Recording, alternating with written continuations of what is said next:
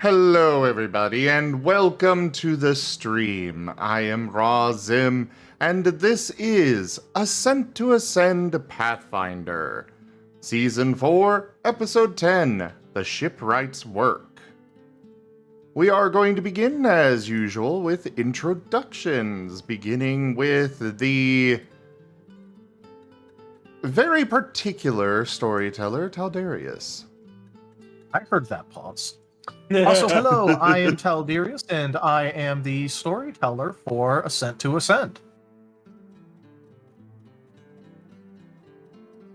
I'm Tochemay. I'm the Knoll Barbarian. Nom nom nom. The name?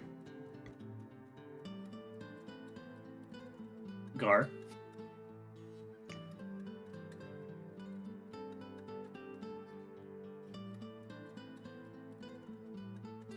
Kemo? Is it? I wasn't sure if it was my turn or not. I'm not used to this being a player still. Yeah, I don't know which order we're going around the dial. This there, isn't new. so. This isn't is this new. clockwise? Zim likes to do left to right, top to bottom. Okay. Okay, so like reading. Hello, everyone. I am Kemo. I'm Kerr. I am playing Kemo, the Soul Weaver Proto Wraith. Look at my baby. He's so good. Ah.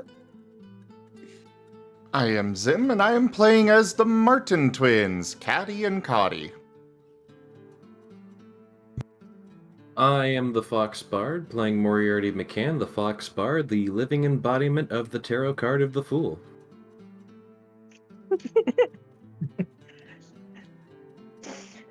I am Tanya Sapien, and I am playing Rosalia Narusignus, the Necros. Okay, Edgelord. But that's literally how she sounds. See, being frequently choked by the cursed collar is starting to have an effect on her voice. Okay, Name Edgelord. one necromancer that's not edgy. That Oh, is wait. also true. They're Challenge contractually impossible. obligated. It Oh, literally wait. says in the contract where you sell your soul to a higher power, must act edgy at all times. Possible smiting may occur for failure to comply. Okay, Alright, so here Kink with the Lord. necromancy package. Here with the necromancy package, we have mustache twirling villain, we have goth, we have No, just Hey, hold up hey, one second. even Hold if up you- one second. Hold up, Zim. What did you say? You heard me. I mean, Zim was very Say clear. it again. Okay. Okay, King. Okay, Kink Lord. Oh God. Father Kaiser. How dare you? You see, the thing is, I open my mouth and sounds come out. That's how I dare. And Timber, me boy, me bop. Oh, it's my turn. I don't know how to read. I didn't know if I was going first or last. It was confusing. There's pictures, but I didn't know what Well, order. you're going now. Okay. Hello, I'm Tibble. I'm playing Tibble Dorjigger myself van glorious Bokenborg Wolfenstein. I'm a big paladin boy and the last of the crew. Yay. I'm the Alright. ankle. So, who is doing the recap today? I mean, I think we've kind of established that Timber is always the one that does it. Timber does the Sometimes best we get recap. special voice, but he does do the best recaps. But sometimes we have special players that want to do a special recap. This is true, such as when I died. All right, Again. Yeah. we'll have Kemo do the recap, and then we'll have Timber finish it up. We'll have two Come on, recaps. Kemo. You can do it. The recap and then the official Imperial recap. The redacted version. Temples We'll will have fall. what actually happened, and then what happened according to Timber. The coloring book version. Kerr, if you're talking, you are muted. Sorry. All right, come on. Do I have to do the recap? If you really don't want to, we can just turn it over to Timber. But it's a rite of passage. I'm not used to this. Usually I have other players do it for me. Normally you're doing prep. You're the Yes. player now. I'm not used One to of this. us. One of us. So we had happy fun times. We got paid by the prince. That was nice. The Marten's twins proceeded to steal multiple gems and copper from the chests that we got. We decided we were going to get a new boat. At least some of us did. I accidentally almost murdered the twins without me realizing or meaning to. That was fun. I'm pretty sure we gave the shipwright very bad thoughts considering what was going on when we were doing the tour of the boat. Looks over at Rosalia, who was getting was it new tattoos for your casting focus? Yes, she has a magical tattoo on her arm, which has to be made using firebrands. So it's an extremely painful process anytime it gets updated. Okay, King Lord. I will throw you overboard. And then I also proceeded to. I'm currently working on building a cult of orphans and street urchins in order to take on the boat with me. Which is where we kind of ended off a little bit last week or 2 weeks ago. Yep. And also, don't forget the fact that you think your dad was spying on you. Oh, yeah. Don't worry about that. Oh yeah, and Moriarty ran off with his hurdy-gurdy to go find some tavern wenches and get them hurdy and gurdy. Yep.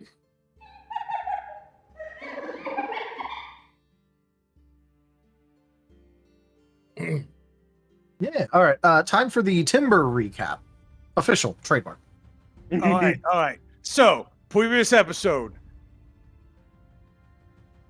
I woke up, and then it got very dark. I tried to light the way with some magic, but it kind of walked for a second, and then it didn't. And it was still very dark. And then I saw these two eyes, grayer than anything I ever saw in my entire life. Turns out it was Kemo. He's something now. Different. And he has Adric's sword. But, you know, he didn't instantly start stabbing me, so there's that. Anyways, I told the men to grab the cannons, and we started to march back. By the time I realized the party was not following me, I was back at the boat. I could have sworn they were going to follow me all the way back, but apparently they probably had important things to discuss. Moriarty looked kind of weird, like he was panicking about something. Wait, that's not weird at all. That's perfectly normal. That's Moriarty on a Tuesday. Everything's fine. So I go to my room, I start doing my daily prayers, and then I hear stuff happening outside, which is kind of weird because I'm kind of deaf. I go outside. Oh, look, there's a Marten. I catch the Marten. What was happening? I don't know, but he looked pretty beat up. So I made sure to give him a good old slap with a good old lay on hands and saliva, and you better thank the Kaiser for hit points. Anyways, we kind of were just sitting there, and I guess Kemo ran off again, or flew off again. Kind of hard to tell because he's a big old ball of shadows now. And, well, we got some money from the prince, which was really, really nice. I guess it was like 8 whole coins. Which was more than enough to buy a new ship, apparently. I'm not sure how this stuff works. Usually I just have stuff issued to me. And then after that, well, I don't really know what else is going on with getting a new ship.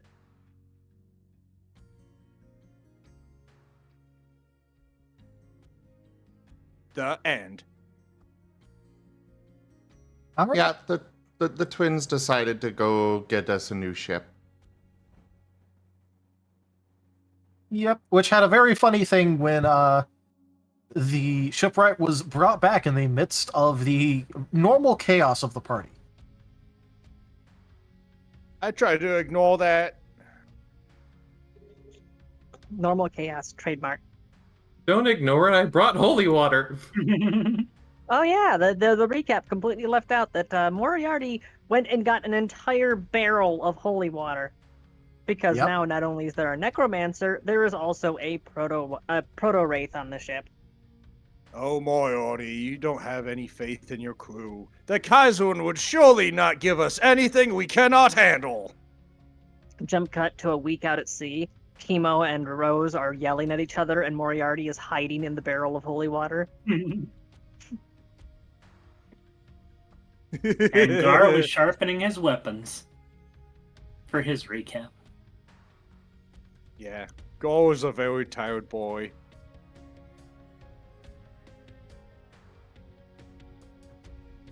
Yeah, I think Rose's recap would just be Moriarty, stop panicking. Ow, that hurts. That's hot. Oh my god, ow. And that would basically be the entire recap there. That was how she spent that episode. All right. Alrighty, I'm ready to go when you are, boys and lady. All right. So, first of all, everyone make sure that you're at full HP and you don't have things like exhaustion or fatigue. The reason I'm saying full HP is because the twins would absolutely just kind of heal you guys up if you were damaged. So, Plus, we had all those freaking clerics. yeah. But hey, you Wow, don't have to Caldarius. pay Wow. for the twin. Oh, do you Just not want to take heal away just take away my player agency. You're very particular about healing everyone at all Well, yes, times. I'm going to heal them all, but my player agency. Zim, healbots don't have rights. Yeah, that's true. Well, neither do Woven, but you don't see me complaining. Neither Because you're does not allowed Rose. to complain. Exactly. All right. Well, I guess we're going to be moving over to a different game. Looks like we're doing some American Truck Simulator tonight, everybody. Honk honk. No, we're not. Choo choo, motherfuckers. Okay. That's a train. That's the joke. The joke is that I'm railroading, obviously. Yeah. Which brings me to the next thing, which is Kemo attempting to recruit small impressionable children. My babies! My sweet babies. All right. So, I assume we're kind of like on the docks, right? yeah, so all of you could just be going around doing whatever, but at this time you all would be at the docks except for Moriarty, I believe. Okay. Yeah, I can actually just summarize everything that I'm doing with just one paragraph. Is after we're done talking to the shipwright, getting everything laid out, Rose is going to be spending the next 8 hours getting that phylactery made. I'll be using one of the rabbit skulls for it. So that's it. All right. That's everything that I'm doing for the next 8 hours, so I'm good. Okay. But because this is where we left off, let's start with the scene of Kemo. So, Kemo, you were left there for about half an hour to 45 minutes before the same child that you were talking to before sort of pops his head around a corner that you didn't see him go down before, but kind of just waves you over. I will happily begin to follow him.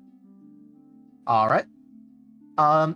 So you follow him into what is an absolute maze of alleyways that are sort of sandwiched between the between all of the houses. Mhm. because you found this kid in one of like the very like urbanized housing districts. Okay. So there's a lot of packed together houses here. So there's also a lot of winding alleys that he's sort of leading you down. You swear you've passed by the same garbage pile a couple of times, but he doesn't seem like he's doing much else right now.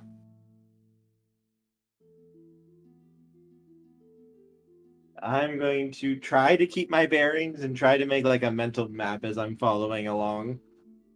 All right, go ahead and make me a perception check. Perception. One of the best stats in the game.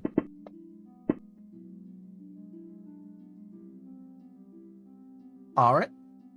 So you can kind of keep track of where you've been, but you also swear that at some point you've gone into the same alleyway from two different angles and you're not sure how this was managed.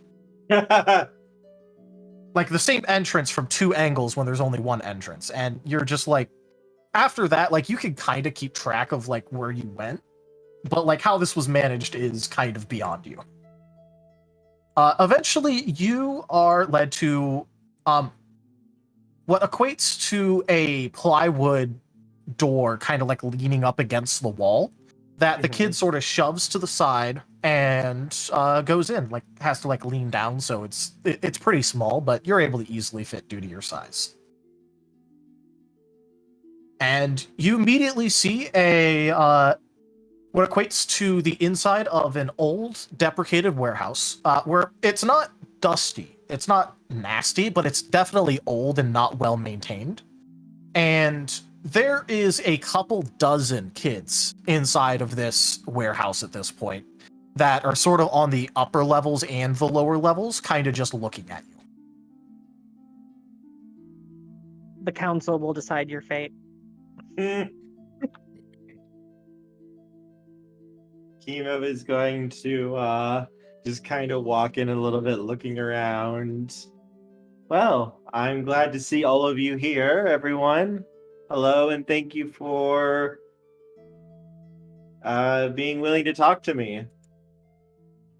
All right. Go ahead and roll me I'm going to say diplomacy. Make a good first impression.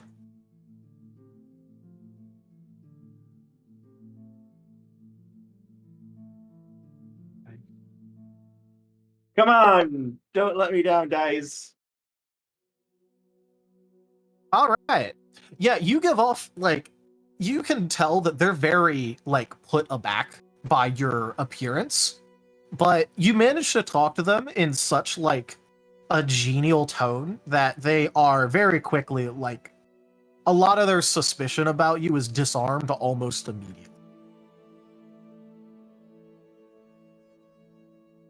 And the one that led you here in the leader sort of just looks over at you and then back at the crowd and goes, so he's on one of them big ships down at the docks and wants to invite anyone who wants to get out of here to go ahead and go with him and the rest of his crew. Did you say you were the captain or you were just a member of the ship? I am just a member of the ship. I'm one of the more recent, well, I think I am the most recent member. I met up with the group when we scaled the tower here. There's a couple murmurs when you say that, but it quickly quiets back down. Okay, so he's not the captain, but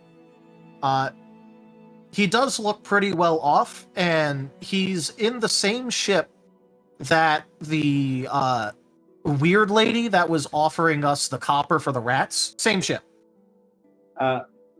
To show that I'm not someone who would just pick you up and then drop you off or try to do anything, he's going to like open up the shadows a little bit, reach in, and just reach out and draw out a very large money bag and just kind of drop it, and it's filled with gold and platinum. All right, did you tie the top tightly or no? He would have had it so it would open up so they could see inside of it. All right. He's going for the dramatic effect here. All right. In that case, just roll me a blank d20. Just blank. That was almost a 17. It almost was. So, as you kind of like lightly toss the bag on the ground, there is, unfortunately, like the top of the bag sort of like folds over on itself. So I heard the D2 gold sound effect. But thankfully, a couple of the coins actually end up falling out because of the motion, and so a couple gold coins roll down the way and stop at some of the kids' feet, which they kind of immediately scramble to get. So it doesn't make as much of an impact as you hope, but it still seems like they money's money, and these are urgents. I think right now what I have with me is around. He kind of pauses as though he's kind of counting. Not counting what we were paid by the prince here. My own finance is around 6,000 gold, give or take. All right. And so how much did you want to be in the pouch that you dropped? Probably like 100. All That's right. going to be a lot for them. Yeah. So the bag is quickly snatched up and passed around, and there's enough for every kid to have 2 shiny gold coins. We're destroying the economy. And you can see that there's like a lot of murmuring about the kind of guy that can just toss out a few hundred gold coins with literally not a care. There's also a couple of them that are sort of mistrustful about people that are that rich, but it seems like the overall, like what you can hear, is mostly positive. This, as he waves a hand at the bag, this is more to show you that I have the money in order to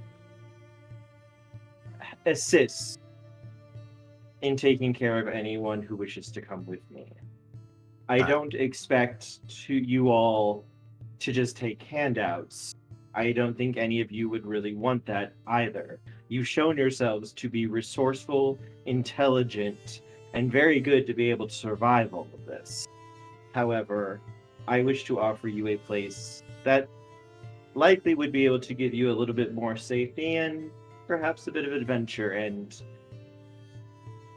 it leaves a bad taste in my mouth to leave you here without help.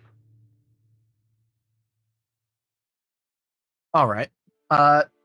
You see a couple of them look over at each other, and one of the smallest kids around kind of like takes a step forward and like looks you over as best as he can, because he kind of can't, and just goes, "Alrighty, mister, you got a lot of money here, but what do you get out of it?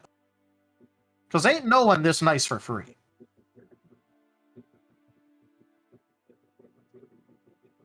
Kemo is going to kneel down to be more on the child's level. He kind of pauses, though he's considering his words. To be honest, there isn't really much that I truly want. For me, I was never like any of you. I was never normal. I was always an outsider in every little town that I traveled to. And I always wanted something that I couldn't have. And I have the power, the ability to reach out and help other people in the way that I wish someone could have possibly helped me. I suppose you could say the reason I'm doing this is because I'm selfish, because I want to make myself feel good about being able to help other people, and because I want to spite this world that tries to take advantage and harm others to get ahead in the world.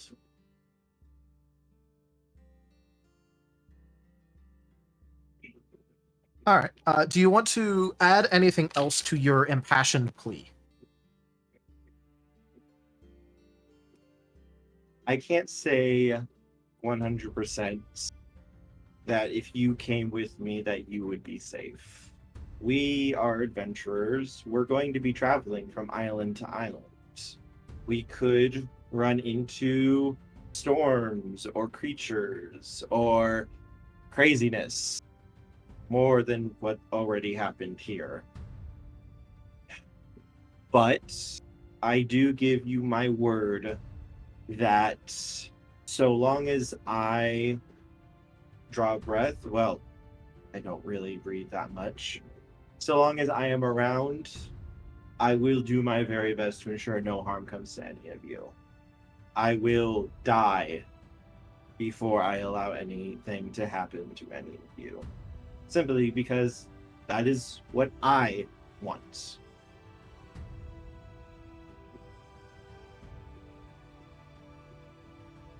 All right. Go ahead and roll me a 1d100. 1d100? Yep.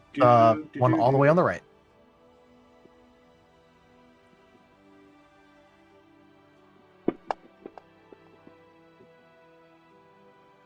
All right.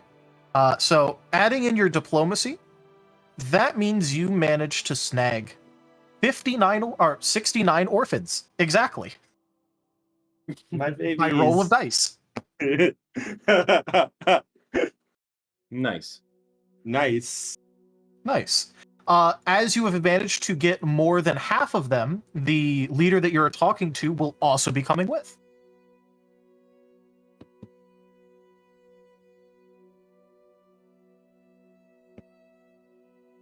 So you now have 69 orphans following you around. My cult grows. Nice. My sweet babies. The leader does take time though to send off the remainder to various like other local like urchin gangs that he knows. A couple of them decide to stay anyways and just sort of like pick up where it's left off, but a lot of them either go with your filter away to different areas. My babies. Kemo's going to do his best to make sure that anything that he can kind of give to them to help them out a little bit before they go is something he would try to do. All right. Well, you already gave them all multiple gold coins, and I'm assuming you're not taking back the gold coins. So. Oh no. They, for urchins, you already gave them like a fuck ton of money. But my babies, they could need more. They could, but you just gave them meals for multiple weeks. Fair.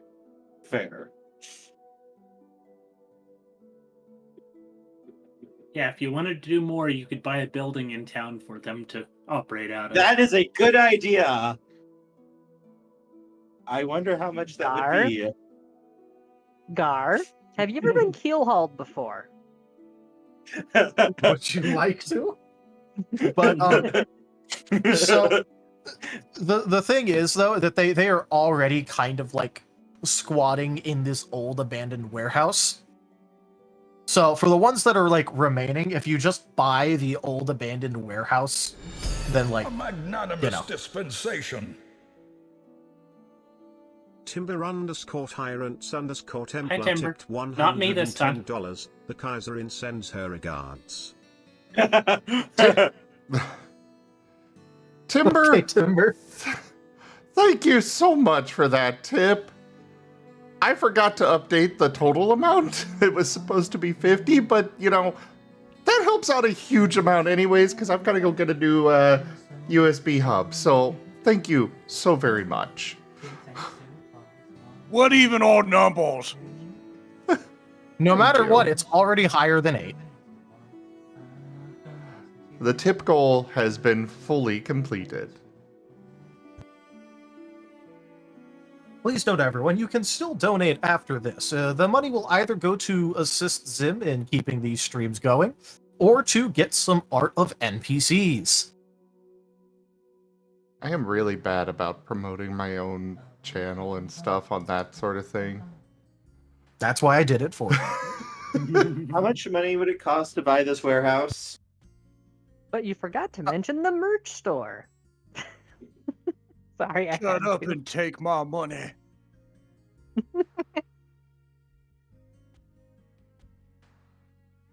Kemo, you are not anyway. buying a warehouse full of orphans. How much would it cost to buy this warehouse? Welcome And to Chemo's maybe renovate it? Warehouse of Orphans.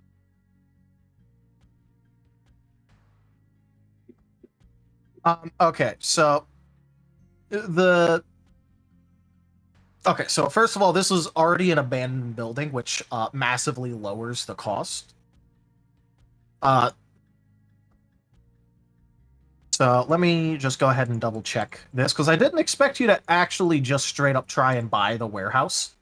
I wasn't expecting it, but that's a very good idea. And like, Kemo might actually consider that sort of thing for his kids. So about the whole port of call thing. How a warehouse that slowly gets turned into a stronghold over time.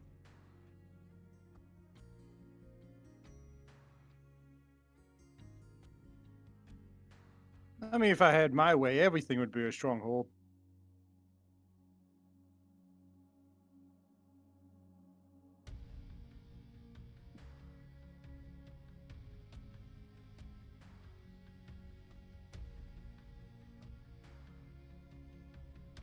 As we go from port to port, and Kemo's just picking up more orphans as we go.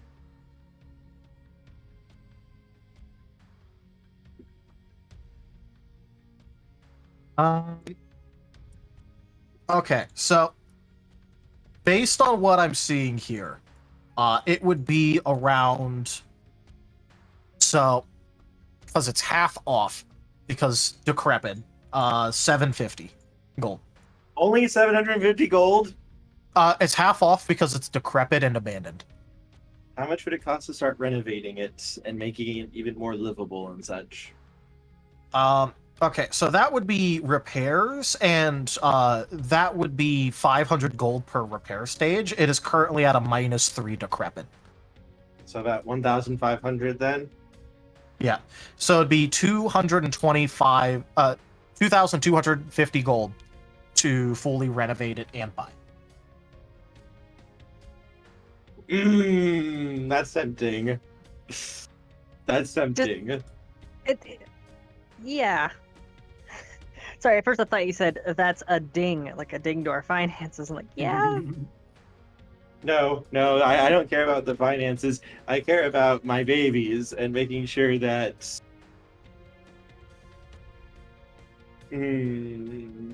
I am going to consider this. I have a week. You do have a week.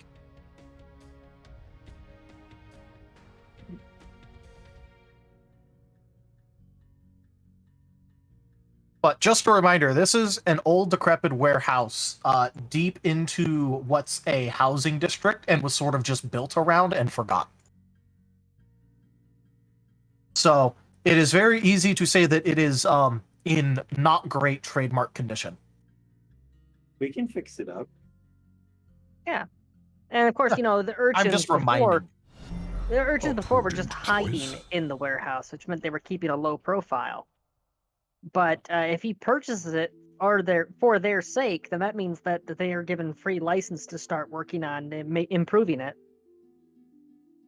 Yeah. I'm going to ask the head orphan, the one I've been working with, what the orphans would do if I bought this place for them. Well, the ones who are still here, I reckon they don't trust you too much or just didn't want to leave the area. But honestly, we ain't too picky on what we use. So long as you don't really have any of them matrons or people of them types coming around, then Oh, I reckon they'd use it. No, I would buy this place specifically for all of you to live and stay in, with no one to watch you or anything. This would be yours. Oh, so you don't want us to come with you? No. For the ones who are staying here. Oh, okay. That makes a lot more sense. So they'd probably use it so long as you didn't really put any adults around.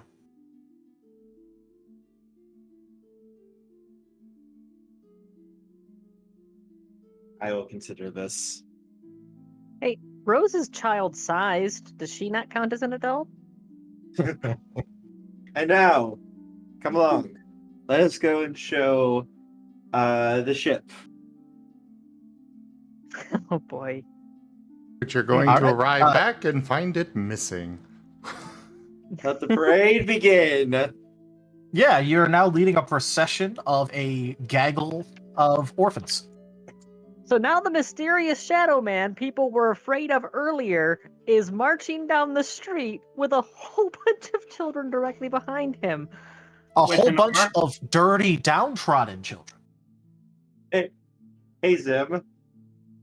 I His just sent army you. of orphans. I just sent you something on Discord as a little joke, but I think it would give you a chuckle. Just the optics on this are very Pied No. Piper. Just saying. This is bad. Well, now I need to know what you just sent him. I said something to Zim as a joke. Well, share not- with not- the class. Okay, I will share it in the Ascent to Ascend chat. Share with the class. When you said I was leading a procession, my brain went to this, and I just started laughing. Oh.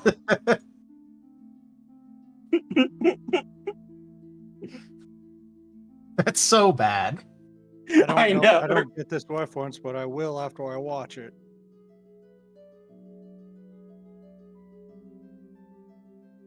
This guy screams a lot. Mm-hmm. I kind of skipped through it a bit because 30 seconds, even that's too much right now. But yeah, I get the general idea. As Also, no. I will be leading all of my children back to the ship. Don't Yeah. worry. They'll become my army once they grow up a little bit. But yeah, so now you got a you just have like a bunch of children following.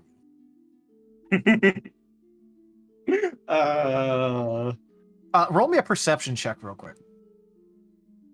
Okay. No.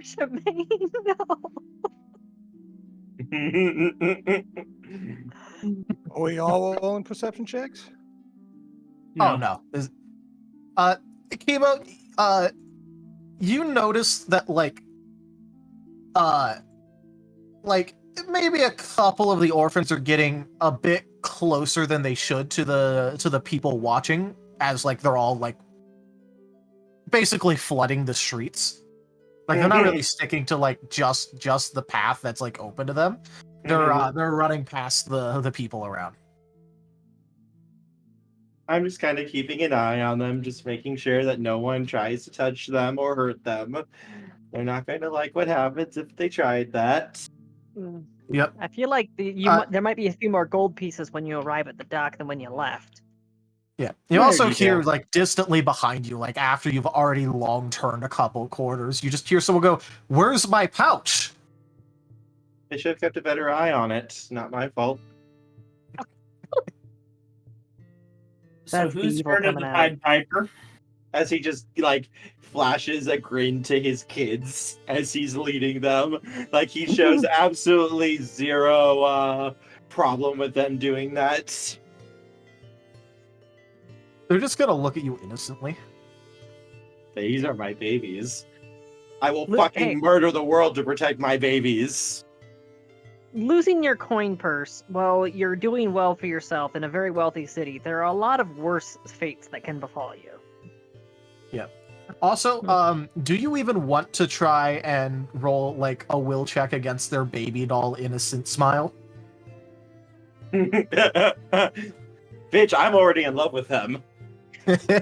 I'm just saying. I will be rolling will saves constantly if that's the case. I will not be intimidated. Kemo's the dad who's just like, oh, you want that? Okay, let's see about getting you that.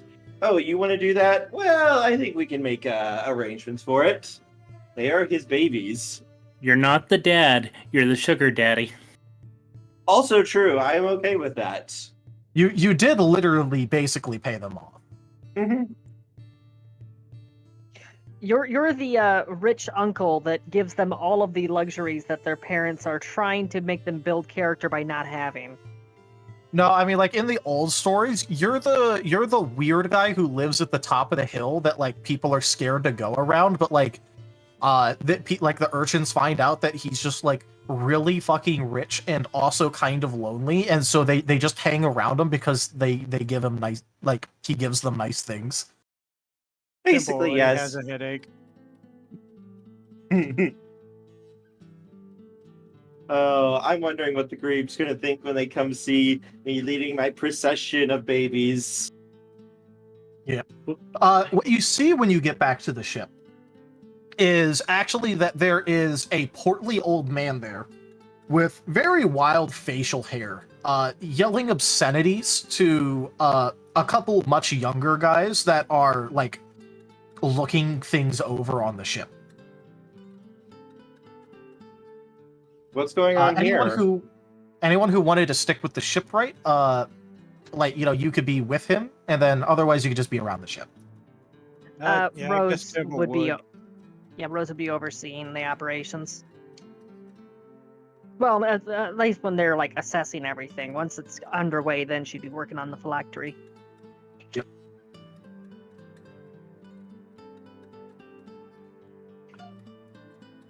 What do you mean Rose is overseeing it? The twins are the ones that are overseeing it. They're the ones that made the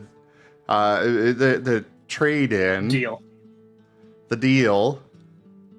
Yeah, and she doesn't trust them, and she is part of the group. Excuse me. What's going on over here?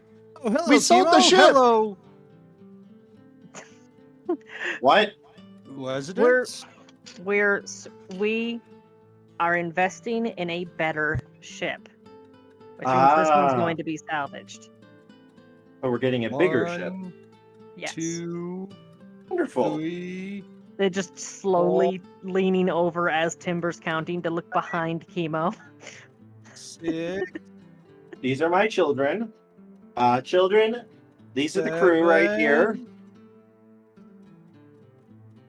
You just see like a bunch of like dirty-faced kids, like a sea of them just looking at you.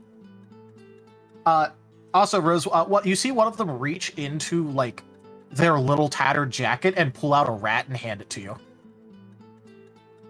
Oh, that was. Oh no.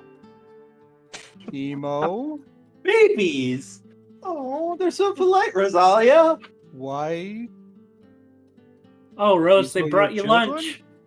That is not. Gar! You know Oh, that you I am want an rats herbivore. for food? I do not. We can go get you some rats. Timber takes a rat. And I just will gently fireball launches you. on it. Kemo's gonna look over at Timber. These are my children. They're going to be coming with us. I also just realized I wasn't doing Rose's voice there. Sorry.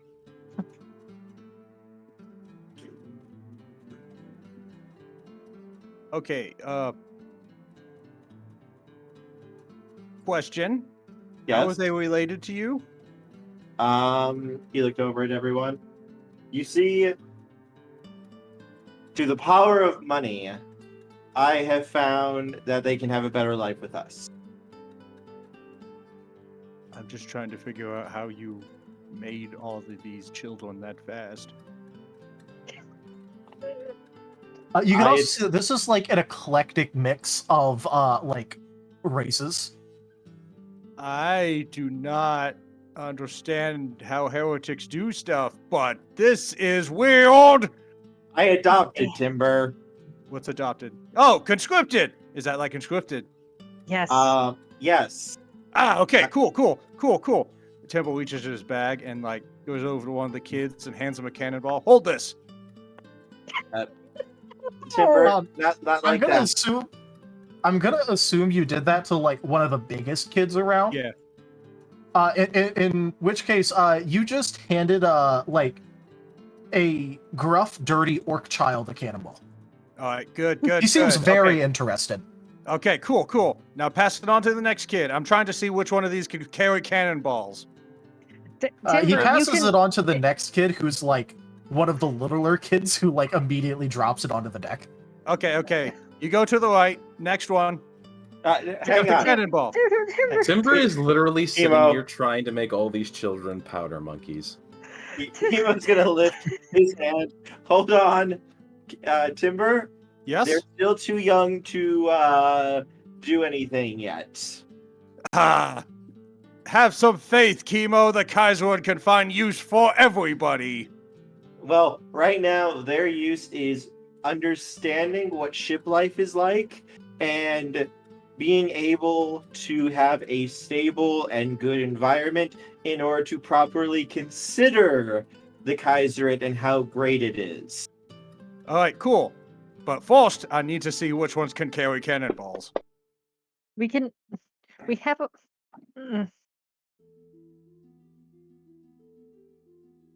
Timber He was looks just at good. Orc kid. You're going places. Just He- anguished. Well, Anguished just squeal real of quick. defeat. While you guys were arguing, the orc child picked back up the cannonball and was like looking it over. And as you address him, he just looks up at like the massive Timber and just goes in like very broken common, "Grug like ball." Yes, ball good. Move, Oh Kindred. no. I'll make a loyalist out of you. Kimo kind of just pauses and looks. He looks from the kids to Timber, back to the kids, then back to Timber. I don't think I realize the consequences of my actions. Rose is just headbutting the nearest barrel right now. I am both No. absolutely terrified about what could happen to my poor dear sweet children, and also want to see what will happen. Now, I don't. I have know a how different feel about question this. for you, Kemo. Yes. Who's going to be the worst role model? Is it going to be Timber, or is it going to be the kobolds that have unfettered access to the ship? It'll be the twins.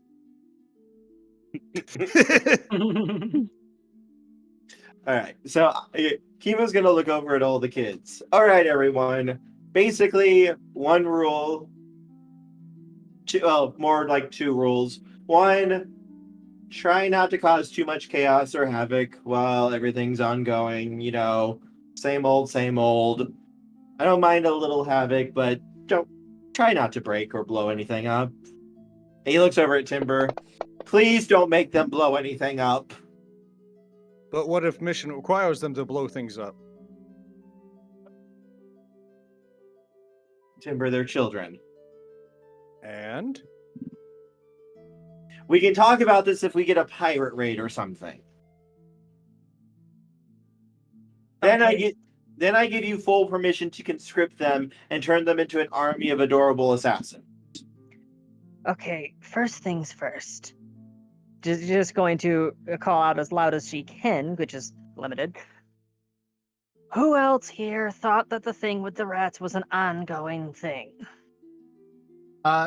It takes a second, and A then new an arm raises. subscriber arrives. It fills you with All right. determination. Wait. Kanazakani 571 just subscribed. Danis, thank you so much for that subscription. I really, really appreciate it. I was truthfully waiting for them to grab one of the Martens and try and give it to Rose as a rat. That doesn't count. But so it takes a second, and one of them raises their hand, and you can see that it's the one that already like gave you a rat from the inside of their tattered jacket. And then slowly, like the other kids, a lot of them just start putting up their hands. Okay, that was supposed to be a one-off thing, but it was on me. I didn't clarify. I will pay for what you have so far, but this is it. No more. Okay. So, you know the scene where it's like 1 in 5 teenagers smoke, and then it's like, okay, cigarette, okay, lighter? A lot of the children start pulling rats out of various like pockets and crevices and just crowding around you with the rats. How many in total? They have a total of 3,574. seriously though, they have 131 rats. A couple of them doubled and tripled up. You're saying that specifically because I have 130 copper. Yes. I actually had no clue what copper you had. You overshot how much copper I have by exactly 1. One of my previous Rosalia, rolls, we're happy to help you with that. Yeah, your loans have unpayable interest. Just as she hands up the last copper and realizes there's still 1 rat left, she just goes, and gives him a silver instead. all right. What are you gonna do with all these rats? I'll show you what I'm going to do with them. And I'm assuming they'd all be in a pile at this point, so she's going to raise them as a rat swarm.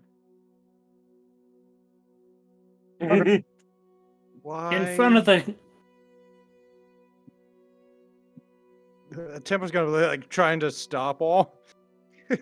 Okay, well, what? No magic right now. You're still on HKO soil. We're on the deck. Illegal. Yeah. Fine, I'll carry them over to. Are we on the pier or on the ship? You're on the ship, but this is still considered inside city limits. Can't we just cook them? Timber. These are very fresh, mostly. Tim. What's the minimum number of rats for a swarm of rats? I'm double checking for you. So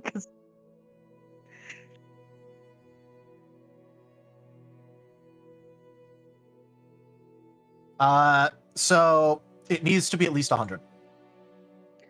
Then she's going to take 30 of the let's say least worn ones and separate those out, and the rest she's just going to load into a basket or a barrel or whatever, and she's going to raise them later.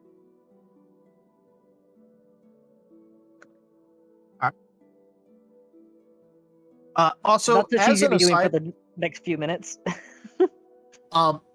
as you are figuring all of this out, everyone can very clearly see Grub trying to figure out how he can throw the ball. You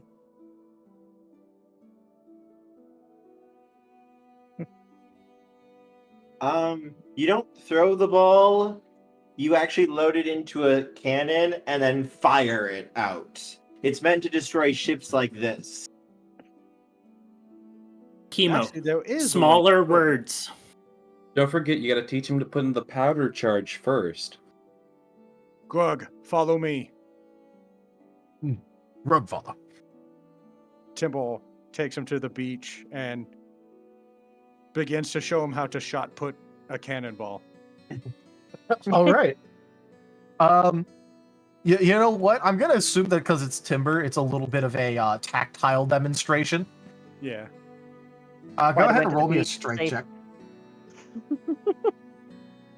Okay. Skills, right? Or abilities? So this would just be rolling strength directly. Okay.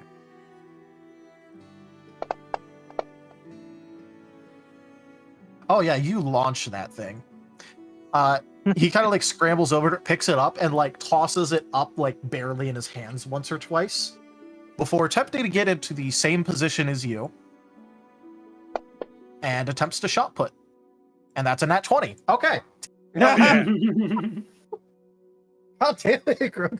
He's the chosen one.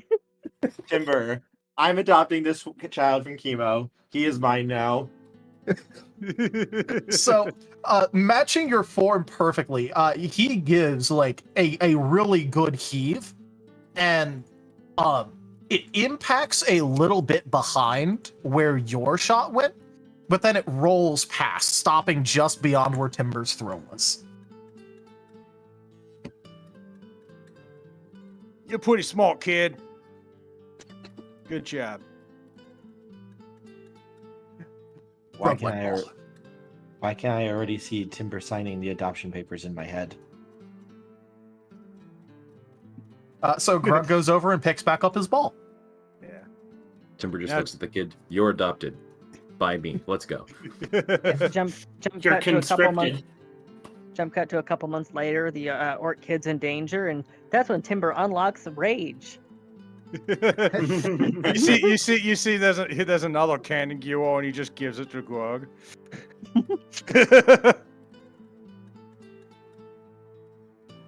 You know, I didn't expect Grug to actually be like important in literally any way, and then you immediately hand him a cannonball. Okay, Taldarius. Every single time that a storyteller creates an NPC that is meant to be disposable, but is also meant to be adorable, they will become cherished and preserved by the group. That is just how it works. Also, don't. No, I didn't expect also- you guys to discover Grug this fast. Also, remember, Timber's a shenanimansel. All right. Just try not to break anything with that, Grug. I'll let you keep it. All right, so Grug has his ball. So how long is this new ship going to be taking? The shipwright kind of like overhears you asking this and like looks over, stomps his foot like once or twice like on the deck as if testing it, and goes, about a week, maybe 2, maybe a week and a half. That sounds good. He'll nod slightly. That's not too bad. By the Kaiser, and that's more than 8 days. Actually, that does beg the question. Are we going, like, what calendar are we going with? 'Cause, like, You see, I have enough creative fuckery. Just assume it's normal calendar. I don't care about the Okay. implications. There's already a Roman-esque faction. Oh, I mean, I'm okay with that. I was just wanting to know, you know. Because, Yeah. like, in Faerun, Just a week assume is it's normal 10 calendar. days. So, Yeah, Well, I I mean, have if- bigger things to worry about. Mostly, I am Yeah. managing all of these factions in the background while you guys do shit. If you want to be really nitpicky, I mean, I was already allowed to have a Roman god as the god for my character, so that means a Gregorian calendar isn't out of the question. It's okay, Well, it was actually Taldarius. Greek, but It's okay. there is Taldarius. literally a Roman faction. It's okay. Taldarius literally was suggesting that the Wolven have an 8-count math system. Okay, Pluto and Hades. Which one's the Greek version? Which one's the Roman version? Pluto is Roman. You can remember Yeah. that because that's the one that has a planet named after it, and I don't care what you say, Pluto's still a planet. Pluto is a planet. Pluto's There is still a only planet. one. There is only one planet that has a Greek named after it, and it is Uranus. Uranus. Typical Greeks. Your anus is a gas jet. Yeah, if it's a planet, just it's mostly Roman. So that's an easy way to remember whether Hades is Greek or Roman. Planet of Pluto means Roman. Okay. Well, Kemo, I assume you have a way to pay for these kids to eat. Do you not have the normal clerics that create food and water? you've seen everybody that's on the ship. All right. No, so- I do not have a supply sergeant. I see. Give we're us going to need canned to get goods. someone. All right, I'll handle this. All right. I'll be back, everyone. If anyone wants to come with me, feel free. I'm gonna go get us some actual staff to actually make us food and water on our journeys. That sounded condescending. Was that condescending?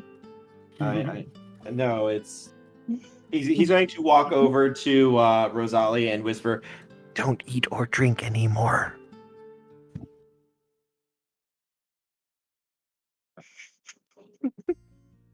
I mean, the twins have gathered a lot of fresh food. They're actually very well supplied. They got 100 days worth of fresh food. Once you start adding more members, supplies go at alarming rates. Yeah, I'm going to go. Oh, I know. See I'm about just saying. I'm going to go see about hiring a few clerics on a long-term basis in order to create food and water for our journey.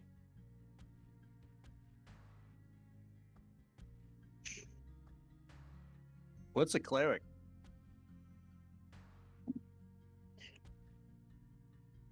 Well, this situation is not a crisis. I have things to attend to. I'm gonna go, and she's gonna go off and start work on the phylactery. All right, let's go find some clerics.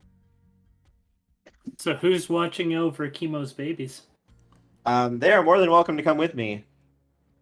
A handful of them will come with you, but most of them are fully content to explore the ship.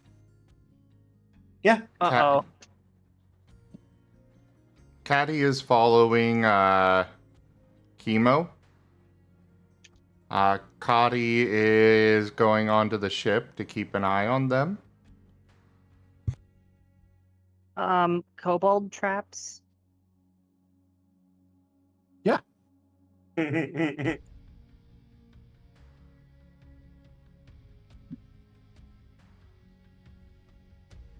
Oh, they're not gonna worry about that. They're just not gonna. Cotty's only priority is making sure that the kids don't get into Ender's horde or their nest. Show Yeah, them hopefully the there's- chicken door. Hopefully they're smart enough to realize you don't steal from a dragon's horde. The dragon will notice. A couple of them are giving the horde like appreciative looks, but are suitably dissuaded by the fact that they can like barely see the dragon's head around the pillar and can also see the sweeping tail on the other end of the pile.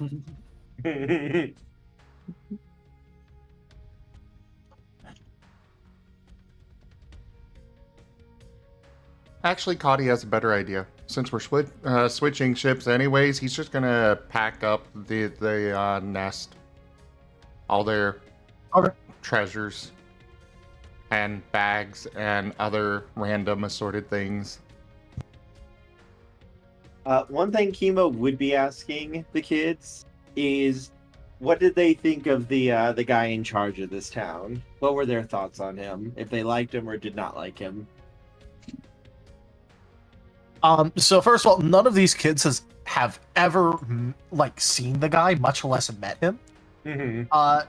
So the only real opinion that that they have of him is that he mostly just sits up in his nice palace, Mm. and that's about the extent. But these are also kids that they don't know anything about politics.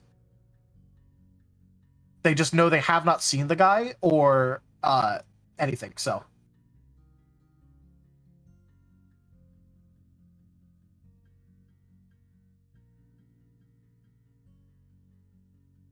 Storyteller, I got some items I want to get identified, so I guess Tempo's going to take his men and just go to the clergy place. Yeah.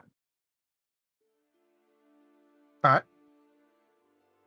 With Adric's sword, his dagger, and possibly trying to get an idea of how long his course is going to last before he dies.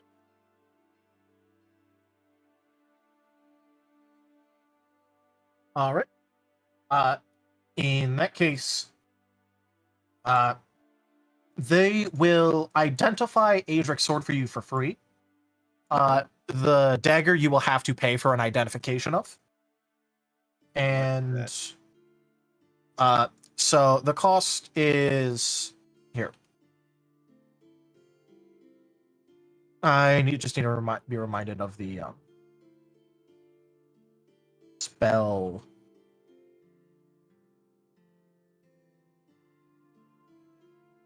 Okay, yeah, it'd just be for the dagger. What was it?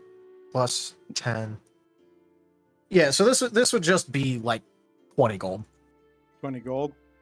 Yeah, it's not that expensive to get this identified. All right. Does Tempo have access to the party's gold pile?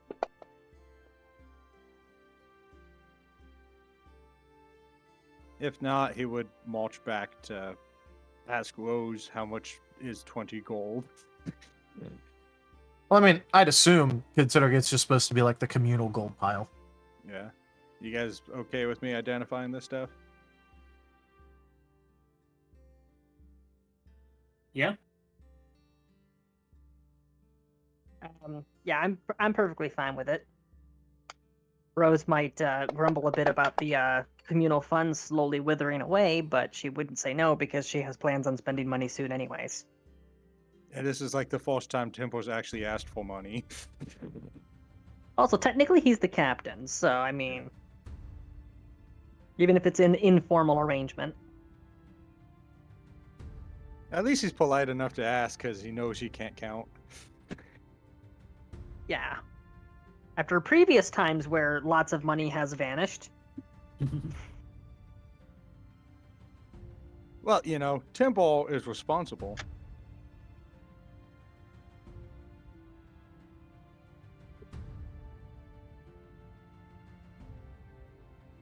Though Tempo will have his men standing outside of the place because he doesn't want them to know things they shouldn't.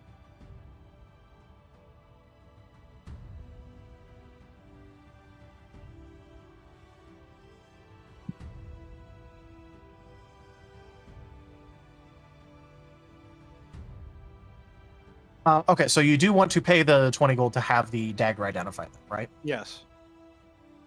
They will also look over your curse for free because that is a...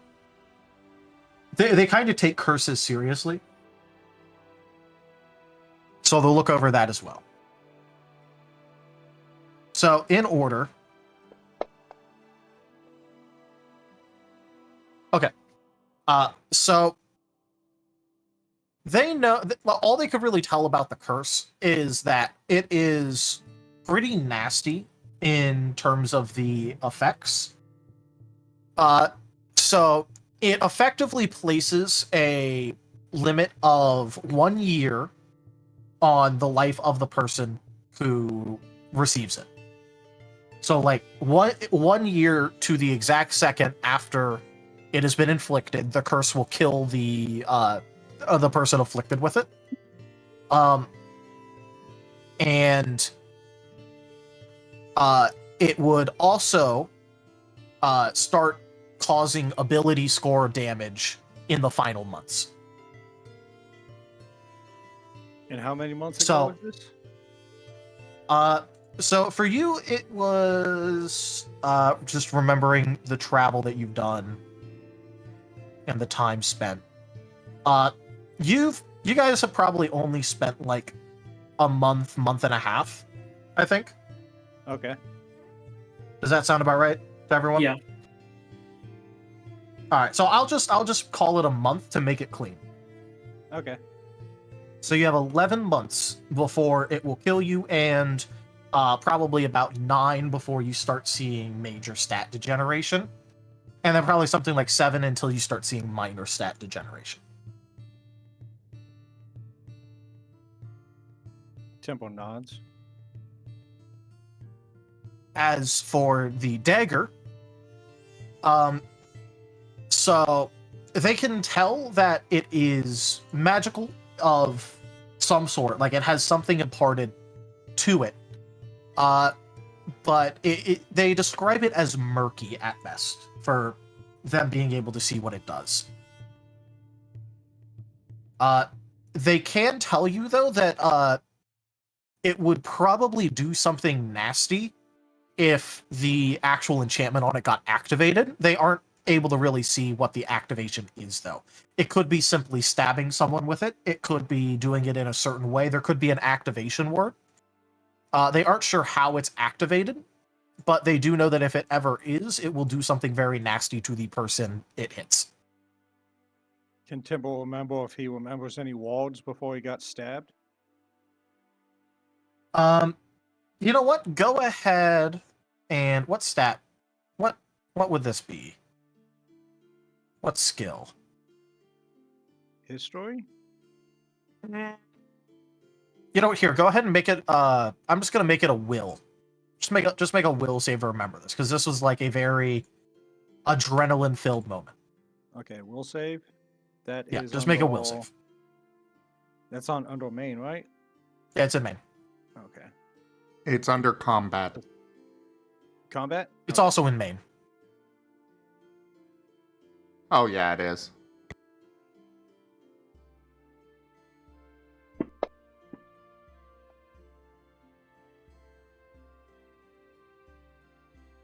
So you can very clearly hear that a word was in fact spoken when it was used on you.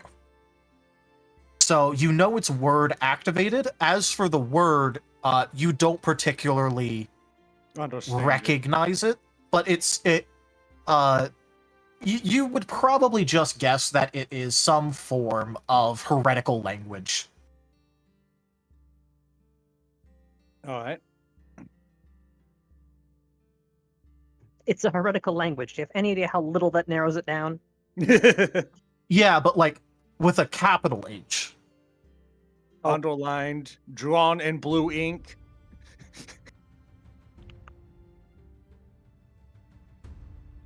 Temple probably redacted it from his mind.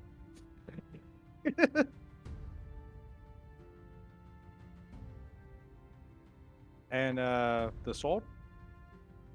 Yes, so the sword is something special. So it has An earnest disciple. Not an inaccurate statement.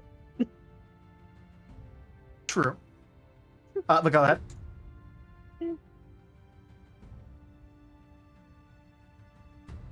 I don't usually interrupt games Oh, with okay. follows. All right. Okay, so it has a fair amount of enchantments on it. It is also a quite staggering +3. However, it is also in a weird state of brokenness. So it's still a +3, but it doesn't have any of its secondary effects currently active. You would need to get it repaired in some way to get the actual enchantments back, which they list off as a couple of actually like really neat ones. So they can identify that there is ominous and mighty cleaving on there, as well as a couple others that they can't quite make out. Ooh. But for now, it is just a +3 sword. Well, you know. Still pretty good.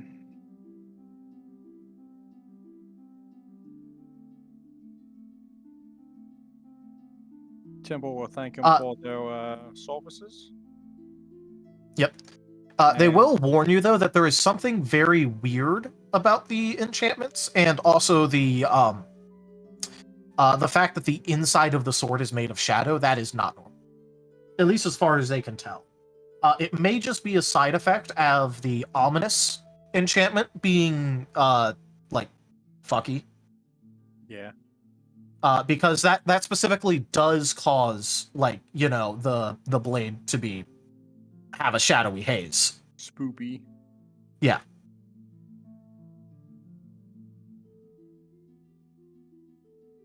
So they aren't quite sure what's going on with that.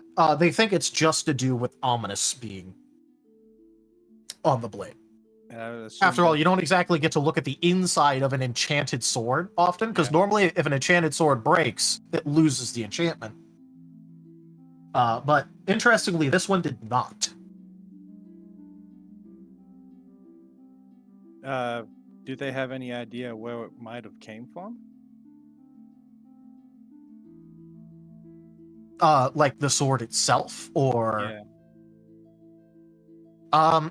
So there is like a part of the storied legend that like specifies that Adric earned it from something, but it doesn't ever specify what.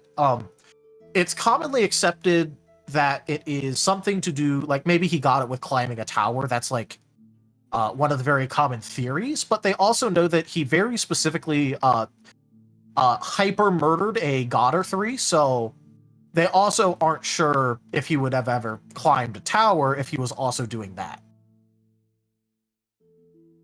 But the leading theory is just that he climbed a tower and named this as his price. He forged it out of star metal. Ah, yes, star metal. Wrong game.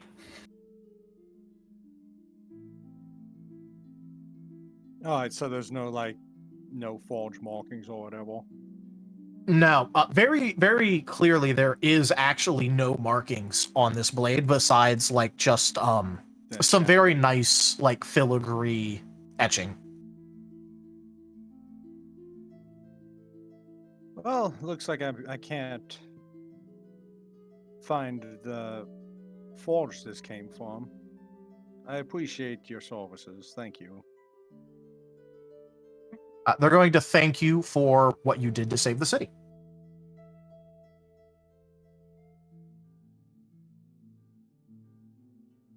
Don't thank And me. that- Thank the Kaiser and Templetones, and peace bounds his weapons and heads back out. And thus Timber takes a sword to the tower and stabs the tower. Tempting. But that would require me to unpeace bind my weapon, and that's breaking a law.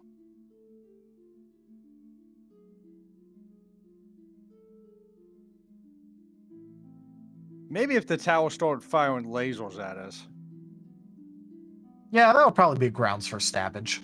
Yeah.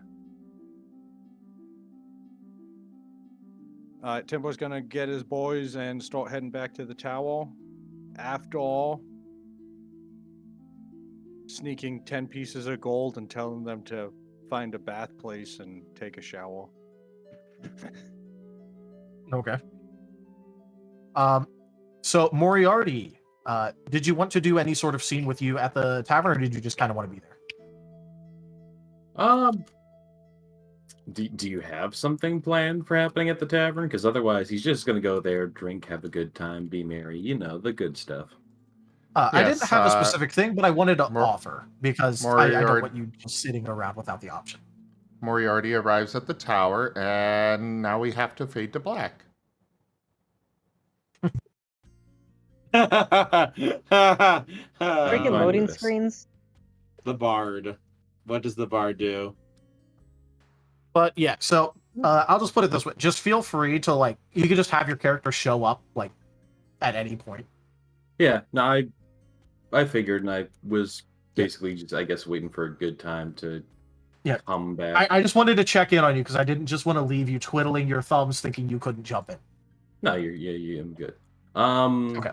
I did have a question.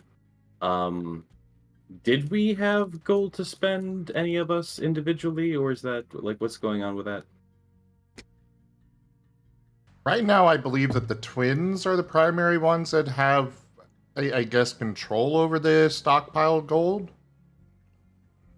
Primarily because they're kind of the quartermasters, and nobody else has made moves to do anything beyond Rosalia taking a small share. So if you want some of it, you can come ask the twins. Okay.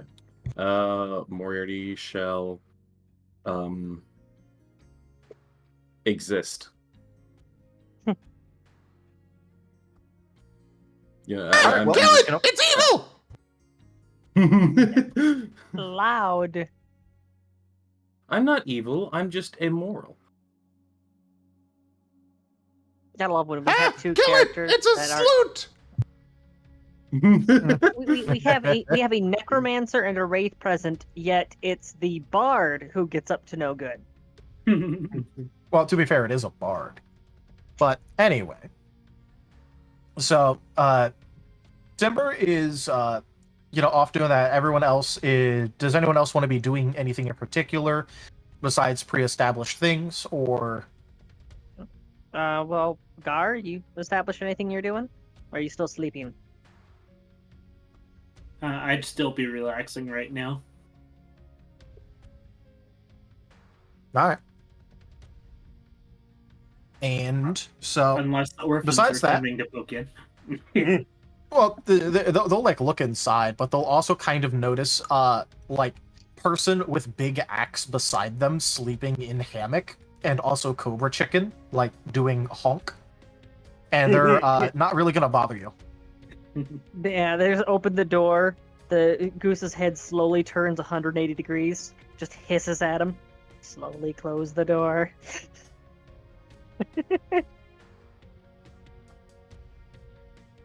And besides that,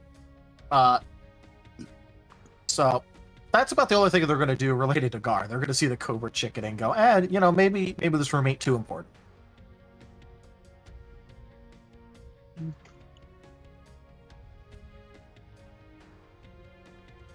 Alright, so besides that, anyone else want to be doing anything at all before we continue on with Timber? Well, I thought you meant my thing Moriarty. d- Yeah, I was gonna.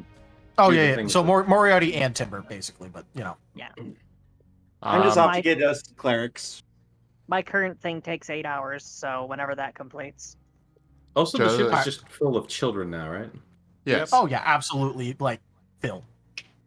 Great. Right now, Caddy is bothering Rosalia, and Cody is on the ship packing up the Marten nest. Or more accurately, vacuuming up. So what Rose would be doing is putting a very intricate, very complex series of runes and sigils on a little rabbit skull that require precise movements.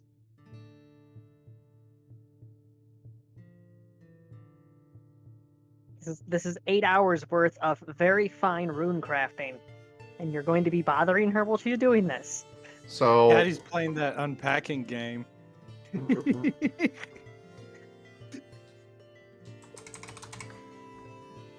Tanya, do you have the stream up? Possibly. Because I have the perfect answer to your question. Oh God. By the Kaiser. It'll be on the stream in just a moment. Are you ready? Unfortunately. There you go. _Zim wants attention.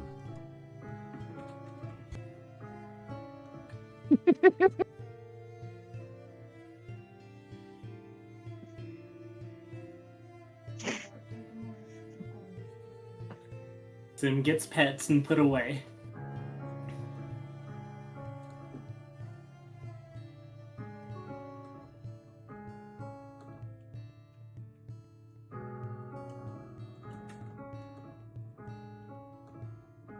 So this is what's happening between Caddy and Rosalia. I just want to point out, this is exactly what my one cat does to me. He is not a small cat, he is a big cat, and he does this to me.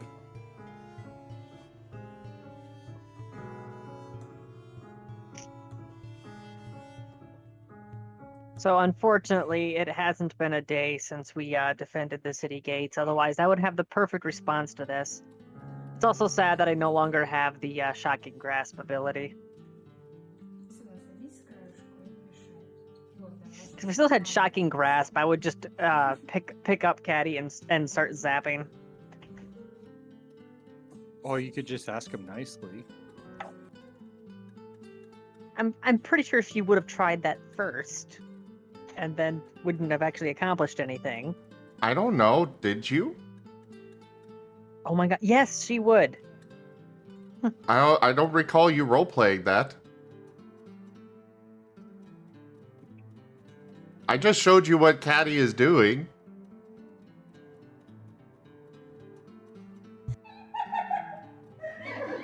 I would like to point out that the person sitting at the desk next to me is also named Caddy, so it feels really awkward saying that.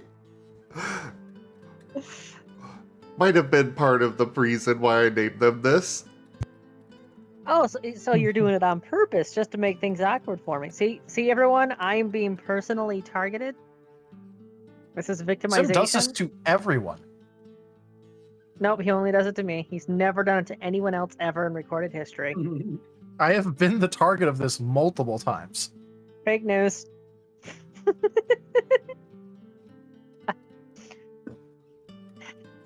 Caddy, this requires precision movements. This requires precision painting.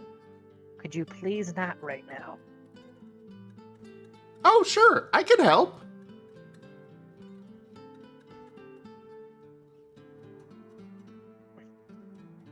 This is a very personal thing. I don't think there's much for you to help with.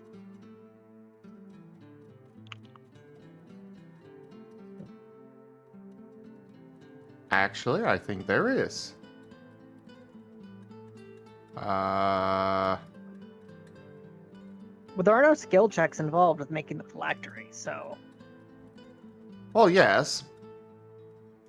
But... where the hell is... Okay. That one? Yes, that's where I wanted to go.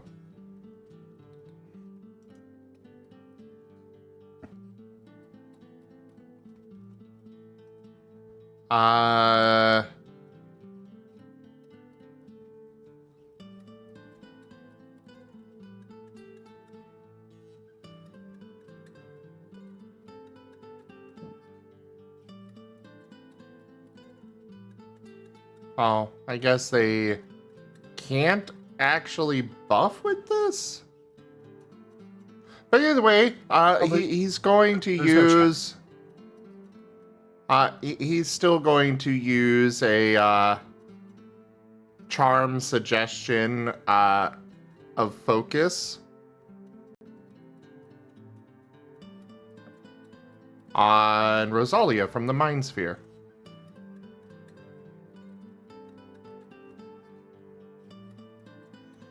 All right, what does that do?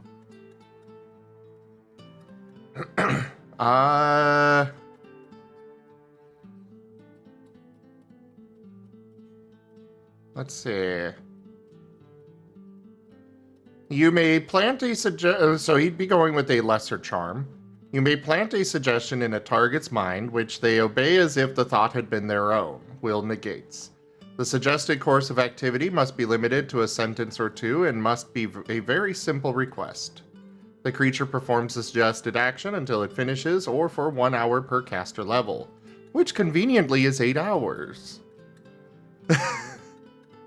If you choose, you can instead specify conditions the creature should look for, such as you should search the next person who enters this room, looking for weapons. If the condition is not met before this duration expires, the activity is not performed. So I basically know just helping her tune out mechanically- distractions. Yeah.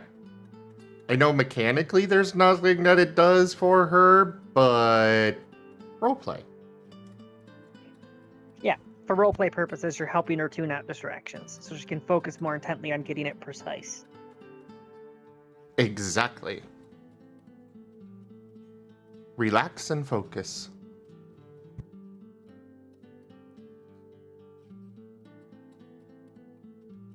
Okay, I'll leave you be.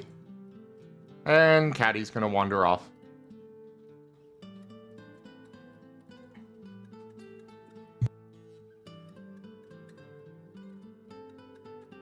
Especially since, as far as I'm aware, she is either doing it on a ship that is currently being swarmed by orphans, or she is doing it in the middle of the street of a busy city.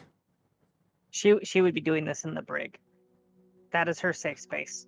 Okay, so the middle of a ship being swarmed by orphans. Definitely could use She that. would have, yeah, she would have the door locked. So, that wouldn't block out any noise, but at least make sure that no one can actually get into the room. Of course, the Martens would just squeeze between the bars. So, and now I'm suddenly reminded of when we were jailed, and the Martens were just going back and forth between the bars, and the guard just brings the gun up, puts the gun down, brings the gun up, puts the gun down. Gave that brother a good arm walkout. They forced him to get his exercise in for the day. Yep. Which is a lot better than staring at heretics.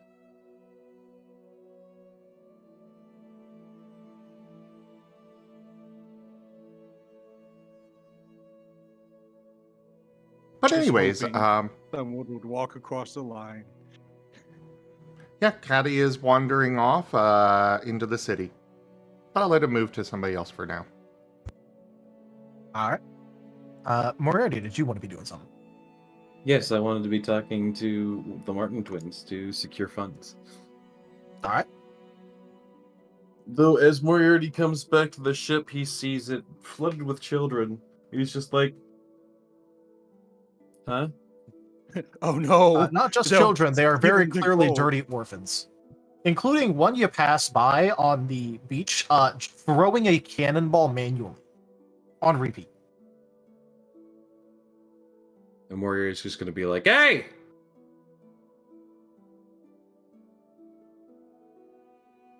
He's just gonna be like, get off the ship! What are you all doing here? Get out of here!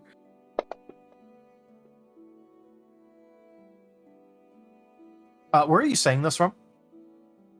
Probably from the gangplank, as I am starting to walk onto the ship, and I notice that there's a bunch of orphans on there, and I am panicking, thinking that somehow the orphans have tried to, like, Steal the ship. Commandeer the yeah, ship. basically, they're like, I'm basically like watching Viva la Revolution from orphans. Kemo, be gentle. As you're asking this, you hear a loud crack behind you. It seems that work with the cannonball accidentally threw it a bit too far, and it slammed into a crate and broke it. Put that Good guy, down! man. Why are you throwing that around? The orc goes up, picks up the ball, looks at you. Roguelike ball. Put it back! That's not a ball! That's a fucking... Who? Get out of here! Why are you all here? He sort of like leans it away from you and like tries to like hide it behind him and go, Grug's ball.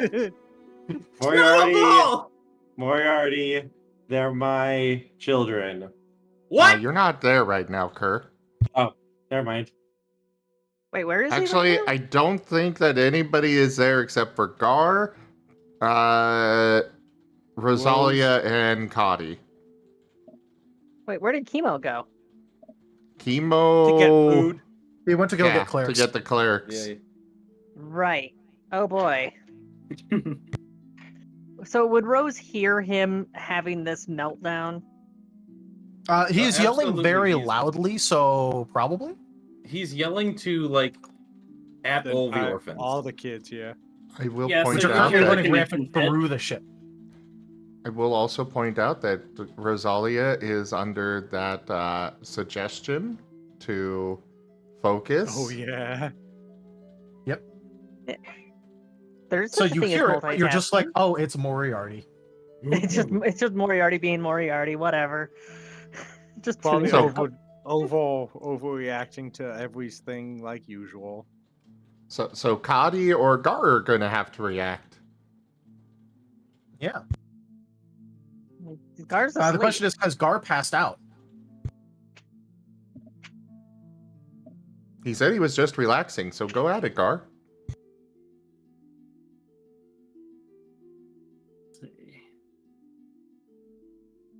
R.I.P. Gar, meet boy, me Bob. Yes, I heard it. I'm not beginning. I'd say you Peaceful sleeping, angry awake. Just like Squidward opening his bloodshot eyes. No, Sits I'm both more upright, both him and the goose look at the same time. I'm more imagining Sandy when she did her hibernation thing. Did her Yeah. what? Hibernating. When she woke up, it was just like Just like really a big. It had like bloodshot eyes. grizzly bear, yeah. And proceeded to rip Yeah, Gar. SpongeBob in half.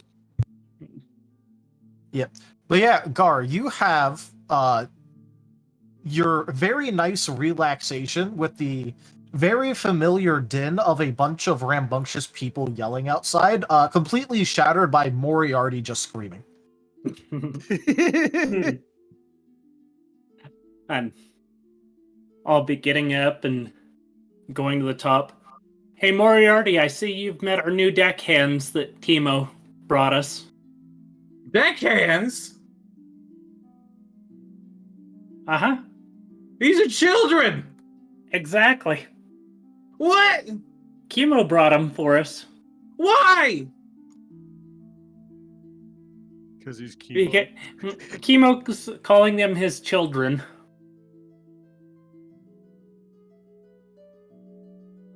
He wants to take these children with us? Uh-huh. On the ocean? Well, we didn't ask if he had kids in the first place, so... You know, I've never seen a fox explode from confusion before. This will be a new.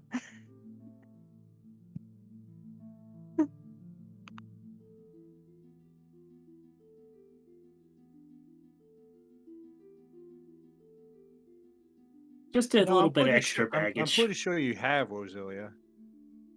Moriarty, as you're yelling, you feel a firm tapping at your back. And he turns around. You see Grug standing right behind you with his ball. Oh, hi. Men seem angry. Ball make Grug happy. Man want ball? And he's gonna reach out and put the cannonball in your hands.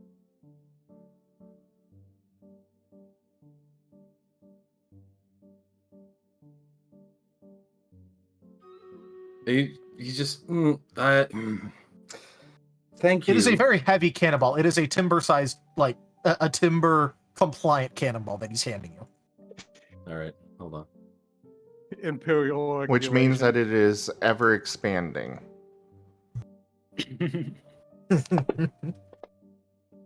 Sorry, I got pulled away for a minute. What happened?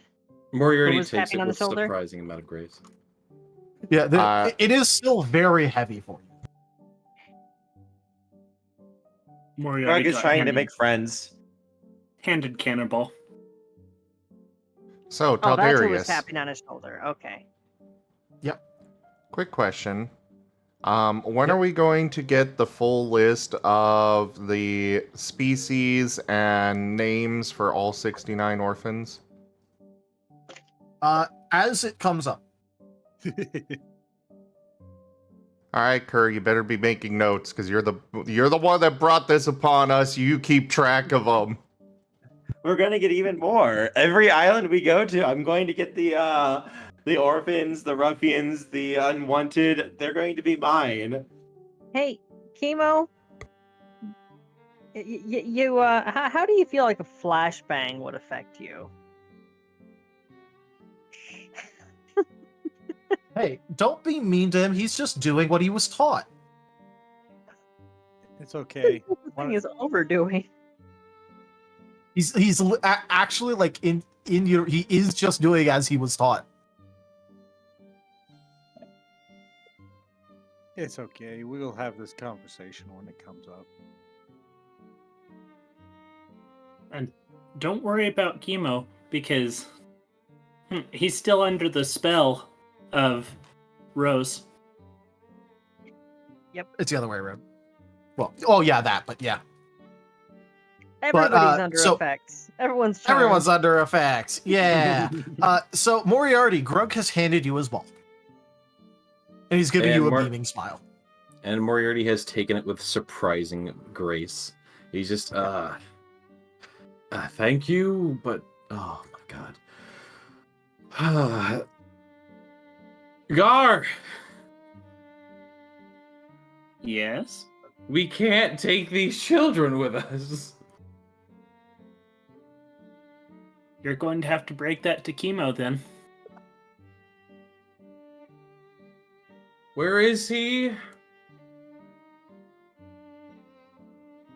He went to go get us some clerics so that everybody can be fed. Alright, oh. No, why? Why would... Okay, where are the twins? We're right here. Where's your manager? Where's your manager? Oh, that's right, you're just there telepathically. I didn't need to... Well, yeah. Where else would we be? Except for in your head at all times. Right. There was some chainmail I wanted to pick up. Wanted to know if we could spare the funds for it or what the current financial situation is.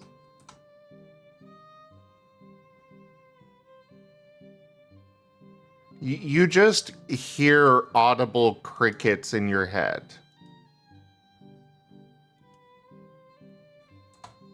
How much are you asking for? Let me find the item again.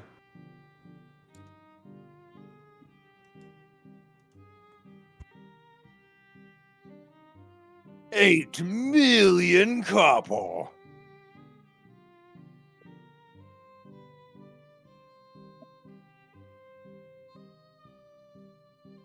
Uh, 1,100 GP for the mithril shirt. Assuming that that would be the price. I should probably go see if I could haggle. They may want more.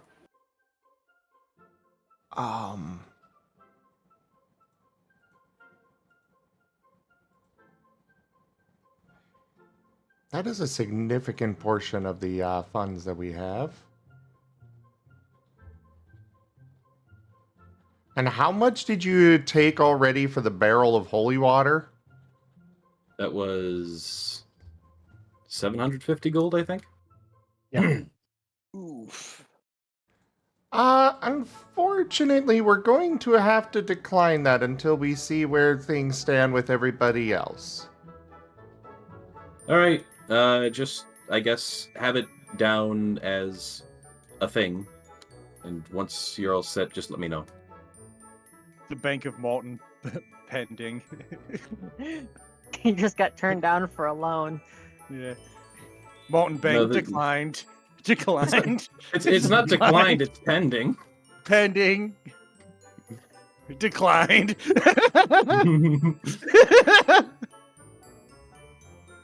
Bank of Marten, you broke ass bitch. Well, at least you didn't go to the magic store and then had to explain why your Marten card doesn't work quite exactly. Oh, sorry, I left Google out in the wagon. I'll be right back. Runs away. Never will be seen again. To be fair, I did do the math last time and actually calculated if we split all the money evenly, counting for the 750 gold I took, it would leave me basically exactly enough for the mithril shirt before I would dig into what would be equal funds for everyone else.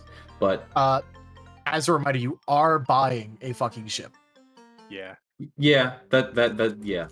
Then that's the main reason why I'm like, yeah, this is fair.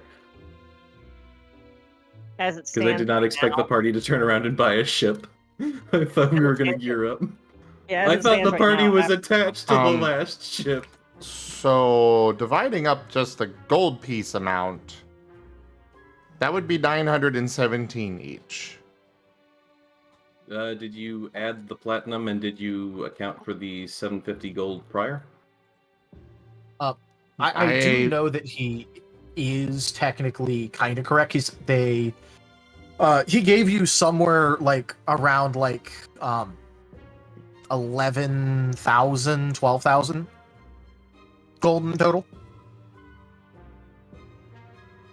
Which, if split evenly, I think works out to about 2,000 between each of us. Assuming we were to have split it per normal party standards. It is worth noting that once Rose is done dealing with Greaves, whatever gems she has left over, she's going to liquidate into gold.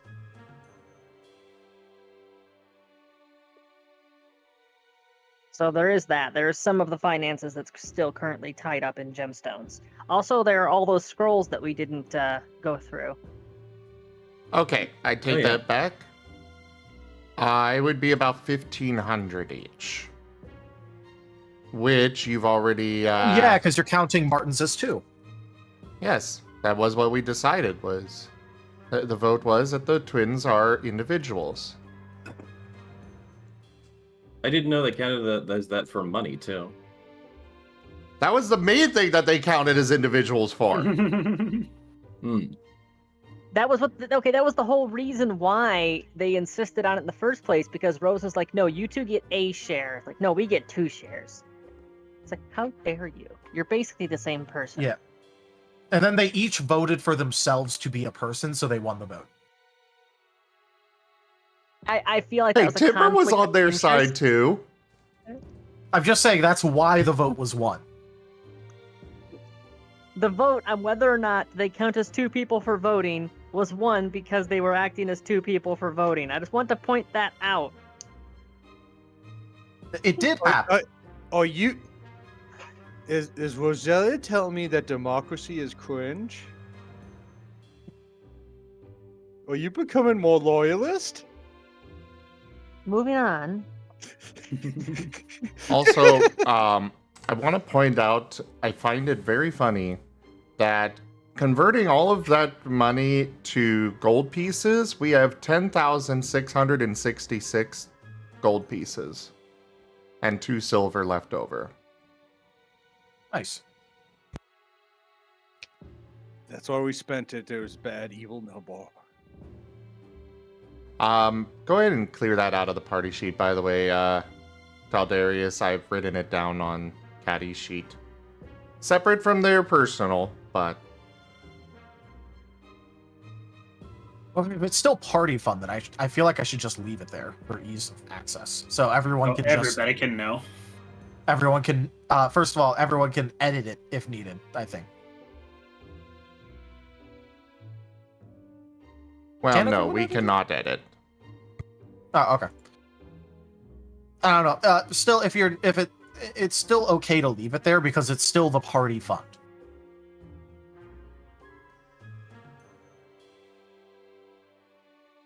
Yeah, up to you. Yep, I'm just gonna leave it there because it doesn't hurt anything by having it.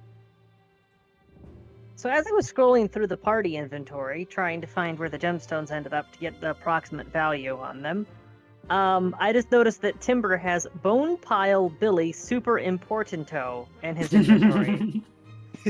You just remembered that one? Remember when Billy fell apart and Temple had to shove him in his backpack? Yeah, but he has since been reassembled, so... Well, I forgot to do it.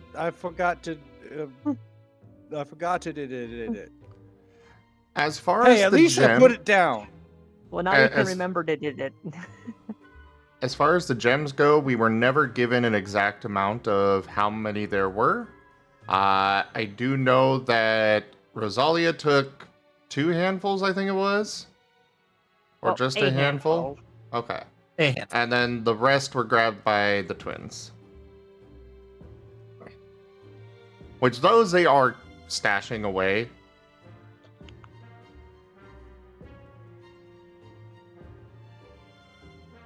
Mostly because they are shiny rocks and they like them. And they won't realize that they're actually worth a lot of gold. They don't really care about the gold value, but, you know. They're shiny. They are pretty rocks. I don't get what's so hard to understand, Rose. Those shiny. Yeah, a couple You- of you- years from now, they're like, we're completely broke. All we have left is our cave full of shiny rocks. It's literally piles of diamonds. Yeah. I mean, We're all they out of have- gold, guys. We're fucked. They've collected an immaculate pirate coat so far, a child's charm bracelet. They've got a platinum blonde wig, a Oh, don't square forget from a the- quilt. It's like it seems the interesting or judge shiny. outfit. Oh yeah, The I do judge have that robe. in here. And the gavel. Wait, where is the? I do know I took those, but they're not listed. So here. literally, he could wear a blonde wig, wear the judge robe, and have a gavel. Also, and of course, all of them are way too big for him. Yes. It's like a wall hammer for him.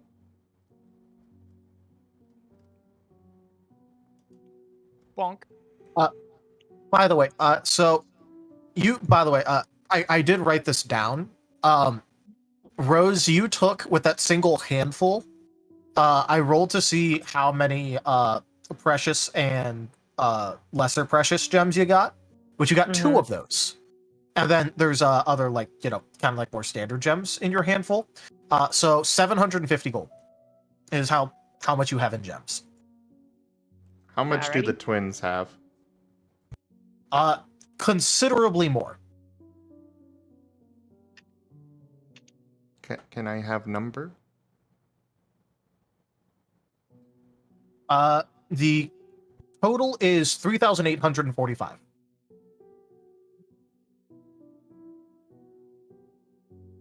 I'm sorry, what?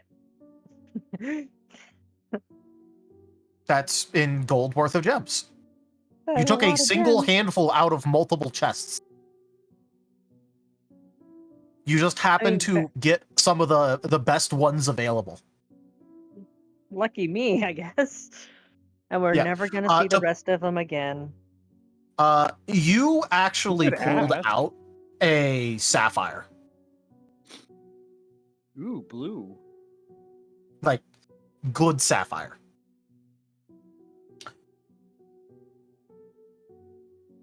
As in a star sapphire. Yeah. There was one of those in the whole fucking thing, and I rolled a D100 to see if you got it, and you rolled 100. Nice. So yeah, literally, she just grabbed the most expensive looking one off of the pile before they were all taken. Yeah, basically.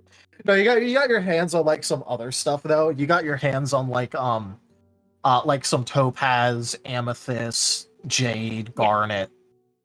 This is not as expensive as a star sapphire. Oh, so that's the hobby that he picked up? Garnet. Yeah. Sorry, I had to. Carrying on.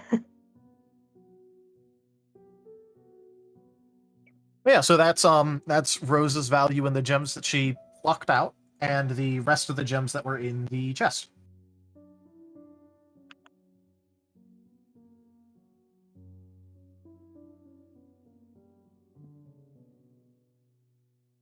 Okay, I've got it noted down. Cool.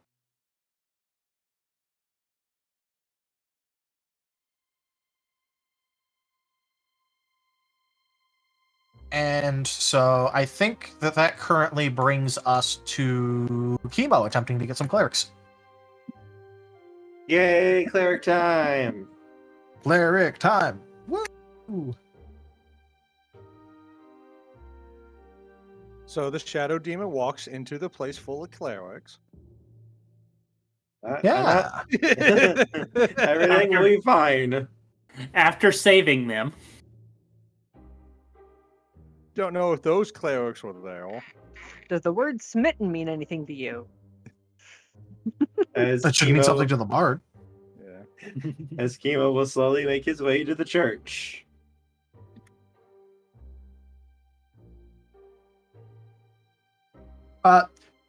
you don't really feel the most comfortable in there, but then again, you've never exactly felt the most comfortable in churches, so. I'm sure Yeah, it's there's almost like nothing you're wrong guilty with of this. something. This so is the Mother Jones and her army of male children. He's gonna look around to see if there's like a little help desk or anything like that. In the church that you're currently in, there is only a single person standing up by the podium who hasn't seemed to have noticed you at all come in. It seems like they're rather focused, writing something down. Kemo will begin walking over slowly. Excuse me. They haven't looked up from the podium, but they go, yes, just give me a minute here. I need to finish this paperwork. No worries. Chemo's gonna give this old man a heart attack. He's like the old Walmart Guido. Yeah, I mean, he has like a dozen kids around him. I mean, everything is good. Yeah, it looks like he walked right off of a disturbed album cover.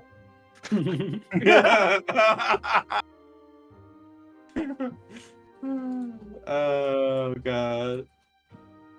Am I right or am I right? He's just puttering away at the at his paperwork for a little bit. When eventually he looks up and nearly has a heart attack.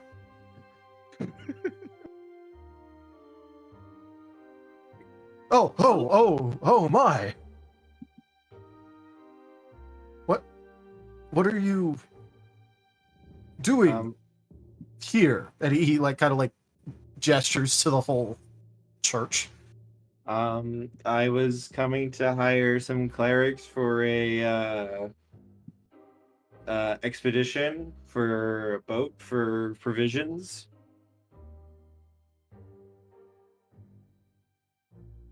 Oh, well, yes, we do have a few that are available for hire, but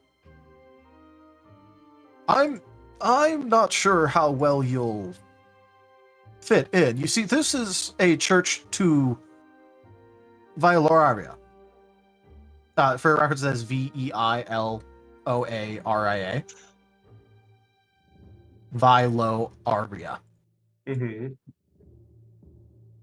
And you see, I don't mean to be rude, but we're good aligned. I think you may want a different church for your need.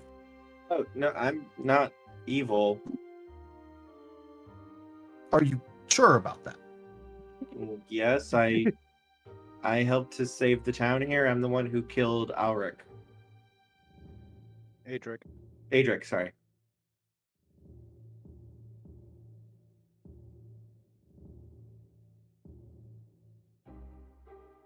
Well, I suppose that I will...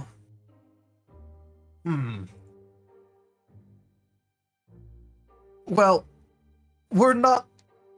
You can see, like, he keeps stopping and starting at this. And then, eventually sort of, like, calms himself down. Well, Vailoraria is very open to the culture of others, and I'm sure that this will be a wonderful cultural exchange for some of the younger members of the church to experience. Kemo will smile and nod despite him not being able to see the smile. Yeah. So if you want to roll a knowledge religion, I could tell you what Vailoraria is about. Can I make a knowledge history roll? You know what? I'll allow it just because of how prolific it is in adventure. 25. So Vailoraria is a very so first of all, neutral good alignment, and the domains of air, earth, travel, and water, with subdomains of exploration, oceans, and trade. So Viloraria is a very popular church throughout most of the lands, except for the Vesca United Front, just because of the fact that Viloraria is aligned with the Preservation faction. But throughout all of the lands, very widely worshipped and very popular among adventurers, specifically because a large part of the services that they provide is to that their clerics will commonly accompany adventurers. And while they won't do much fighting, they will happily be camp followers in order to travel the world, explore more places, and assist wanderers. And spread the good word. Well, obviously, but that's sort of just Tell you know, them you're gonna be that on that's an sort of Imperial ship. yeah. To note specifically, though, they are also pacifists unless attacked. Okay. I can respect that. And in addition, they will be very upset at you if you are. I think the best way to put it is they'll be very upset at you if you also do not help people who are traveling as well. Kemo pauses, looks over at all of the children he's gathered, Yes. looks back. I'm I just don't warning think you, though, because of your captain. Oh, I don't think that's going to be a problem. Yeah. Me and Timber will enter into aggressive negotiations. Oh boy, his favorite kind. But yeah, so these are very popular just because of the fact that they are their big thing is literally giving food and water to travelers. I'm adopting them. They're mine now. We need to get him out of roll this me city before he a- adopts the whole Roll me a 1d4 plus 1.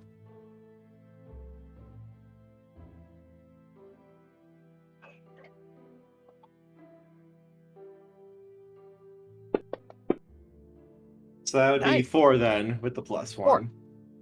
You get 4 effectively level 1 clerics. Yay! So they do require that the they be fed and watered. Yes. They also require a that if you don't give them a stipend, you must acquiesce to reasonable demands to help people in need. Looks at my children. Bitch, you're going to have to look- try to stop me. I'm just saying this is they're giving you the lowdown of the shit that they require. They're- As well as the fact that additional payment may be necessary and renegotiated upon them reaching full priest status. Because right now these are acolytes effectively. But one of the things is that if you are an acolyte of Viloria, you must travel the world in order to attain priesthood status for, I think, fairly obvious reasons. I am adopting them. These are my children. These are my baby priests. I will protect my baby priests.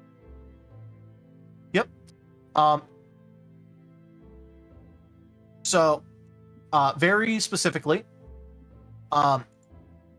this is not actually technically a church, but it is a church of Viloria. This is actually a what equates to an inn. It's just that it had religious symbols out front, and so you kind of went, okay, so this is like a religious place. But yeah, so they are very peace-loving individuals who will refuse to do violence unless attacked first. Can respect that quite a bit. Yes, Kemo will go into negotiations of we have 69 children on board, also some kobolds, 2 Martens, and a few others. and I'm working out exactly what sort of food and such the children are all going to need, because I think most of them lived on the streets as urchins, so I don't know how much they're actually able to eat healthily.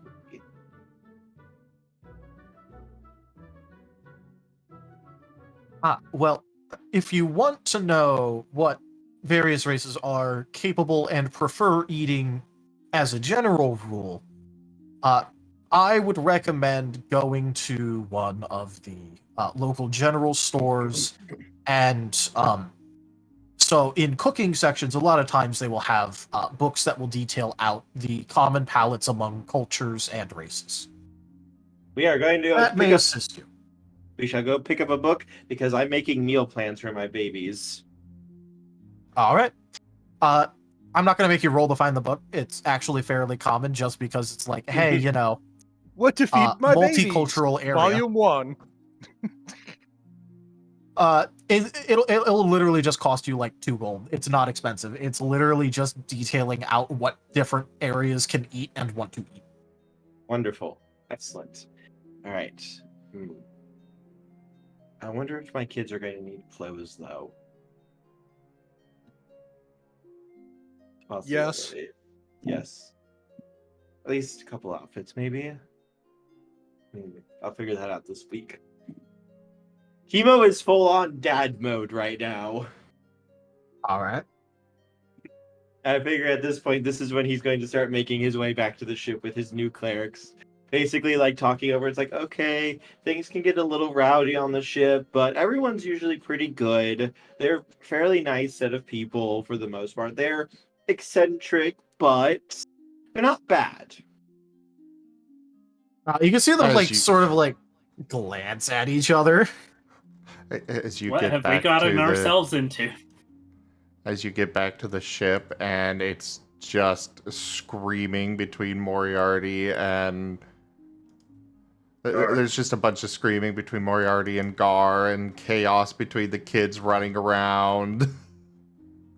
And all the dock workers who are currently starting to part out the ship.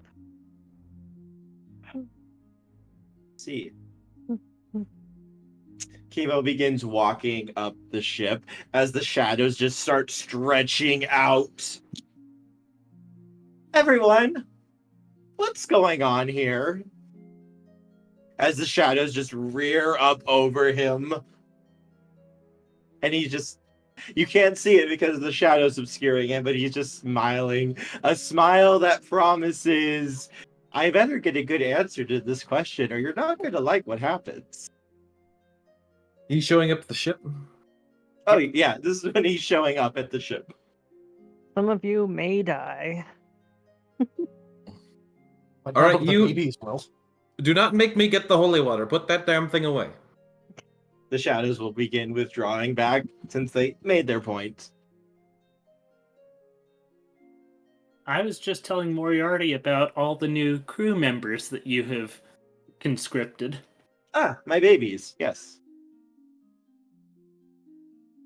Also, meet our new cleric friends. They're going to be helping us with provisions, food, water. All right, stop Um, right there. Stop.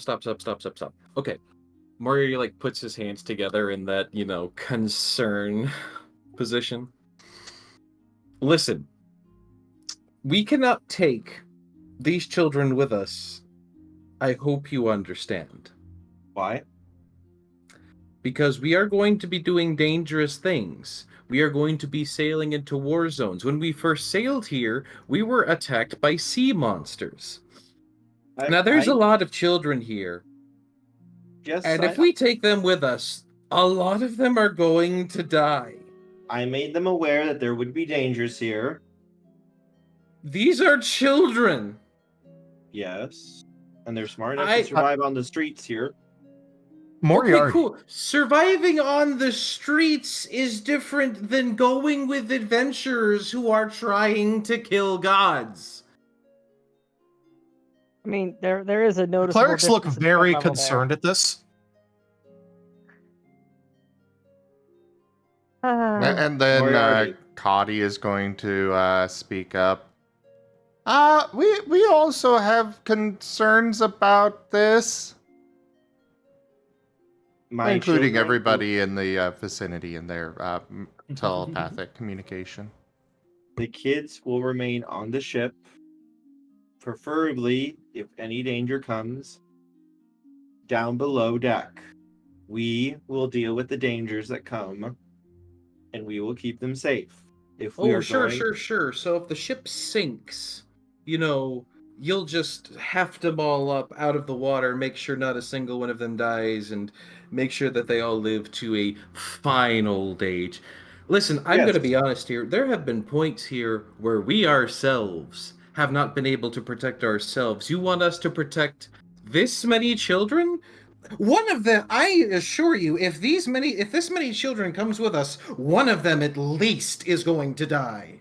then we'll pay for bringing them back. Pay for bringing them back. Sure, sure. And that's not going to scar them for life.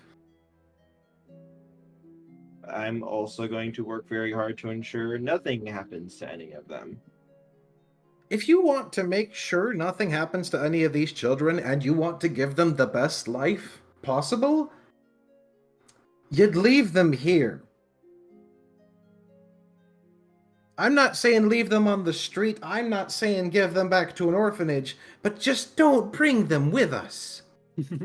We can keep them safe. Yes, by leaving them here. By keeping them away from danger, not bringing them in front of it and being like, I'll protect you. No. No, what kind of stupid backwards fucking pageantry is this? I went to adventure on my own at a young age, and that was foolish of me. Moriarty. Bringing children is a terrible idea. It's a horrible idea. Yeah, go ahead. Gorgug pats you on the shoulder, points to the ball, and goes, "Don't worry. Gorgug throw ball." Oh, kid, I love your spirit, but you do not understand. They chose to be willing to come along with this. And we are not going to send them into any dangerous situations if we can avoid it. You also didn't actually ask any of us if we were okay with this. Well, I'm aware. I figure you wouldn't mind a little bit of help around the ship, though. I was a bit surprised by how many actually were willing to come along. Pleasantly so surprised, but surprised.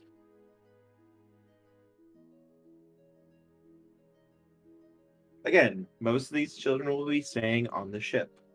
They will not do anything off of it. It should be fine to keep them safe.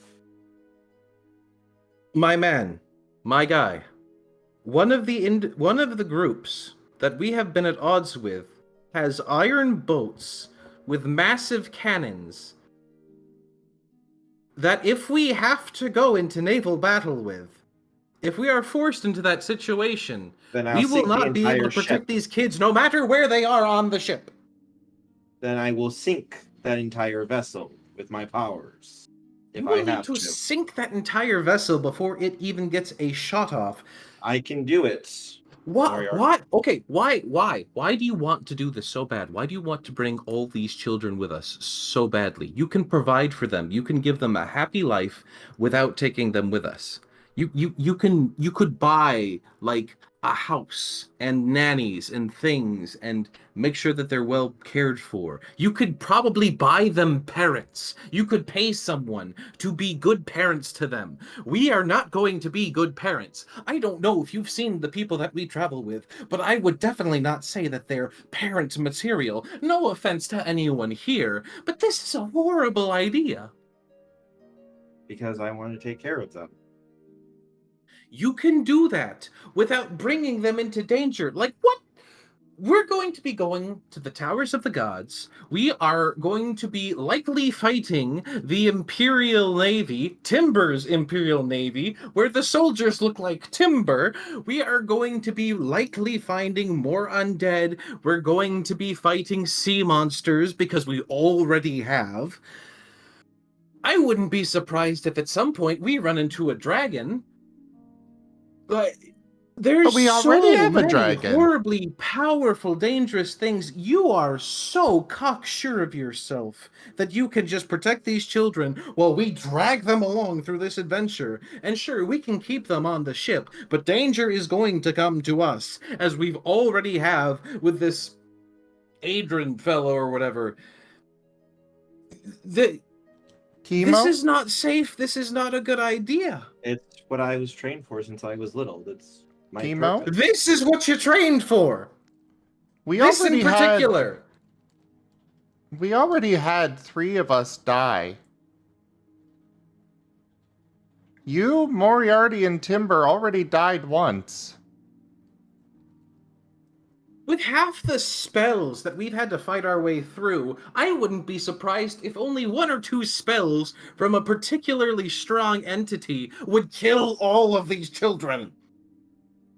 They will And- stay on the ship. They will not get into combat, most likely.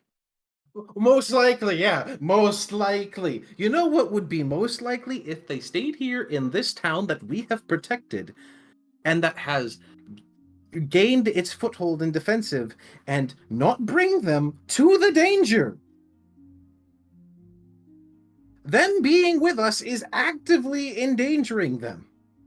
If you want to protect them, assuming that this isn't some sort of weird mental focus thing where you think that you're being some great person because you're actively defending them while you're also actively putting them in danger, which is like that's the only way I can justify. I could see you justifying this is if you want to have some weird sort of hero fetish. No, I just want to make them happy and to take care of them and to show them the world. Okay, you can do most of that. Hell, you could probably even do all of that. You could probably even show them the world without putting them in danger like this.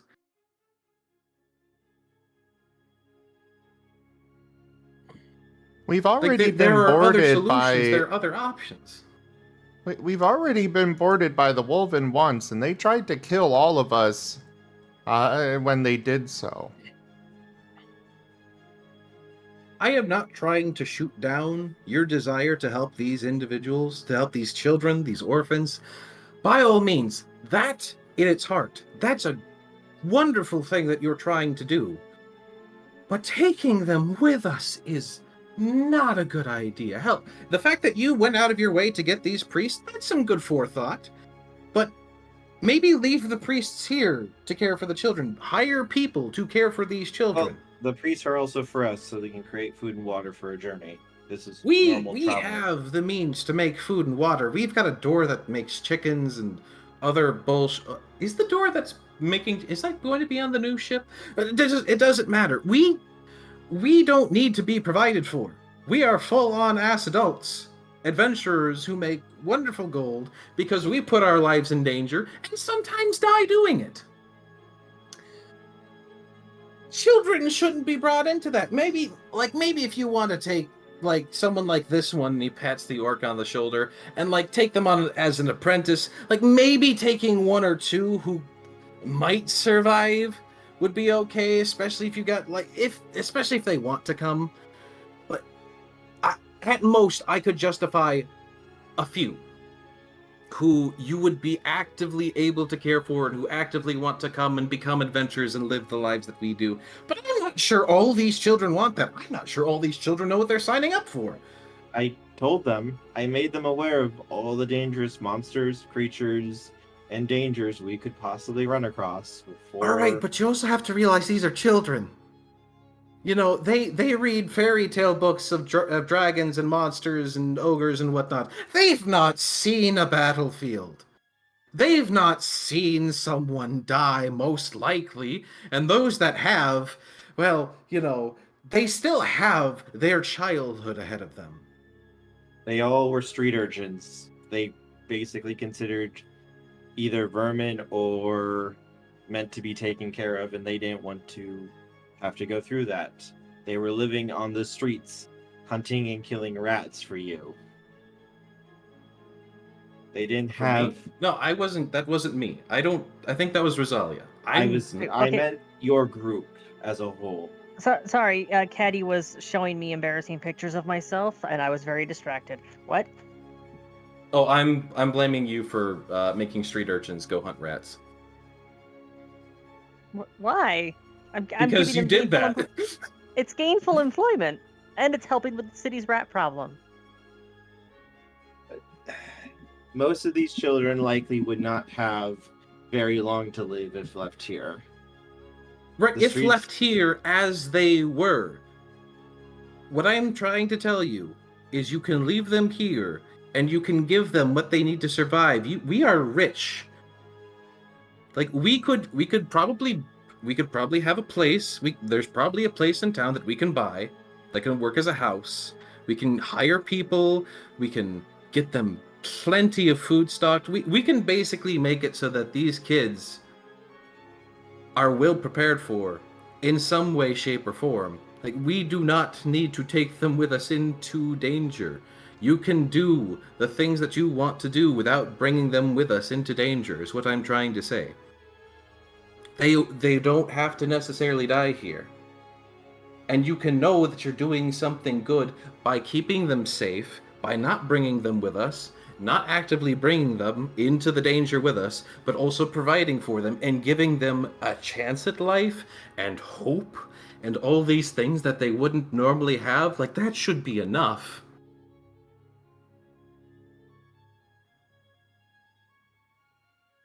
I want them.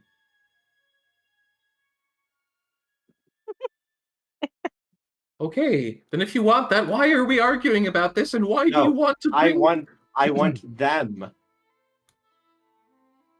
So, Grug have ball now? Yes. Moriarty hands him back the ball. He goes off and goes back to shot putting it. Listen, I understand you want them, but you also need to realize that's incredibly selfish of you. Like, what do these children want? And I mean, like, what do they really want? Because half of them probably don't know what they want. Half of them probably aren't old enough to actively realize what they want. Half of them probably didn't know that there was going to be a future for them outside of living on the streets and being thieves or bandits or some other thing. Like, we are opening up a door of possibilities for them. They could learn trades. They could be upstanding members of a society. They could become adventurers like us.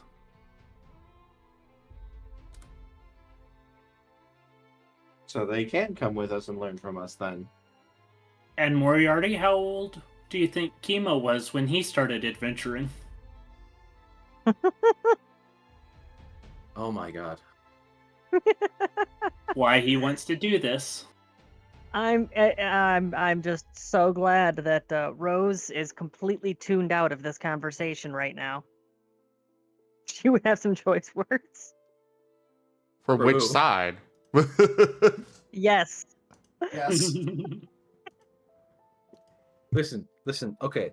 If you want to take some with us on adventures, just for the sake of not making this a headache, because I swear to God, if I have to live on a Which boat, god? all of them. If I have to live on a boat with all these children, I am not going to sleep. I'm not going to participate in this. I will not participate in the advents of this party if you are taking all these children with us. I cannot abide by that.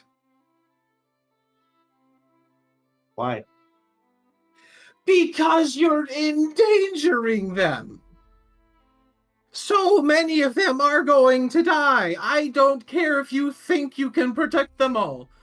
Even if you can bring them back, that's not something a child should have to experience, is dying and being brought back and, all right, let's get right back to it. You're going to traumatize half these children. There's already dozens of places in this world that are being torn apart by war, death, famine, and those children are going through that or worse. Right, so why are we contributing to that? Why is that the argument? That, oh, it's horrible other places, so let's make it horrible here. It's fine. They'll survive, I'm sure. No. some of the urchins are peeking up over the sides of the over the like railing and are like watching the argument, and then one of them just pipes up and goes, "But what's so bad about dying and being brought back?" As someone who's personally died, when you see the afterlife, it changes you. Also, it hurts a fucking hell of a lot. Kemo's gonna look at Moriarty for a moment. It's just they can also see, though, that when horrible things happen, there are those who will stand up and do something about it. Aren't you already doing that? Just by what you've done here. What you're doing, again, is miraculous. But you're like... the fact that you're deciding to go this extra mile to bring them with us is the bad part. Everything else you're doing here is good. Just don't bring them with us. It's what my father would have done. Hey, I don't know your damn father, but that's insane. Considering how much this conversation is escalating, can I make the will save to snap out of the focus? Heroes never die.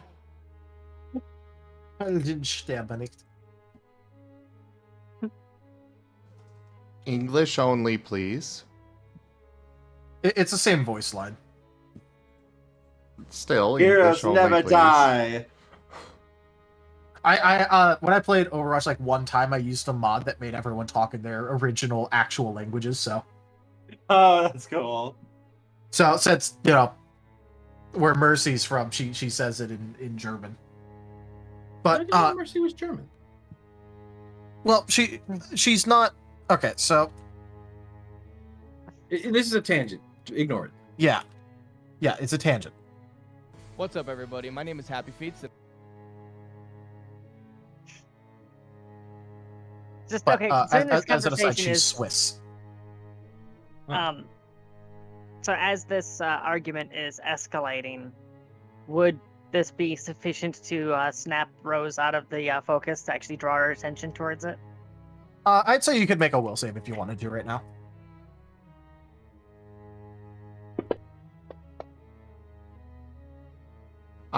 Quick question. Would this interrupt her process? Would she have to start it over? Well, Okay, what- so if she left the station, then probably, but like if she just wanted to like Yes. realize what's going on and yell up from the brig, then no. which is kind of what I was planning, or just start eavesdropping, either or.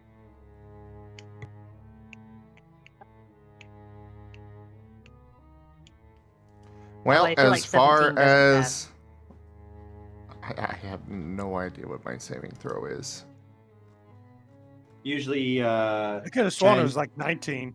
10 plus your caster level plus anything else that you have. 10 plus caster level, that's it? Plus any like feats or anything that you might have or specials. Yep. So, I so don't then it'd be believe 18, I have so I can anything. have one so- short. You're still Yeah, then it'd focusing be then.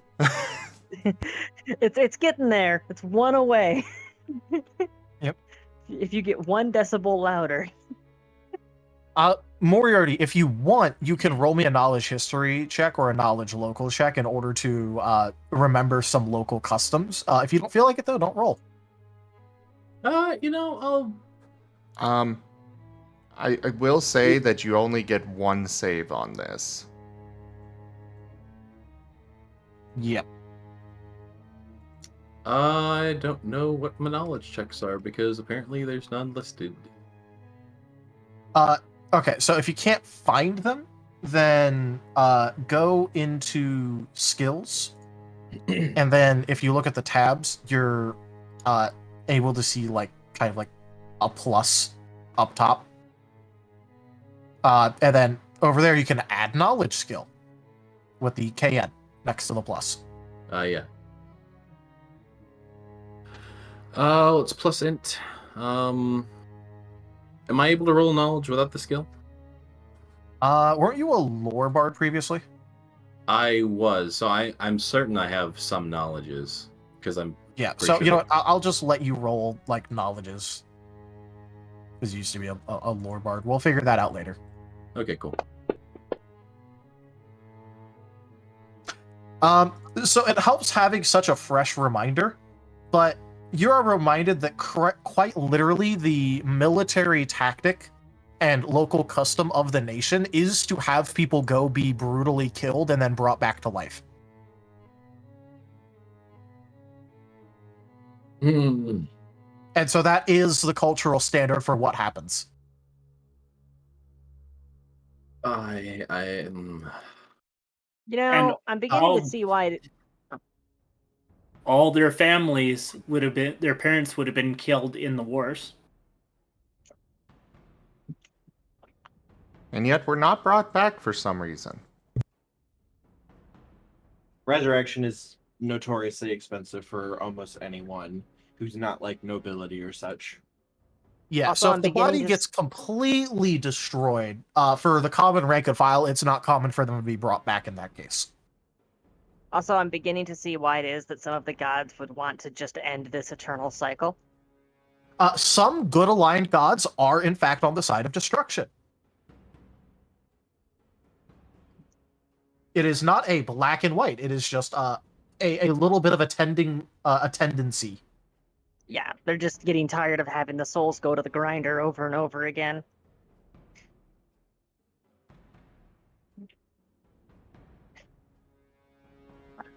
But yeah, so the rank and file, if there's still a body, get brought back. If there's no body, then they don't. That's the standard, and you actually guys would have probably been seeing that at play. And this is why, specifically during the battle, I mentioned them pulling back the corpses. Gotcha. Feel the backhand of justice!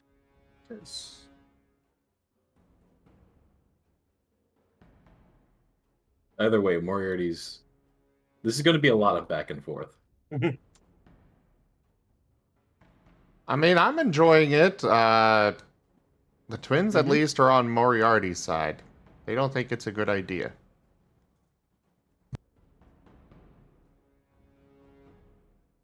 Meanwhile, Temple's off somewhere taking a bath. Yep. And Rose has Just, absolutely no just opinion content. one way or the other.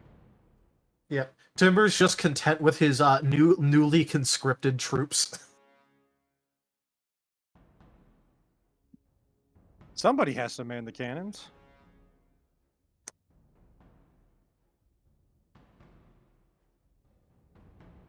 Besides, I started when I was young. As the It seems to be a common Barbarians. theme. as the barbarian of the party, they need to go through their rite of passage. So that's 3 nays, 3 yays, and an abstain. Yeah, nobody asked Temple. Well, Yeah, judging by what you just said, Timber would be a yay if he was asked. So So as of Also, right now, he was with very clearly for it. When he started He's a handing out bug. cannonballs.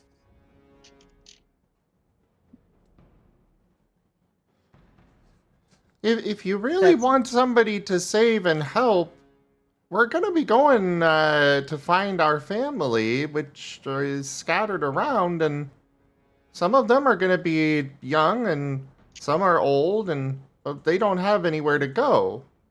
These kids at least have somewhere to go. Our home was torn apart. Like, we've got people Like, to go literally- save rather Literally than torn apart. literally.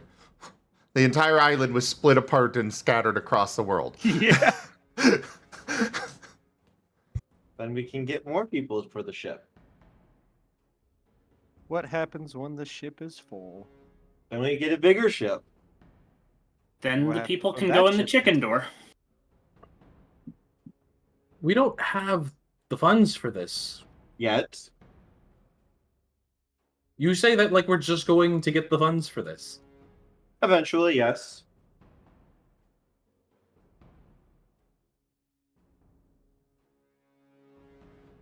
You sound so sure.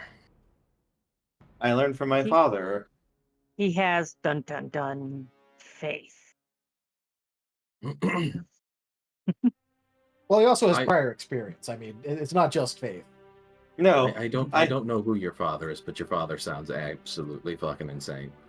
you know the people who were trying to kill us in the tower? The person they work for? Yes. That's my dad. That makes me trust this even less. So you, You know the Marten guy is who not tried to a kill you? This is the thing he does. This is not a good argument point. He's not that bad of a guy, honestly. He's actually fairly nice most of the time. But would kill you on the spot if he saw you. No, he Yeah, wouldn't. no, we just could because we could talk. Because that walked so good last time. Okay. All right. Stop. Again, I am putting my foot down on this for two reasons. One, I am not morally aligned with this. I am not going to go Moriarty. with people. When you try to put your foot down, your foot goes through the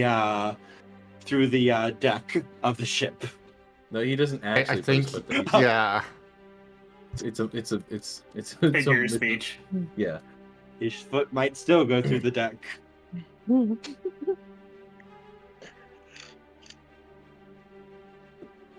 I am not going to be a party to this. Because A, this is immoral. I don't care if you don't see how this is immoral. It is immoral. And B, if there's going to be this many children on the goddamn ship, I'm not going to be able to fucking rest. It'll be fine at night. They sleep. Oh, sure, it'll be fine at night. All these goddamn children, none of them are going to be up and about playing or doing whatever the fuck they want. Yeah, no, you're going to be a perfect dad, and all of them are going to fall perfectly into line, and they're going to do every little thing that you say. It's like the kobold. As you say that, you hear another crash as Grug overthrows again. You're just sitting here like, this is going to be perfect. Like, everything is going to go perfectly. But with this many heads, nothing can go wrong. So much can and will go wrong, my friend, that I'm just gonna stay in town. If they're not staying in town, I'm staying in town.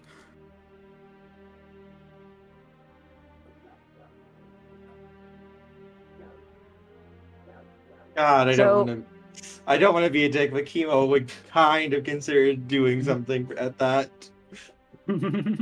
So we've gone from Moriarty being afraid that Kemo would turn evil to Moriarty being afraid that Kemo was being too kind. You know, I think you're trying to have your This cake is and not eat him your being cake too too kind. here. This is him doing something good and then turning around and making it horrible.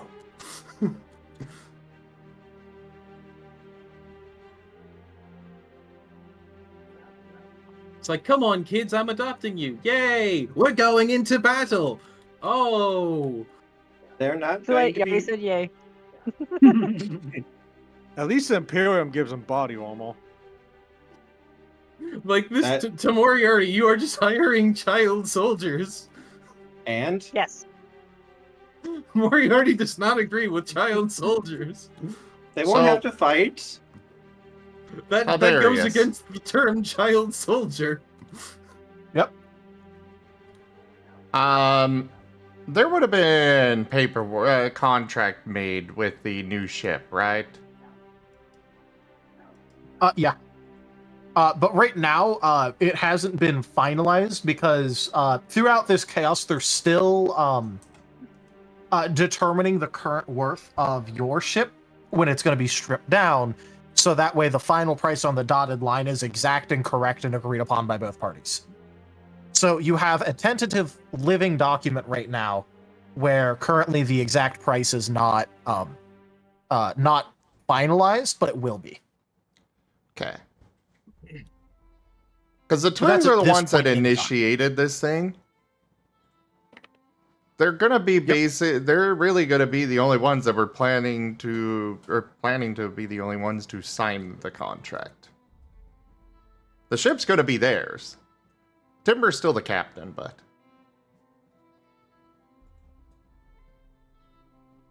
And Rose won't be present for signing that because she is not thinking that far ahead at the moment.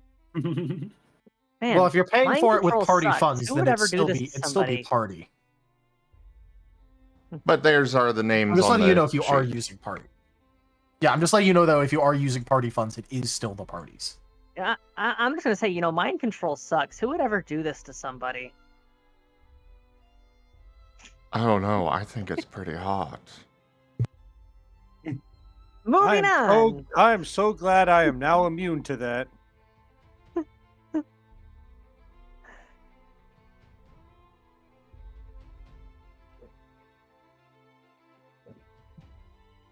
Moriarty, they will be Yeah. fine. They No, will be kept safe. you keep saying that, and I don't believe you. I don't trust you. just the funds that's going to go into keeping all of them alive will bankrupt us.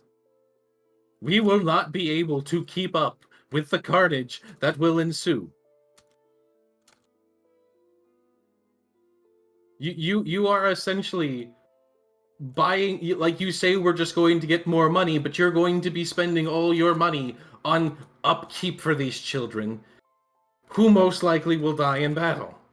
They're not going to be even involved in any of our fights. You say that, but you cannot guarantee that. That is the point I am making. That you do not know what's going to happen. And for You all cannot I know, say they that. could. For all When I the know, shi- they could be walking down the street and they could be stabbed, or When the someone ship could gets kidnap them. attacked, everyone is involved in that battle. What do you mean they could, they could be walking down the street and just get stabbed? But who the fuck is going to just stab a kid? They're poor. There's nothing to gain from that. At the very worst, there might be a rogue necromancer going around. Hey, No, I mean other kids try and stab us if we go into their turf.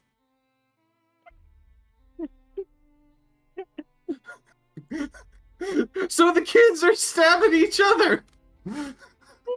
Well, not us. It's the other ones. they run an efficient system. Kemo grabbed the wrong kids.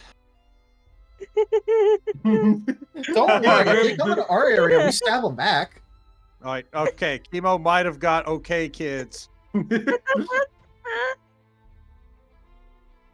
Taldarius, are you wanting Kemo to bring these kids on the ship? Because it sure sounds like you are arguing in favor of this.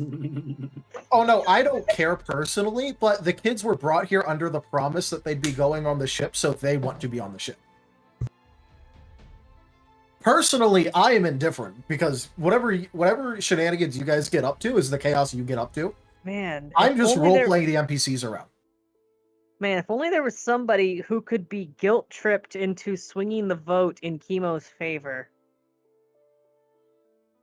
Hey, Han, I'm going to activate the 10th sphere. No, not that. Timbo is taking a bath. Wait, he does that? Yes, Since when? since he is now in a place that has baths.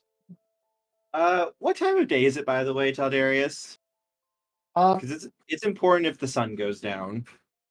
so it's not nighttime, but it's like looking at the sun, you'd estimate about 7. Okay. Sun's almost down, sweet. So Kemo can relax soon.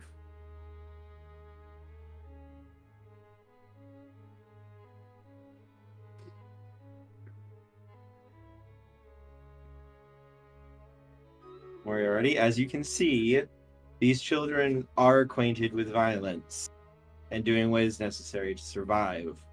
I'm That sure doesn't necessarily mean that they're ready for this. we will keep them out of as much danger as we possibly can.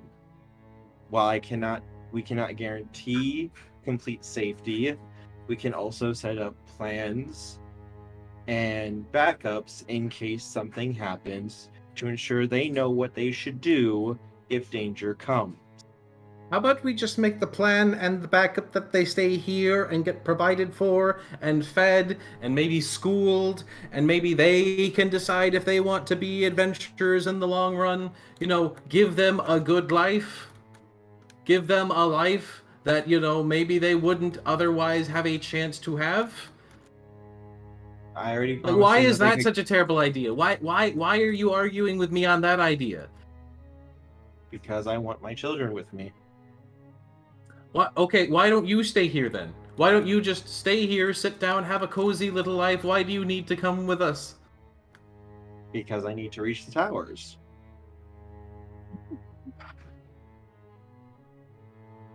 Okay, how about this? How about this?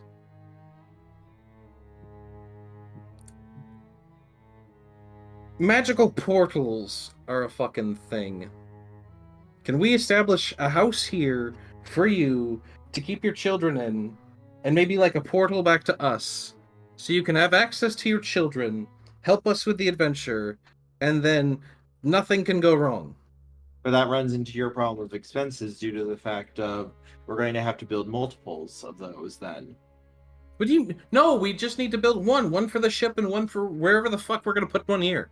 But what about when we arrive at the next area and I go forth to find those who need help? You're planning on doing this multiple times? Did you think I would stop with only these few children? There are others out there who need help. I thought I made that abundantly clear when I said we might need a second ship. I thought when you said people to help, you did not mean let's bring a bunch of children with us into battle. Some of them are close to teenagers. Yeah, some of them, and some of them can barely fucking walk.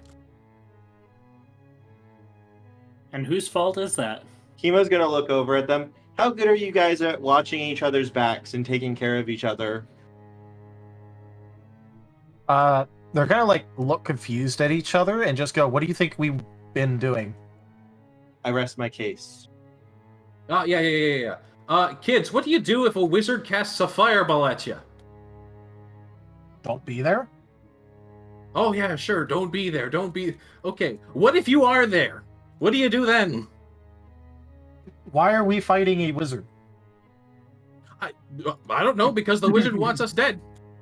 We fight all sorts of things. Wizards stay in their studies and only occasionally come out for like books. That is very let's incorrect. Say a dragon shoots We have fire at our ship.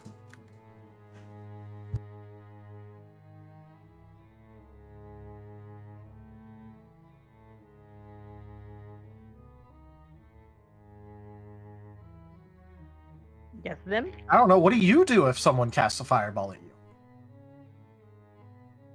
Well, if someone casts a fireball at me, of course I'm going to try to dodge it, but if I don't dodge it, then I have to rely on the healing magics of my individual friends who are with me, those individuals of which probably only have enough magic to help like 2 or 3 other people. Not Oh, so your solution is to not be there. No, my solution is to be there and to rely on other people who have magic and powers and abilities who can help me. I work with a team. Now, you guys are a team too, but show of hands, how many of you know magic? Anyone here know magic? 2 of them raise their hands. What the fuck? And how many of them want to learn? I mean, it depends what you're asking them, what they want to learn to do. Love that. What the fuck? I did actually roll to see how many of them had magic. All right, you two. What 2 of them magic do. do you know? One of them brings out like a little hand carved flute, plays it a little bit, and then like a couple rats show up around them.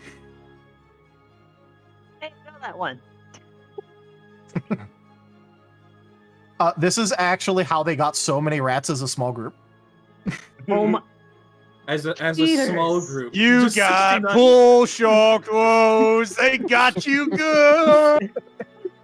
yes, just a small group of 69 children.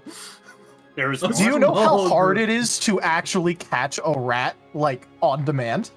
Oh yeah, no, don't get me wrong. I I absolutely know expected that them that's to find tricky. dead rat. I expected them to find rats that were already dead. Okay. This is why I said a lot of them were fresh. Freshly killed. You've been planning this. Oh, I knew what I was doing. And the other one just kind of like waves their hands in like a sparkly fashion, and like sparkles like actually appear, and then like that's it. Prestidigitation. Tanya, That one helpfully pipes up and says, "I use that to pickpocket people because they're too busy looking at the sparkly." What'd you Tanya. say, Zim?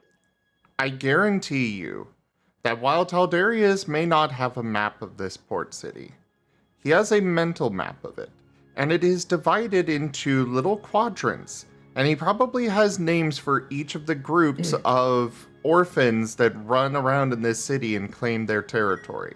And he probably also has a mental... He also probably has a map of every single rat nest in the city. He probably even knows where every single fucking anthill is. If it's needed. All right. So In other words, there's a reason why you picked him to be a storyteller. I get it. I'm gonna pop in out of character Almost here like because I'm pedantic. I'm gonna pop in out of character here. Something needs to happen because this is literally going to be a back and forth. Moriarty will not be convinced. Well, Like- I mean, if the argument lasts for 8 full hours, then I can intervene. I could intervene once I'm done with my bath. I will say that one of the kids 8 is full going to pipe up hours.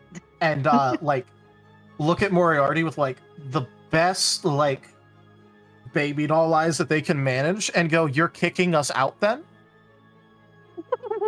You're breaking the contract. You're gonna have to pay. But we were told we could stay here. All right. You were told that you could come onto a boat, yeah, and go on wonderful adventures. Is that what he told you? No, he said that we could get the hell out of here and go into danger. Why do you want to go in? Why? I did not lie to them. I was very upfront about what they could encounter or likely to encounter. But why do you kids want this? Like, do none of you want to do like, vaguely normal things? Do none of you want to live fulfilling lives? Well, Moriarty, Johnny, have you never met points a war at the leader. orphan? Like they point over at Johnny, who is actually the leader character, and goes, "Johnny over there has been working as a part-time blacksmith." You like working as a blacksmith? No. I can dance on the head of a pin as well. Hey Sky the Avali, you have been given a general cards and reactions pack through Streamloots by Lovebroken. Good luck. No. Scrub, scrub, scrub. Kemo at this point just kind of crosses his legs and actually just starts floating in the air like 7 to 10 feet up off the ground, just kind of sitting as he's just looking down over everyone. He's going angry genie. Why would I like that? It sucks. You get burned all day. That's all you do. You hit things and you get burned. I mean, you know what? That's fair, but wouldn't you want Why to is be that? maybe something else? Like, you could be a tailor, or you could be a tradesman, or like, there's nothing that says you have to do that all of your life. There's Have nothing you- like. Have you ever been around a tailor in your life? They smell awful. And I'm saying that. I think you're talking about a tanner, not a tailor. Those are the same There's a thing, difference? basically. Well, tanners generally tend to make the leather. Tailors often work with threads and silks and things like that. Yeah, and you run a much more efficient business if you tan your own leather. That's out the I mean, middleman. yeah, Out of game, I know that. This is a street urchin. right, and that's why Moriarty's like going on and Yeah. explaining. Okay.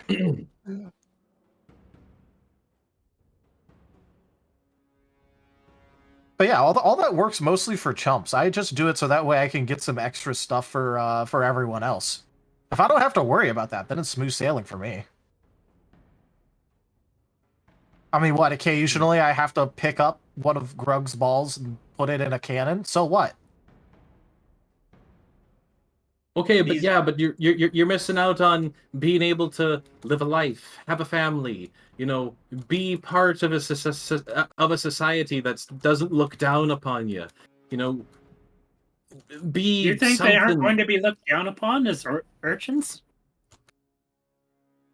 Not if they've been provided for, given a house, and are no longer urchins, which our friend We here has all done. left the orphanages. They could have followed that path that you're describing, Moriarty. They chose a different path. They wanted this. They woke up today and chose violence. They wanted freedom. They wanted the ability to choose their own destinies. They wanted... Besides, at this point, if we don't get on this ship, we're just going to leave on the next ship that hops out. I mean, we're already kind of committed to this.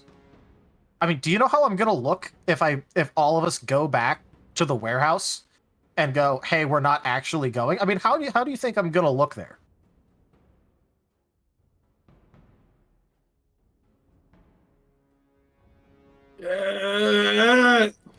Scrub. Okay, Splish, splish. we will only accept this. And Cody is coming upstairs now, having finished cleaning out his nest. We will only accept this if all of their care and resurrections and healing and so on is done strictly only by you, Kemo. Out of your share of the treasure. Kemo We will still nod. don't like this, but we will accept it. Kemo's going to pause for a moment and kind of look at the urchins. Tell me, were there any adults that ever gave you guys problems, tried to hurt any of you, anything like that?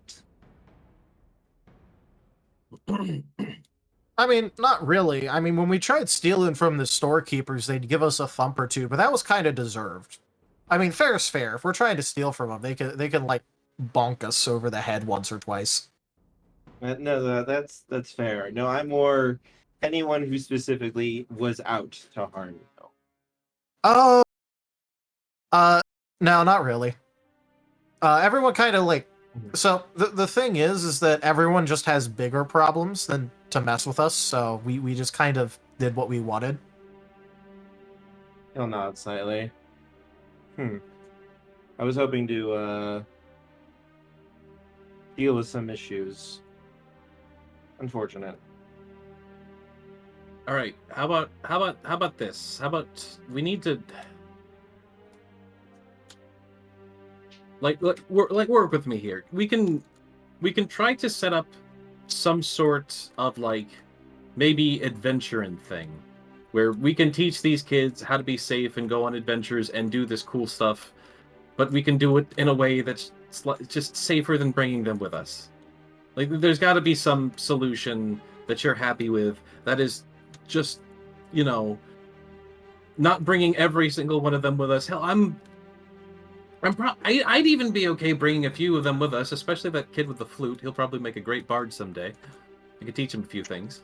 But, Oh, cracking the armor. Shush. Now thrust and twist!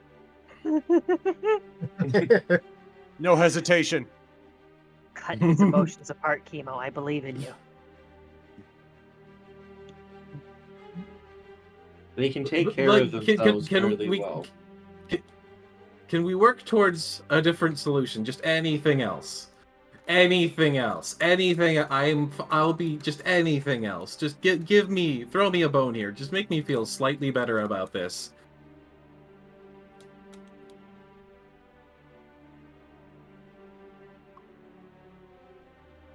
He's gonna pause and almost seem to consider that.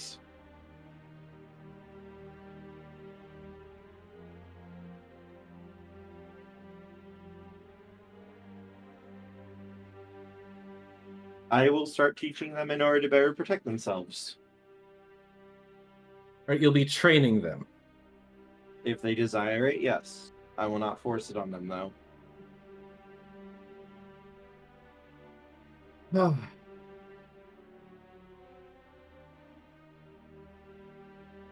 He's gonna look over at the, I think it was Caddy, and nod slightly to him. I do find your terms acceptable, though, as well. Can we get them like armored or something, or some sort of? Can we put a magical protection in a part of the boat?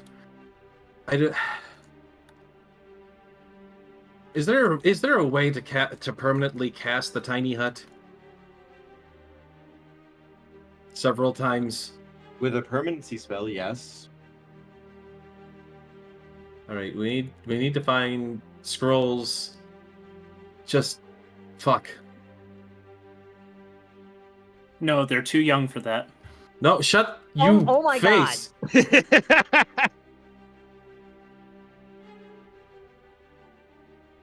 Let's not make jokes like that, please. Yes, Okay. please. When Alright, it we'll comes slap to you. kids, just no. That's a no-go.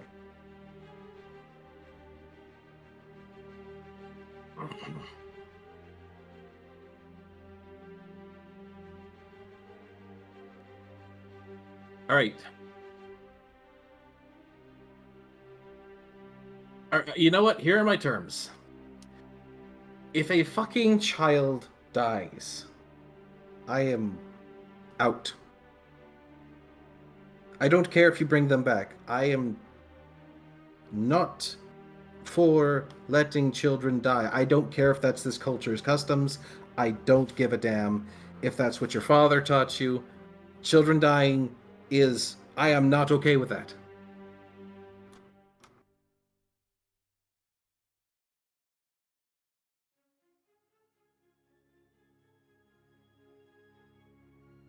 Why are you not okay with them dying here when they might die in front of you, like during a war or such?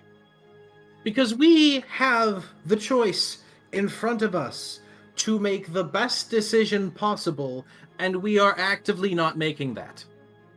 We have the choice to keep them safe in ways that do not bring them with us into battle and into war. But you are selfishly declaring you want these children with you, no matter what.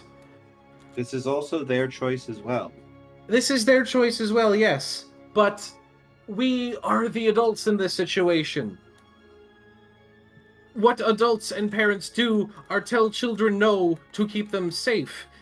That is what a parent does. And by adopting these children, you are essentially their parent. You are their caretaker. You are responsible for everything that is going to happen to them. Hey, tell Darius, how long would the grocery run for Sycamore have taken? So I was actually going to bring that up like after they were done arguing because I didn't want to interrupt the discussion. Just Like with Sycamore actual randomly important showing shit. up with groceries. Yeah. It's gonna be like that one that one fucking scene where the guy comes in with pizza and everything's on fire. Yeah. Well, it's just I just realized that if they were to ask him, his immediate response would be, "Well, why don't you ask what Rose thinks?"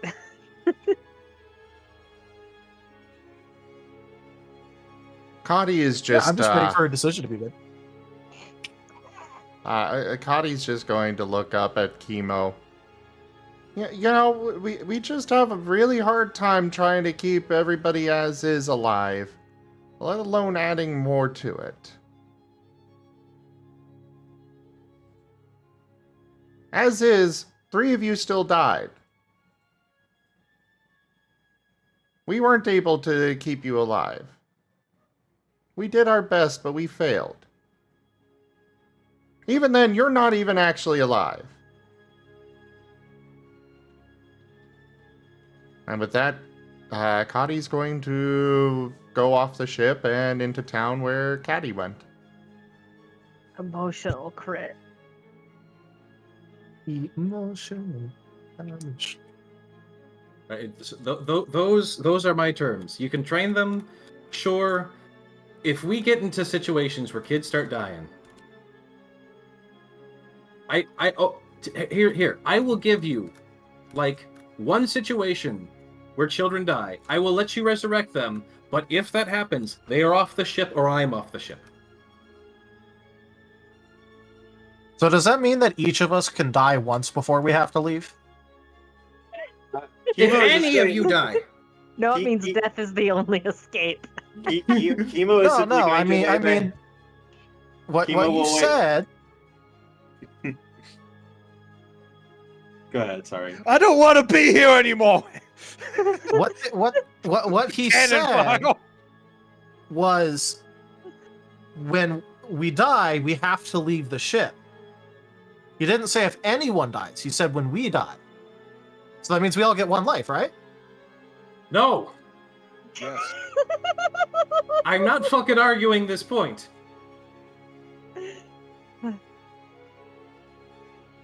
Look, I understand what you meant, but you have a bunch of kids trying to argue their case around you. Oh no, yeah, absolutely. That kind of nitpick. You don't your need to grammar explain. This is all hard. good roleplay. Yeah. I'm just making it clear. Yeah, I'm entirely in character. Don't worry. I'm just so glad that at least Timble gets one fraction of an hour or so where nothing bad is happening. You know Until what's it's his turn for roleplay. You know what the And Rose funniest is thing here so is? glad they're having a nice, quiet day and nothing bad's going on for once. The funniest thing about all of this is the fact that the Marten twins and Moriarty are apparently the most responsible members of the party right now. I mean, in my head right now, Kemo is currently plotting how best to kill the prince just to sate his bloodlust at the moment. It's just something Well, that's going you on in don't- his head. You don't really know Temple's final stance. You just know that he was okay with giving at least the big one the cannon. That is an implied positive reaction. I can see a couple potential nuances, but nobody's actually asking him his opinion, so you don't know yet. Moriarty is not. He's not going to look to Timber to back him up. He Kemo does is- not believe Timber will back him up. So you don't trust the captain, or you're knowingly acting against the captain's wishes. I see. So Yes. going to, because the sun's probably gone down so far. Like we're at sunset at this point, so there's not quite as much sunlight and everything. Kemo's going to shift his shadows a little bit so Moriarty can actually see part of his face, and he's just going to smile at Moriarty and just kind of wave a hand towards the gangplank, almost like teasingly.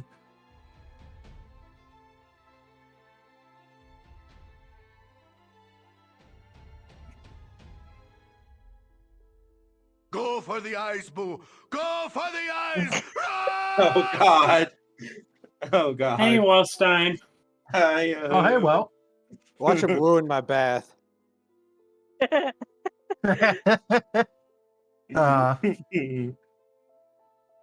Let me see what it is. It's Wostein, so it's either really good or really bad. He never does anything in moderation. Oh, no, whoa. That Oh, doesn't no, sound whoa. good. I don't like. I both don't and love the sound of that. Oh no! Whoa. Yeah, This that's right. one. Let me send it to you, Taldarius. This one is truly evil. Are some of the children going to die in front of me right now? He Is, that what- ruined my bath. I knew it. is a kid going to kick a powder keg and then just blow up? Okay. If Wostein You know what? is interrupting the crafting of the phylactery, I'm gonna have to take Wostein behind the woodshed. No, this is nothing to do with any of you individually. Okay, interesting. Uh-oh. I'm gonna say that is perfectly valid. Oh God! What did he do? We're going to Don't find worry about out. it. It hasn't come up yet. Oh. And suddenly the All right. storm card. All right. Just do you agree to my terms or not?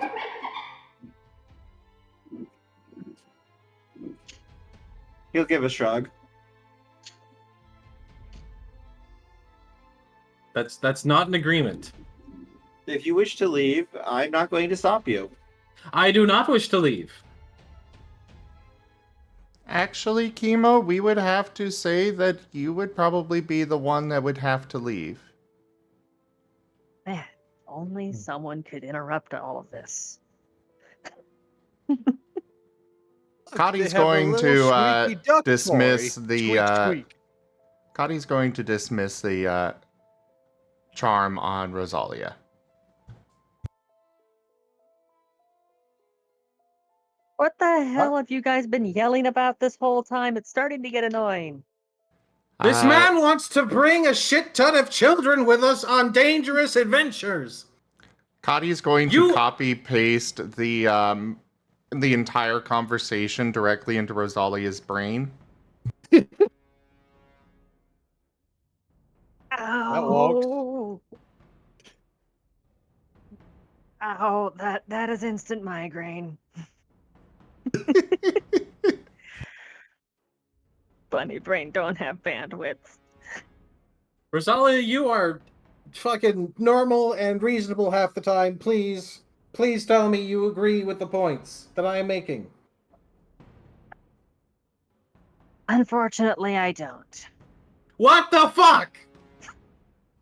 The danger they face on the ship is the same as the danger they would face in a town that's on the front lines. You may recall, prior to Timber's decision, that we were both fully on board with doing nefarious things to the prince. What do you think would happen to the city immediately after? There'd be a power vacuum, someone would go for the throne. It wouldn't involve them. It would involve everyone. And the zombie army that we were fully prepared to unleash on the city would have attacked everyone. A zombie does not discriminate based on age. Why do you think I was so opposed to that? And here's the thing. Here is the thing. How narrowly did they dodge that? Fairly narrowly, but that's... So the danger they would face on the ship is the same as the danger they would face in the capital. Not necessarily. The First things entire first. world First is things at first. war, First Moriarty. things first. We took care of that issue. We were here. We dealt with it. Hell, if we didn't come here, it probably would have never been a thing. We caused that issue and then took care of it. So that's the first thing. If we hadn't shown up, the Wolven embargo would have gotten more extreme over time. The town would have been slowly starved of resources, and then the people themselves would begin to starve. And who do you think would be the first to suffer in that situation? Yes, most likely them. But also, the context here is different. You are suggesting that we just drop these kids and throw them back to the warehouse. I am not saying we do that. He has purchased these children. He needs to take care of these children.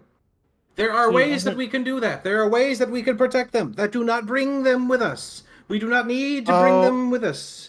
We can, there are other solutions. Fox guy. Yes. So are you saying you're less capable than a standard ship? Probably with all of you on, hell yes. Yes, I have my doubts, Moriarty. Hell, we don't even have a fully functioning crew. You're looking at him. Multiple hands raised. So the twins just send, because they're still listening in. Everybody just hears a unified yes in response to the question.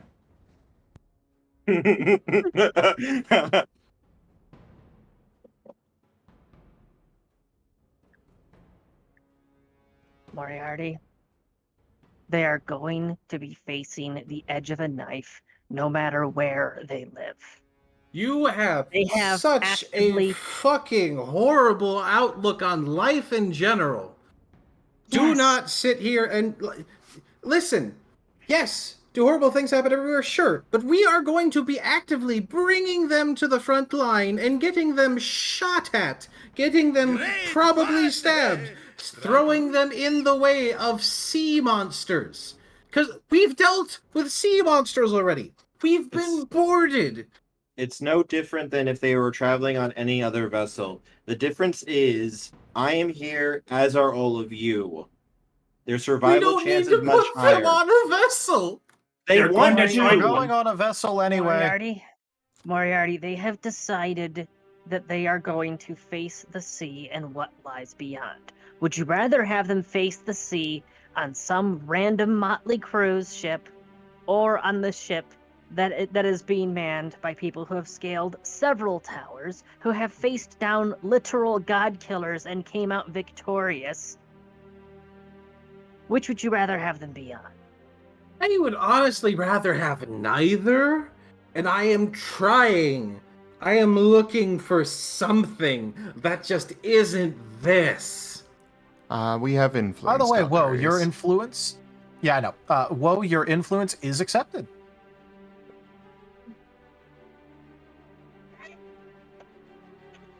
You guys Regardless- could see that there is a curious man that's just kind of like watching all this go down. Oh no. Kemo is going to look over towards the sky before kind of just gliding down to the gangplank landing and just continually walking like he's not missed a step. Is Taldarius? everything okay? Are you walking away from me in the middle of this conversation right now? Yes. I'll get back to you in a moment. Guys, Okay, where's him? Taldarius, I did just see and got reminded of another influence that happened a couple weeks ago, and resent that to you as well. Uh-oh. The one we didn't have time for. Oh yeah, that one. Uh-oh. Okay, yeah. So Sounds like that something's one, in Timber's bath. Yeah, sounds like something's in Timber's bath. Timber, Fun. you are now for a single day a rather large skaven. For one day. Something was in your bath. Everything is rats. Just rats. It's rats all the way down. By the Kaiserhorn. What the hell? Luckily, Now all we- of your equipment still fits. All right, do the Wolven attack temple. Please. Oh no, something was in the water.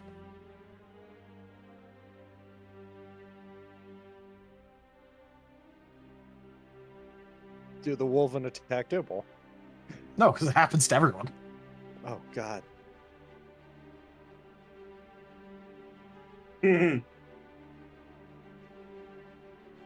So, if this person on the gangplank is who I think it is, That's what we were about to find out. Can we help you with Yeah. something? Oh, no. Sorry. I'm just there was a loud commotion and I mean that one already kind of had my attention. You see he like points over at the at Grug. He was making quite the racket, so I came to see what was going on, and then I heard all the yelling. And I've just been listening to the argument now. My apologies for disturbing you.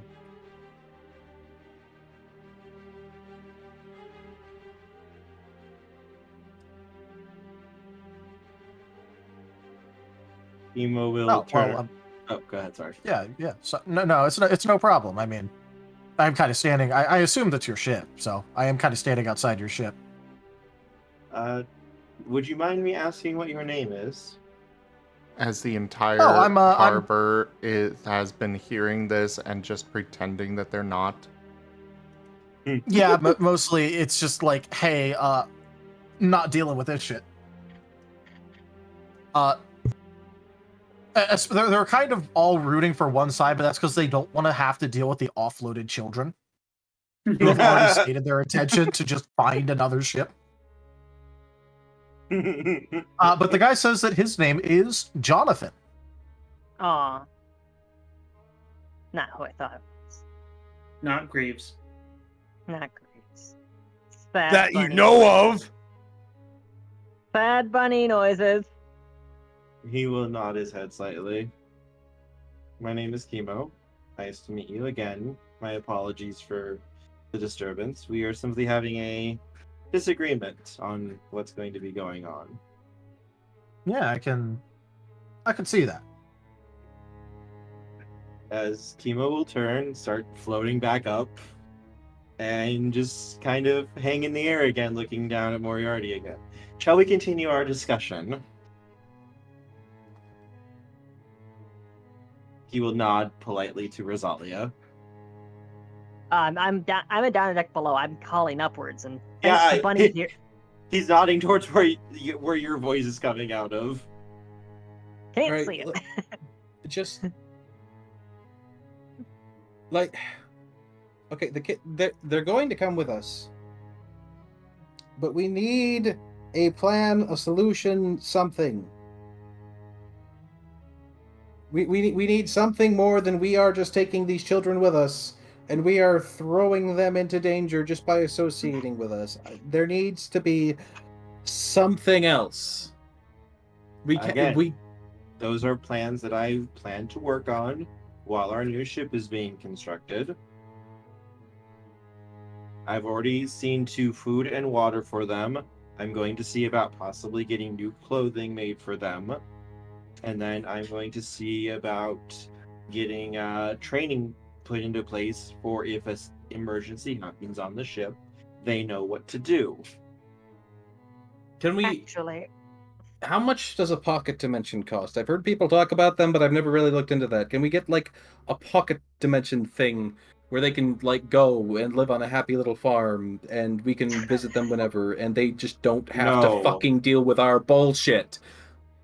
Those are extremely, extremely expensive. Like, you're talking in the millions of gold, probably, for something like that. Oh, yes, but No, resurrecting but all it these is the cheapest fucking thing. No, but it is tens of thousands of gold that you literally don't have.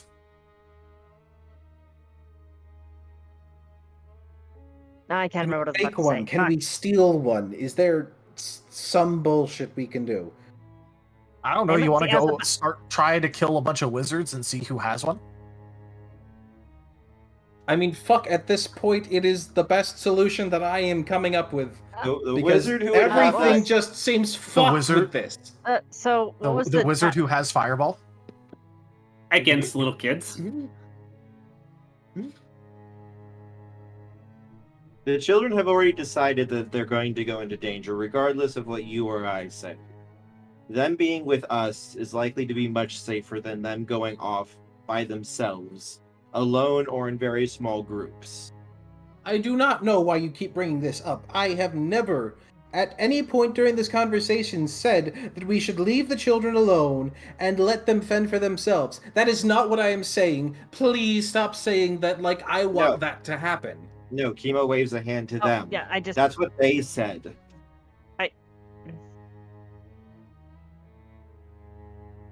My apologies. Yes, Rosalia. Tanya?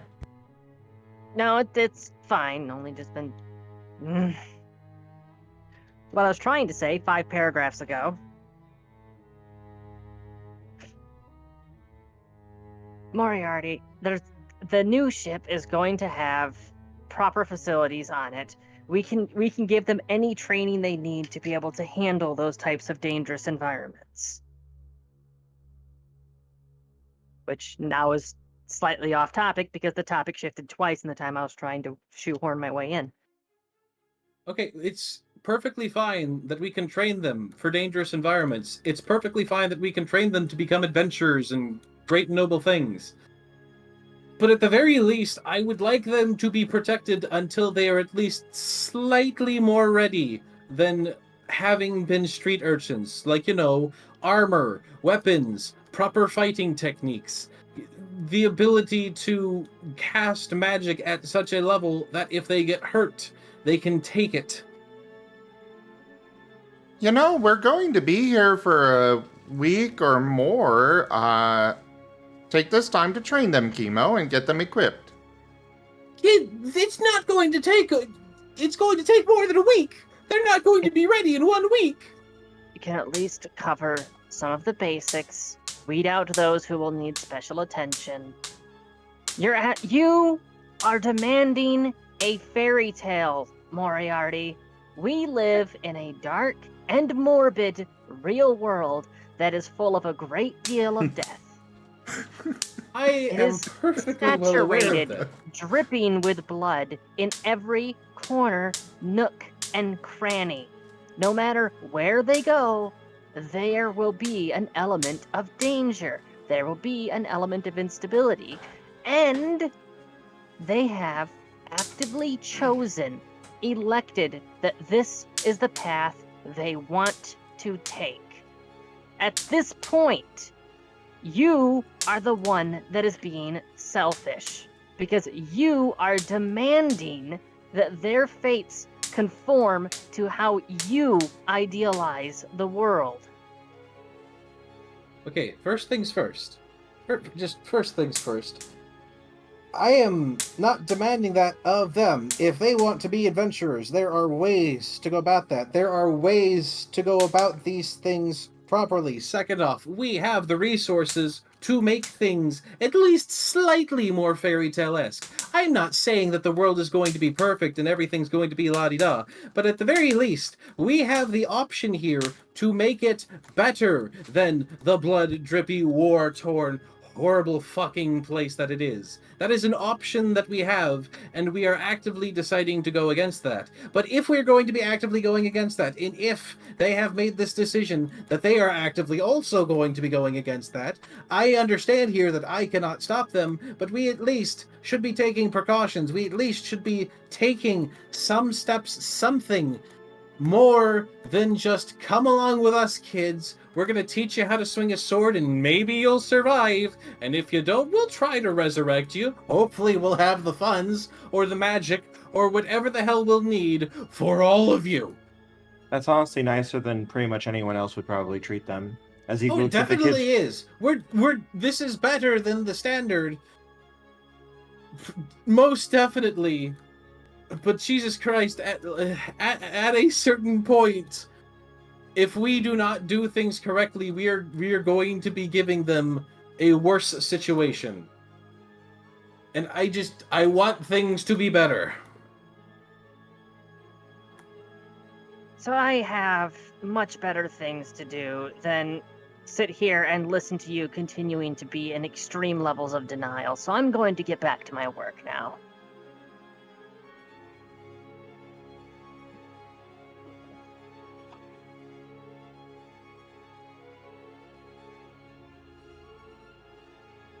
That's one way to end an argument, I suppose. So what are we doing? Where are we right now? We still have more than a week to decide and finish up and fully decide everything. All right, we have a week. Fine, fuck. We're not going anywhere for a week. At the very least, we can use this week to try and figure out something.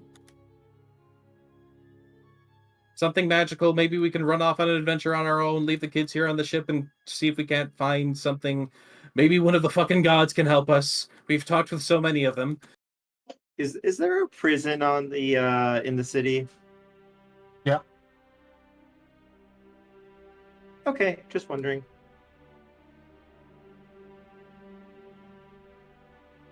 To help out the prisoners. No. Is the guy still standing there?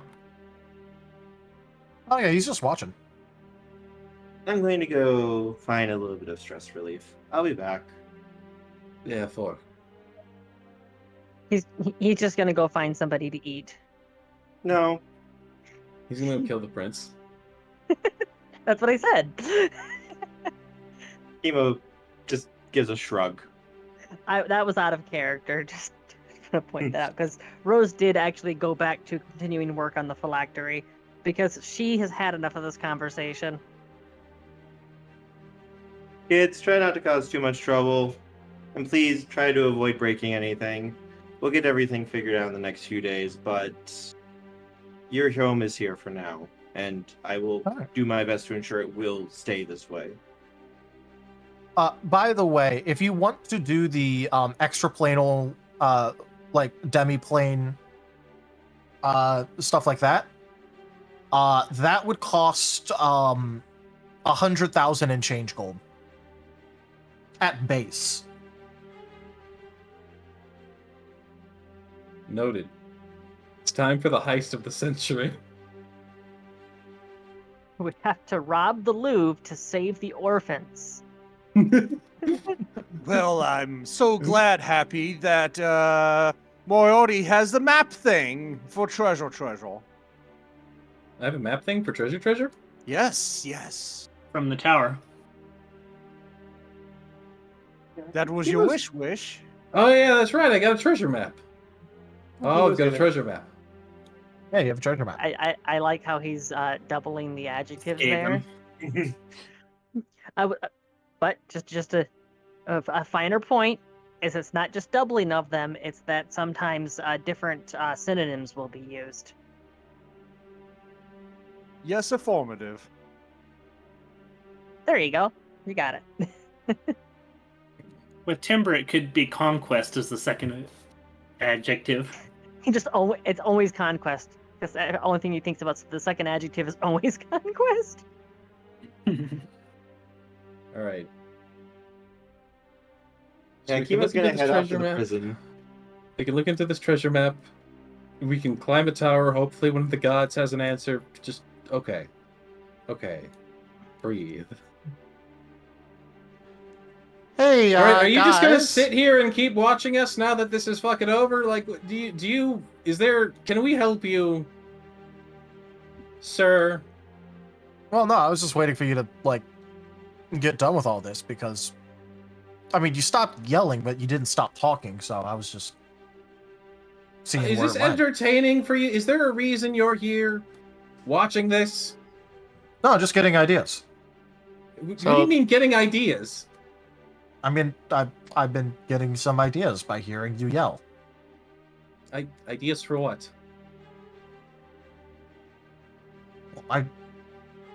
What does it matter? What would you get ideas from? From me yelling at someone else about orphans on a ship? I mean, Like, do you I'm not gonna understand how that sounds suspicious to me? I mean, it could sound suspicious all at once. I'm just not done with the idea, so I'm not sharing it yet. What?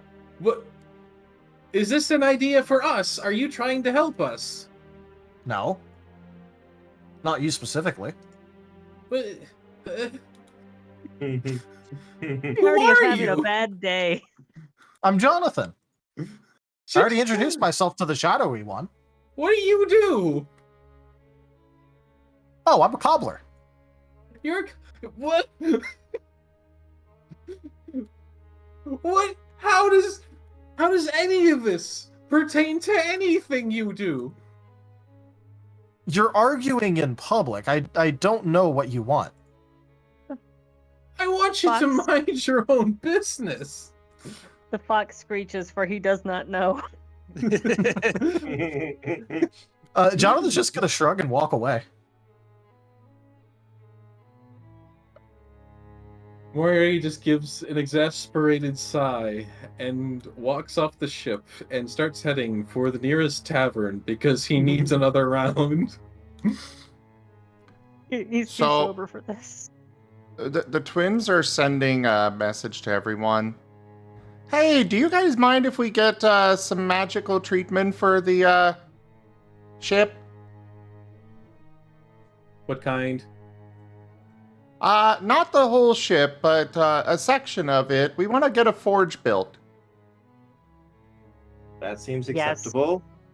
Yes, we can benefit from a forge greatly. I agree. Do any of us know how to blacksmith? The twins I do. can learn. You have a kid man thing. Yes, one of the kids knows how a little bit. He's an apprentice. He doesn't know how.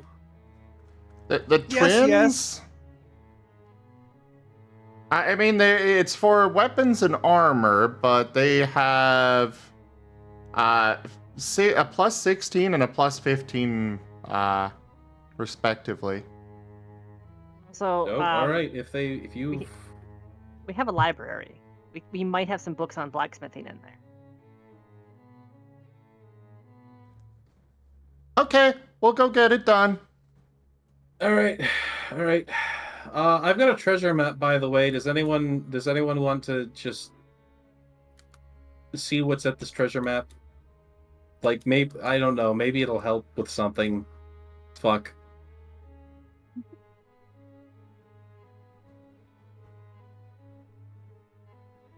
Sounds like So- fun. How far away? Yeah, Rose Yeah. didn't have How a choice but to participate in that telepathic part, but as far as the rest of the conversation, she's long ago tuned it out, so...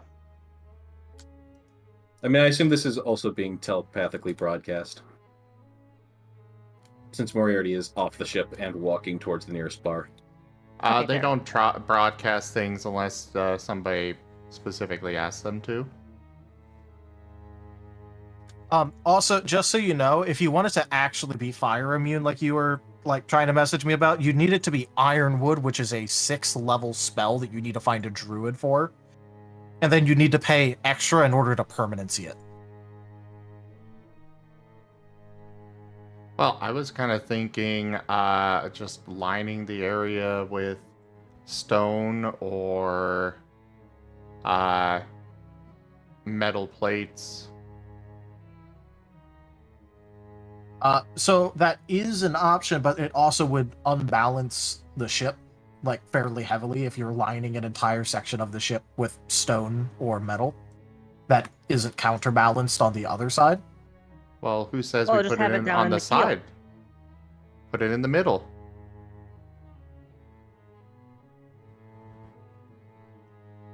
I think you're overestimating how much room you'll have.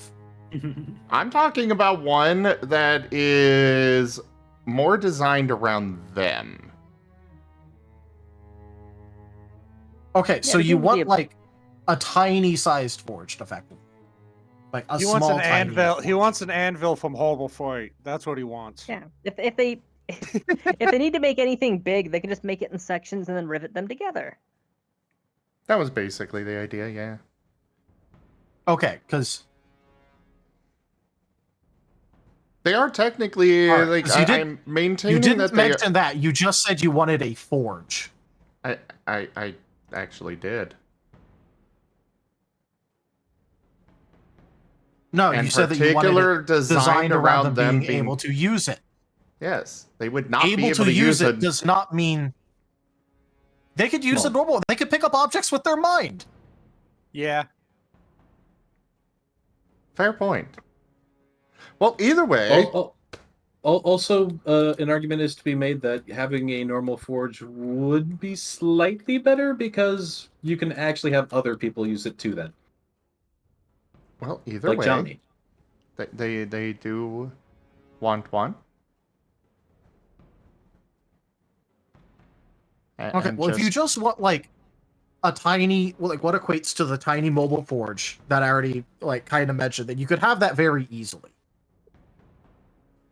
If you Here's just an want a option. tiny forge. Here's an option. Swap out the stove for the forge, since you can cook using a forge. Just put a grill over it, treat it like a barbecue. That cuts down on overall weight for the various things you need on the ship, and it's an area of the ship that's already heat treated.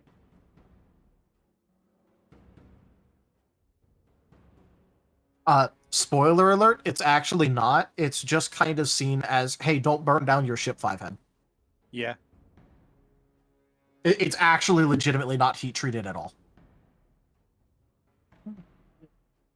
Wow. It's just also seen as you have readily access to water, but it's also just kind of seen as not something that you do.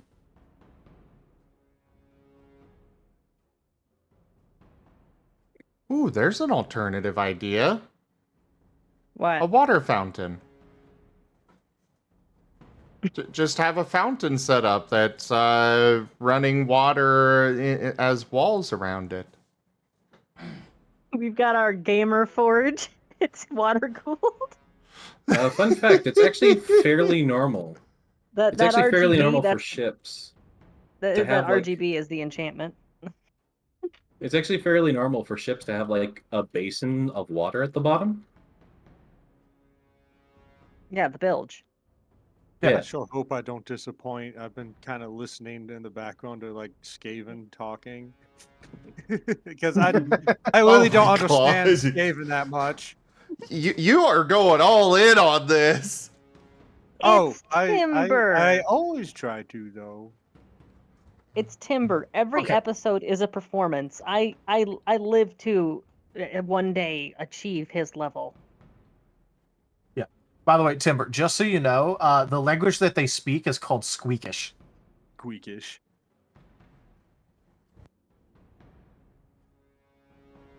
I'll try not to hyperventilate too much.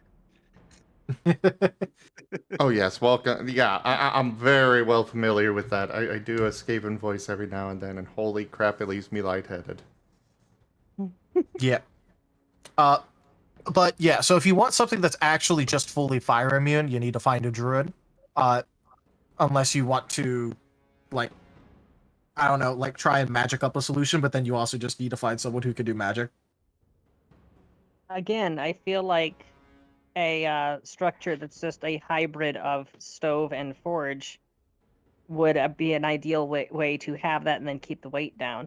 As far as the not setting the ship on fire thing goes, then yeah, having some sort of insulation around it would be ideal. Yep.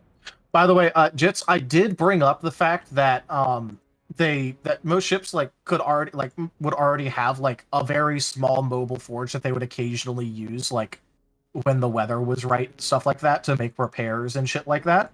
But they wanted a dedicated forge. Not one that could be like taken to the top deck and used and then just stowed back away. I will also point out that the twins can control the weather. So, you know, if a fire starts up, they just make it rain. And it can be used indoors.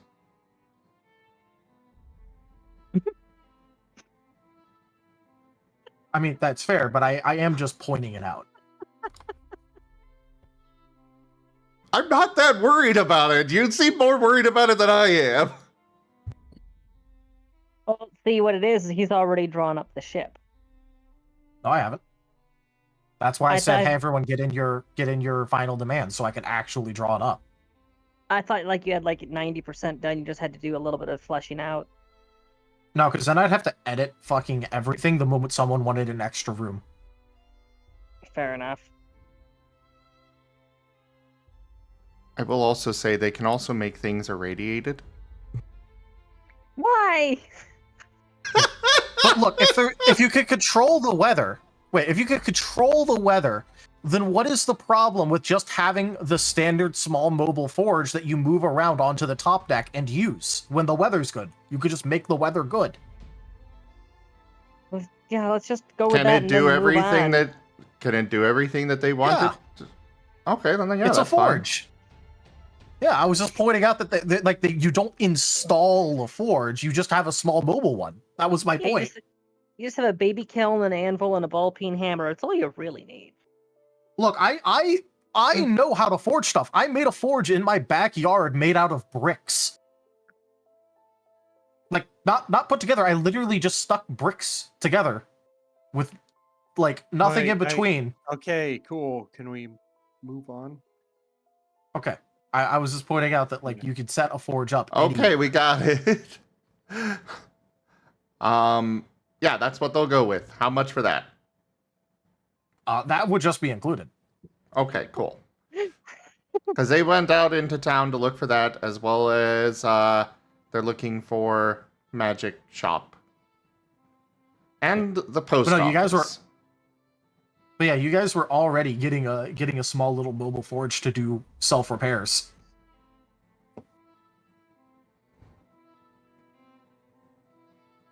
Ah. Just let me know when the 8 hours are finally up.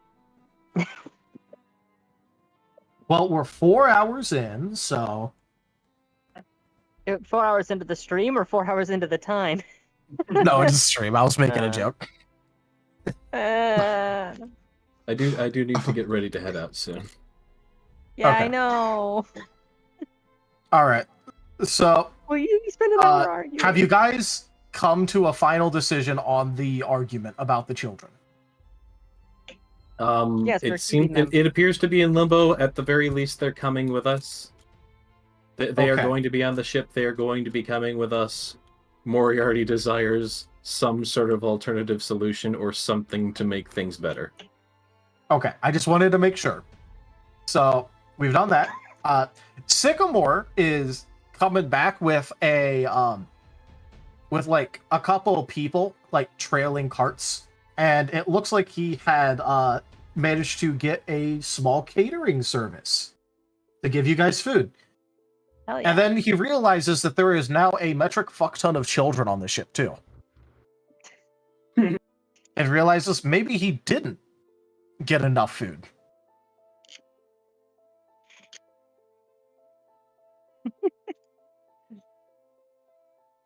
Because that's a lot of children to feed.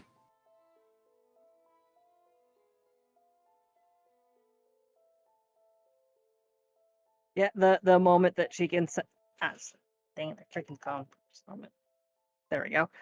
Yeah, the moment that she can sense his distress, she's just going to be she can send him telepathic messages with Master's presence, right? Yeah. Yeah, she's just going to tell him, I know it's a new situation that evolved. I would have told you earlier, but you were too far away.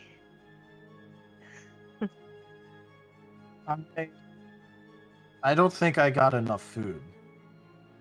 Yeah, sorry. Are you going to need more money? I mean, are the Wolven here? Yes, unfortunately. Then Normally yes. it's fortunately, but in this case it's unfortunately because they are vacuum cleaners. Well, yeah, that's why I got a lot of food. If they weren't here, then yeah, we could probably feed the kids, but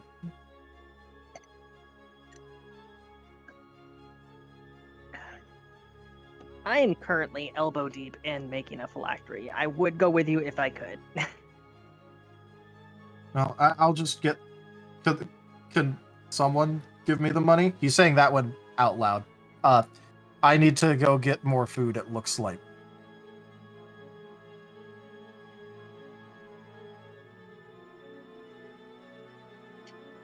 Just going to give a deep, heavy sigh. Grab the money that she has left, set it at the edge of her desk. Could somebody run that up to Sycamore? Can. How much is it? 207 silver pieces. That's the last of her money.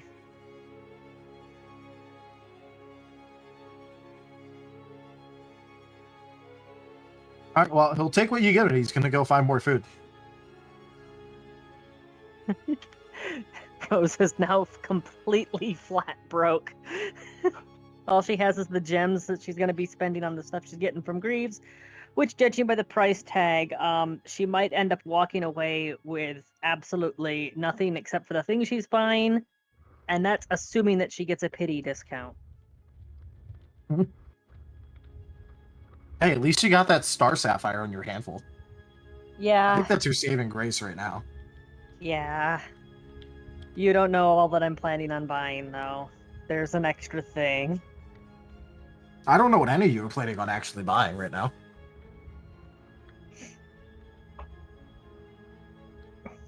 Oh, But yes, either way, so the catering you now service is have there, so. yeah, you now have a catering service there, who has like an actual metric ton of food.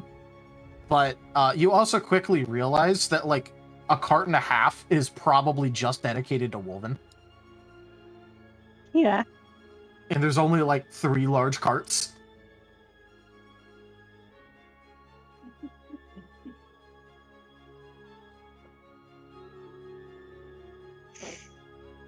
The clerics do seem appreciative of just giving a bunch of people a feast. Especially like small orphans. And some not so small Yay. orphans. I accidentally good karma.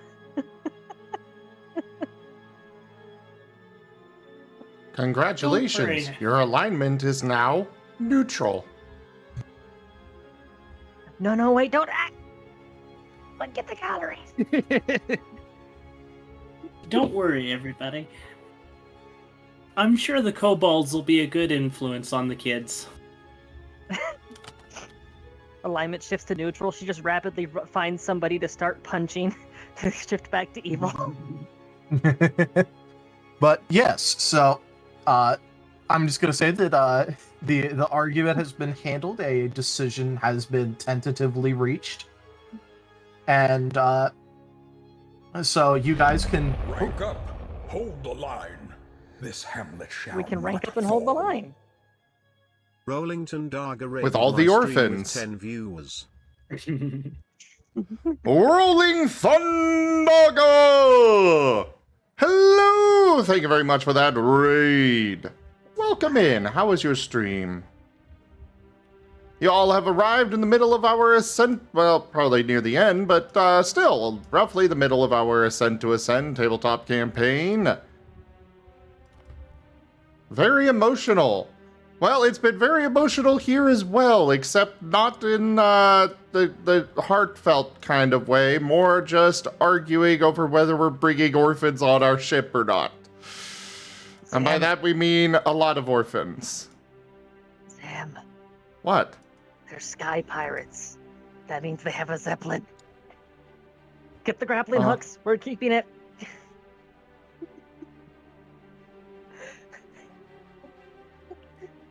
Hey, you wanted an airship. Nice.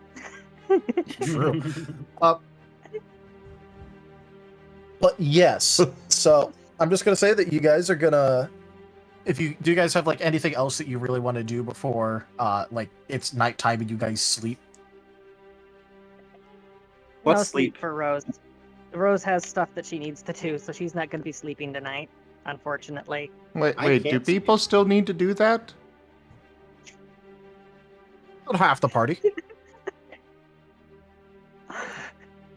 Immortal gang. Rose, Kemo, and the twins just not sleeping.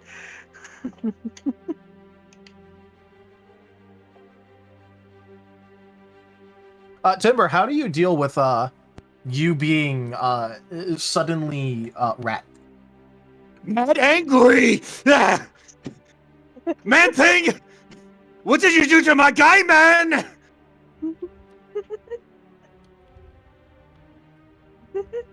The twins are going to pop into Timber's head. What's going on? Disconnected. Oh, Did he just hang up on me? Did you know he could do that? the twins are going to go to Timber's last known location. You would know that he was last at a bathhouse. Rose, the sad thing, not just these orphans were told, a whole bunch of different orphans were told about the rats. These were the most prolific rat catchers, though. For obvious reasons. Who's going to catch Timber and bring him to the ship? It's still only one copper. It still only counts as one. Only counts as one. But yes, Timber, what are you doing? I'm looking for whoever is in charge of this establishment thing. Man thing! So, obviously, like, your crew is kind of freaking the fuck out. And he needs to punch talk to them. Yeah. And at your yelling, one of the employees comes out back in order to see what all the yelling is, and just kind of looks like really surprised at what's going on here.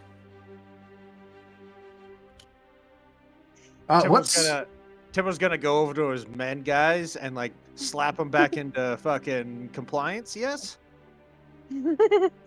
Discipline! Kazwan says so! You, man thing! What did you do to the bathwater? We didn't... This is an natural bath. We didn't do anything to it. This place is cost. No, we get it checked occasionally in order to make sure there's no curses on it. I mean, Definitely it's a public bath. Look what you did to this loyalist guy, man. Well, we don't know what you looked like before. You were all wearing armor head to toe. Real quick, Tanya, Yes, breathe. but now I'm hunched. Look at my Tanya? teeth. Breathe.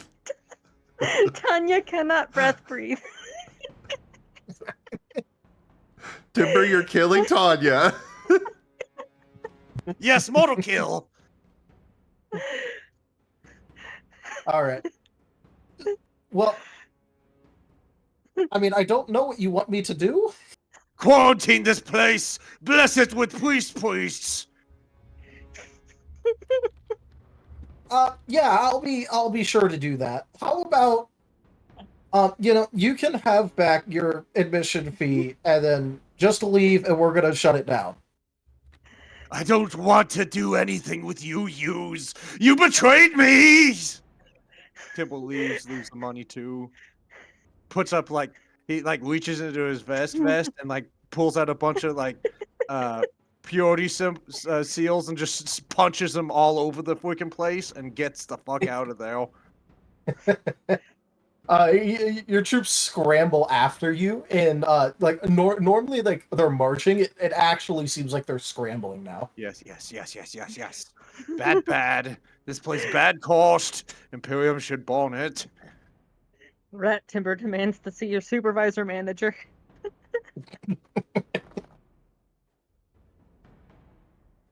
Today's report will be so bad condemning. Yep. As you were saying this, the Martens, you managed to find Timber and his crew absolutely fucking booking it. So all of them are rats? Yes. And I assume Something was in the water. I assume that even though Timber disconnected, the others are still connected, right? Well, they aren't in your collective per se, I don't think right now, but It's pretty yeah. obvious that that's Temple, just different shaped. Timber? Yes. He was They're friend-shaped, running now he's food-shaped. up to him. What happened? Can I roll a religion check? Yeah, go ahead. Please be bad. Please be bad. Please be bad. Oh. I mean, you can fail. Oh, I could choose to fail? Yeah. Yeah. I fail so epically. I choose to fail. Failure is an option. This is so obviously a curse from the Kaiserin or someone upon the city. The Empress protects. It is either from the Empress or from the Void Beast, and you're not sure, but no matter what, it is absolutely cursed. Bomb! I need a bomb blow. Cannons. We need more cannons. Why? Heresy! What heresy? Look what it did to me's. Yeah, you look better this way. Terrible. Brutus raises up his Kanonengewehr and goes, gun cannon shoot kill? What's he aiming at? He's aiming back at the bathhouse. I'm gonna need to mute my mic for a bit here.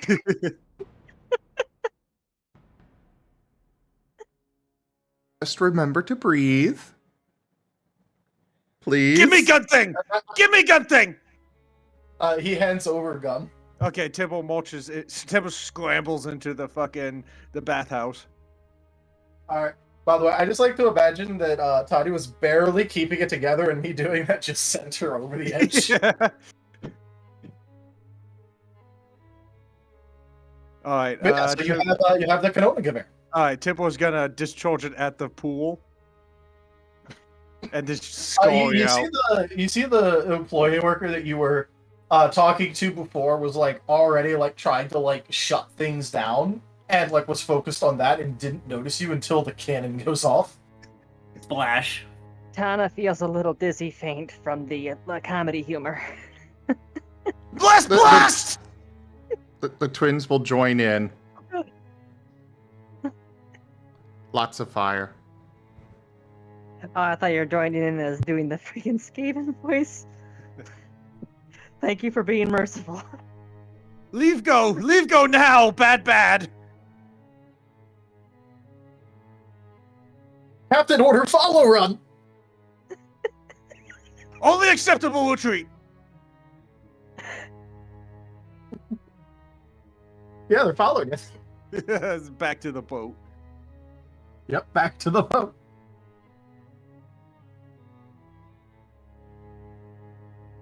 Just so you know, like when you get back to like where the boat is, like you could see that there was like in the middle of like a big feast going on. Temple runs up with his man yelling, "This is redacted, bad!" And he shoves all his men into his room with him and barricades the door. Okay, it's good you mentioned that because they were following you into your room at this point. Yeah.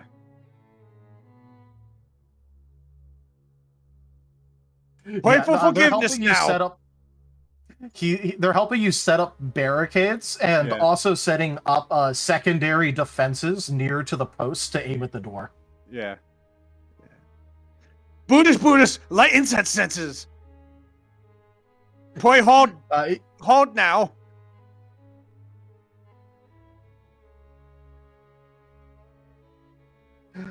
He's gonna reach into his back pouch, grab out some incense. Like he's like scrambling because he's not used to his fingers. Yeah. Sets them down. Manages after some struggling to light the incense. And goes, yes, Jaeger Captain. Tim was gonna go over to the bucket of fucking holy water, punch it open, and just start sprinkling the boys with it. Wait. Are you talking about punching open the barrel? Yes. The barrel of holy water, yeah. Oh, that cost us 750 gold. This is obviously cost bad. And you're on the deck above the necromancer, who is susceptible to holy water? Is in the captain's quarters, which is in the back of the boat. Yeah. It can theoretically float across the deck, and this ship is leaky. Well, I'm not the one, you know. I'm trying to do what I can to fucking fix whatever the hell just happened to my men, guys. He's even doing it in third person. Rose? Yeah, I mean, his follower soldiers are not in a good mental spot right now. Follower soldiers, you're doing it. Rose, looks like we need 3 more copper. I don't know why this is hitting me so critically, okay? Timber like takes a gulp of the stuff too. Now. They're gonna follow your lead on this one. They're all gonna take their own gulp. So did he actually smash open the barrel of holy water? Yes. Well, he punched open the top. He didn't punch through to the bottom because then he couldn't get the holy water. Yeah, duh. Okay. Just because I was just picturing him like actually like breaking the freaking barrel and then Gatorade, dumping it like a Gatorade bottle, Gatorade thing over his fucking guys. Yeah. Don't give him ideas. As I see, stay faithful. Yes, loyal, please. Run on the ship. Loyal, pray. Yes. Follow Captain Order now.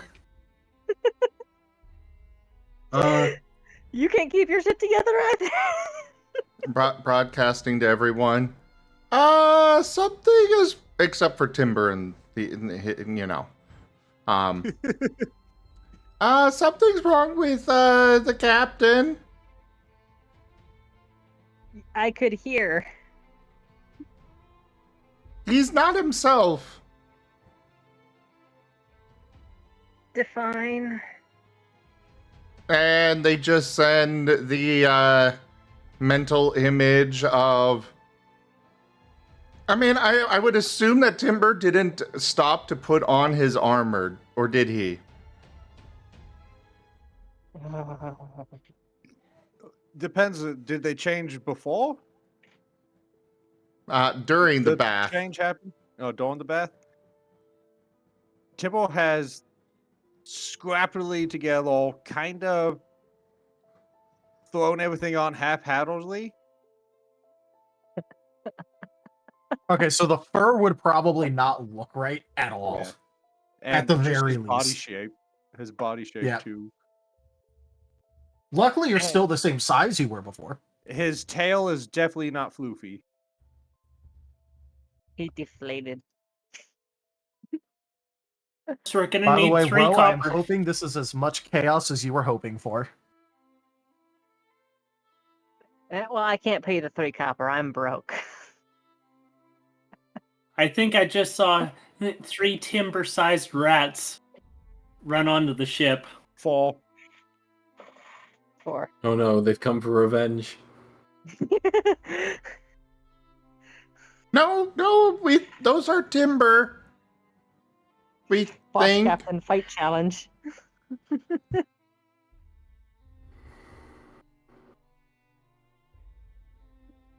I'm just waiting for the influence where the holy water turns out to actually be cursed as well, extending the duration of it.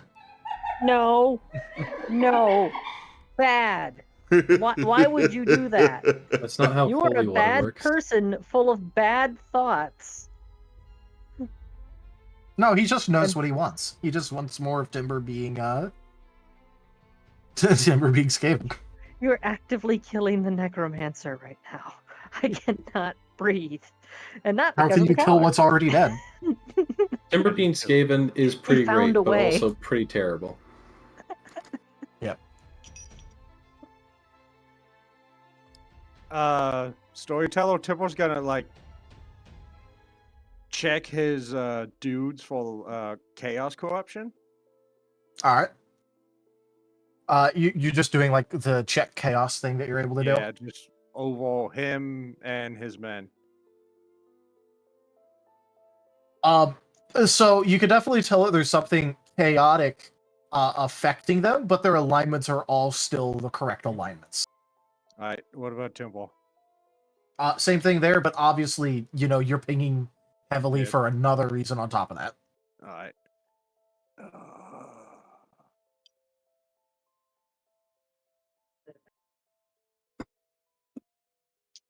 I guess Tip was just starts praying very hard. He's gonna spend all night doing that. He's not going to sleep tonight. No, Timber gets exhaustion. Yep. And Rose is staying up all night too, so got a lot of people that are burning the midnight oil. So, does Maybe anyone just- have anything else they want to be doing during the night? Yeah, Moriarty's Right. spending the night at a tavern drinking. He does not want to be Go near for the children. ice, boo! Go for the There ice! it is. Rusk! I was waiting for it. As soon as you said something, I knew it was incoming.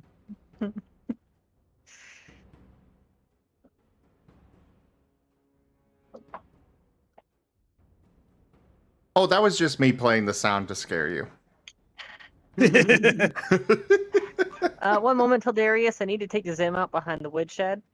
Oh, I'm sorry, old Yeller. I'm sorry, boy. Timber's just going to hear And- scratching at the door. I had Let me out, let me out, such let me out, let me out, let I me out. had such a serious moment I was gonna have. It was gonna be so nice, but oh well. Chaos happened. It This is is your why I sworn crusade. enemy after all. This is why I crusade. To stop chaos like this from happening. Yes. Plan bad, not go as planned. Are we at 8 hours yet? Well, overnight, yes, you definitely get to 8 hours. Well, as soon as we hit the 8-hour point, Rose is going to be seeking out Kemo, because that means that the phylactery is ready. All right.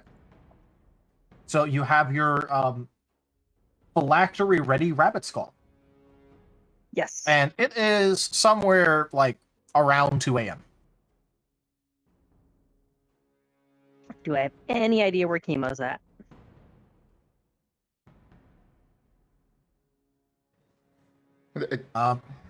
You can always ask the twins.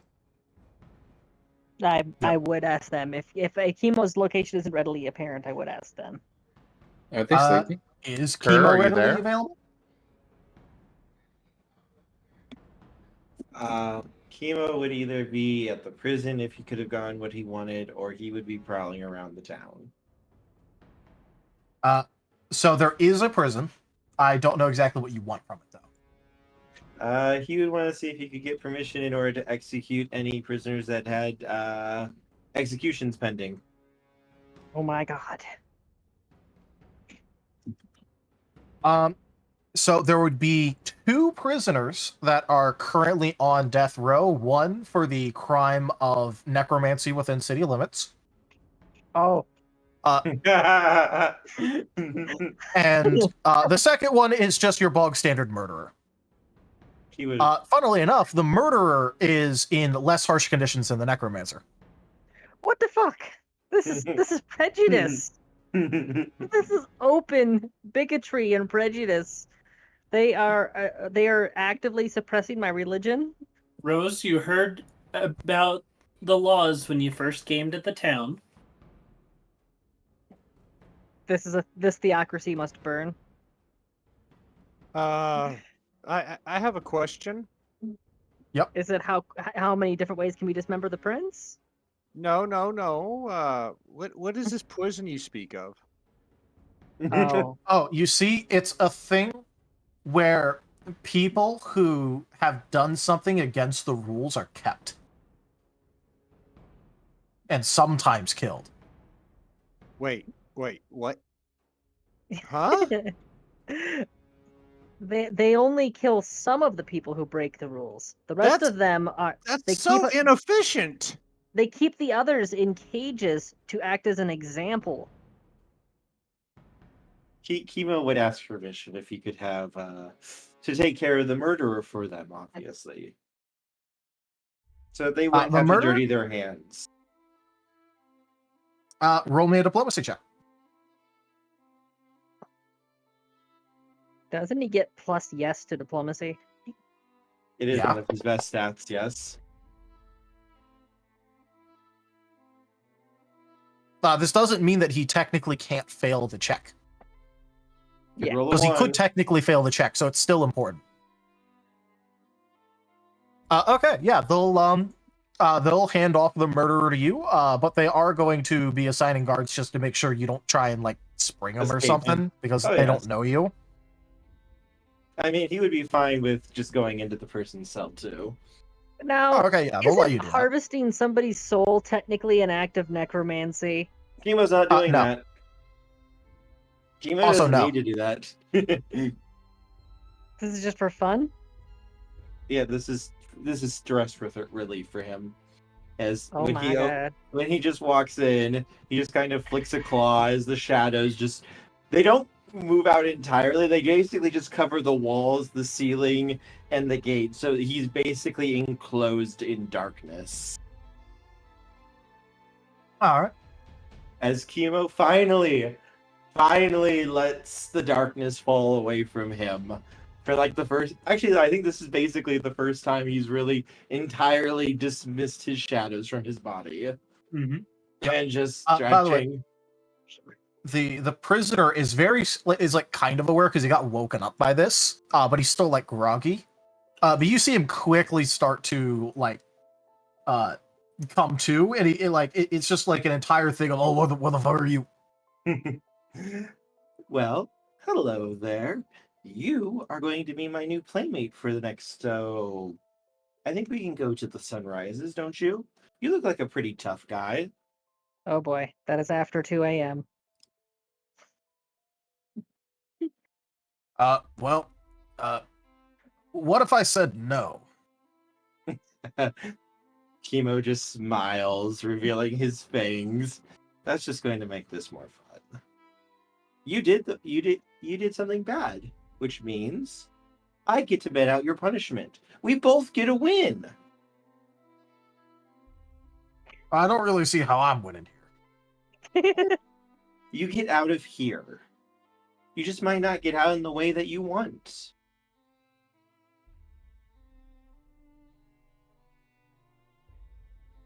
Now, as Kemo is going to focus and tendrils of shadow are going to shoot out to attempt to grapple and bind this man. Let's get started, shall we? Go ahead and roll me a combat maneuver bonus. Alright, let me double check my thingy thing real quick because it gives me bonuses to this. Yeah. He's already technically like, he already technically has debuffs to this, so he can't like resist effectively, but it's just like just in case.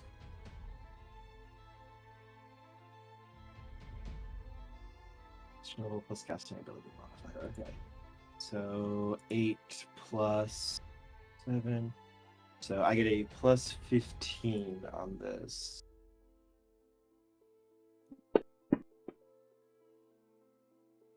Oh, Almost a 20. That looked like a Almost. 20. All right. You're still like getting a feel for this whole thing, but you got him wrapped up pretty tight by your reckoning. He is going to take a little bit of damage from this from the start of the grapple. All right. So How much damage? more than I was anticipating. 46 Can you? damage. Oh yeah, he's fucking dead.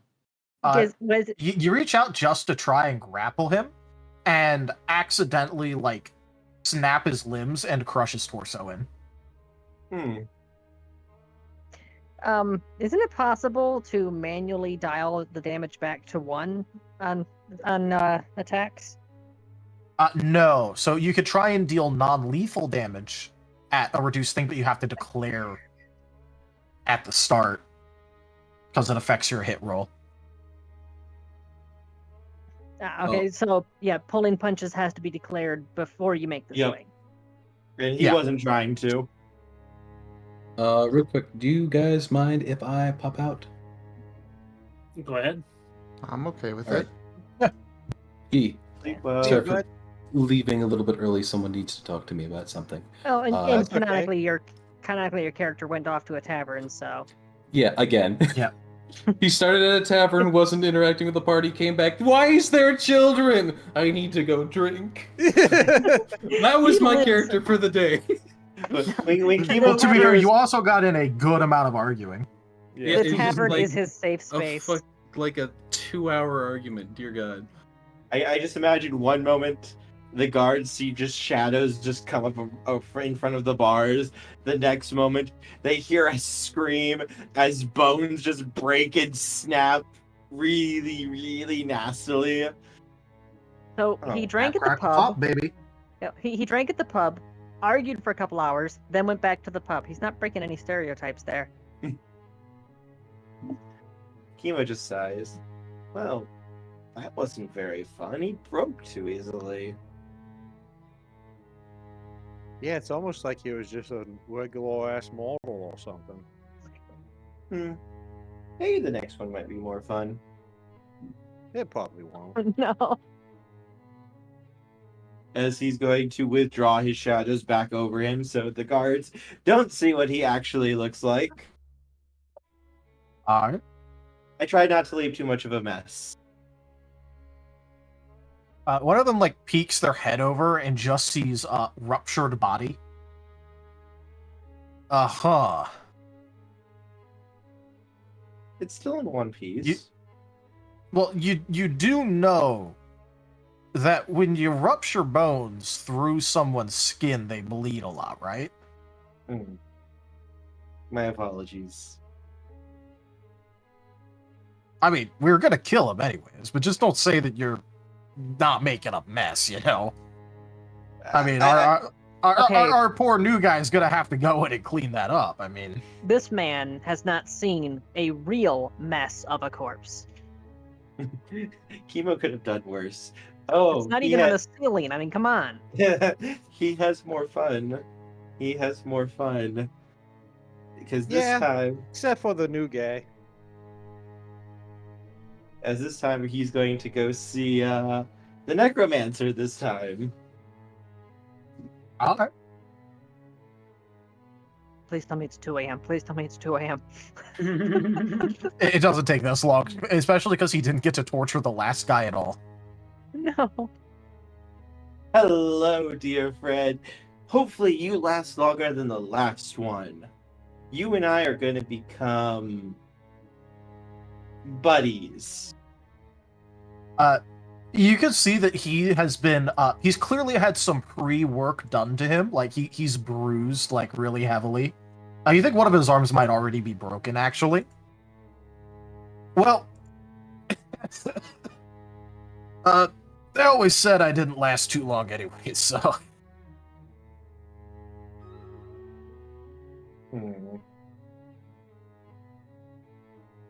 Let's see how well we can do this. He's gonna flick his hand out as the man's shadow is going to flow under him, and he is going to need to make a reflex save. Well, he's currently, like, shackled 15 different ways, so he fails. Oh. If he's shackled, I don't know if this works then. Because he can't... Can he fall? Oh, yeah. No. So his body is shackled to itself a lot. Oh. So he falls into an 80-foot pit of basic water. The darkness is taking on the consistency of water. And he's basically fallen into an 80-foot pure dark lake. Okay, so does he fall 80 feet, or is he sinking into something that is 80 feet deep? I believe he is sinking into something that's 80 feet deep. Yeah, to Okay. my understanding, it is a pool of water that is 80 feet deep. Yes. All right. I just wanted to make sure that it wasn't like they drop in and then the substance fills, because there are spells that do that. You may spend a spell point to create a blot that acts as if it were a pool of water. This volume of liquid is an extra space of 5 feet, so it's 40 feet deep. 5 feet deep per Alright. caster level and does not damage the surface that has been cast upon. Creatures underneath the blot when it's formed can make a reflex save to avoid falling in, and if the creature possesses the ability to breathe underwater, it can breathe within the darkness. Light does not pass through the blot liquid, and those within have their senses limited in the same manner as pure darkness, so dark vision does not work, except for 5 feet ahead. And it lasts 1 minute per level, and they are returned to where they were when the duration expires. All right. So my question for you is, how long are you leaving them in there? He can see perfectly within his own darkness, and he is just going to walk forward and just drop in because he doesn't need to breathe. And he's going to basically swim down to try to pull the man back up so that he won't drown there, so he can pull him up so he can get air before letting him go again. Okay, so you're like waterboarding him effectively. Basically, yes. All right, then in that case, I'm not going to roll for the chance of him dying because he's not going to. He's Normally- just going to cast control on you. He can't cast. Not if he's a wizard. Yeah, he's Yeah. tied up. Also, there's a reason that he was locked up so much, and it's so that way anything that had a somatic component, which is a lot of spells, would not work. Kemo is also careful not to reveal his true form to him, because he doesn't want him to realize he's dealing with an undead. Yeah, which is entirely fair. Yeah, normally Kemo would combine this with his the other spell that he just used, the tentacles, and basically have the tendrils grab someone when they fall into the water and pull them under. All right. How long are you doing this for?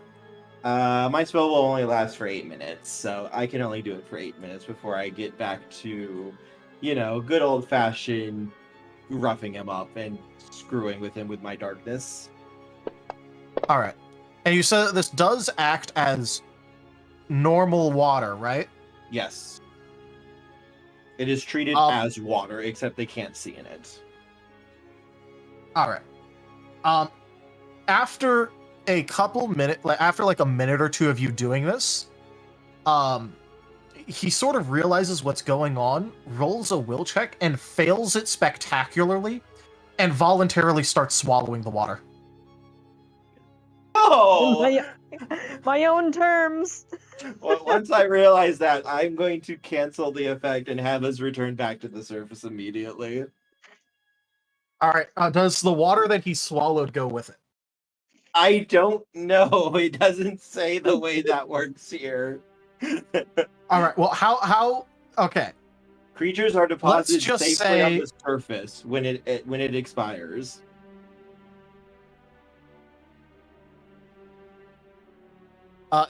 Okay, you know what? I'm just gonna say that for the sake of this, that it does go away.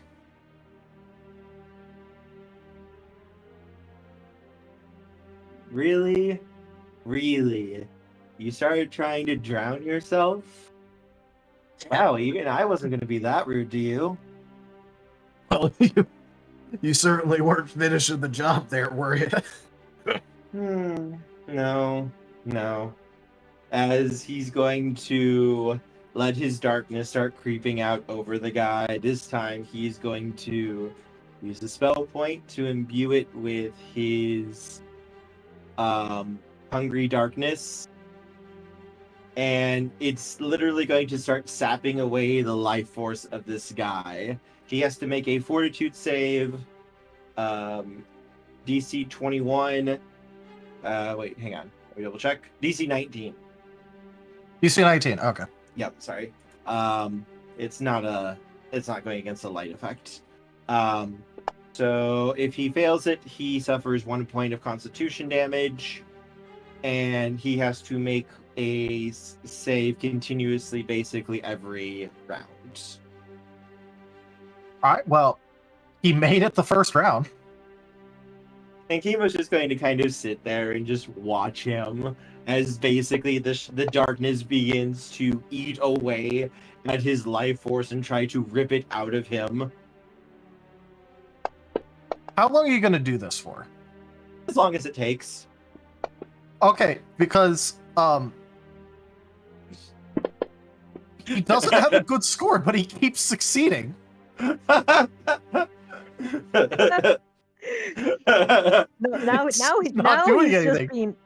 Now he's just being obstinate.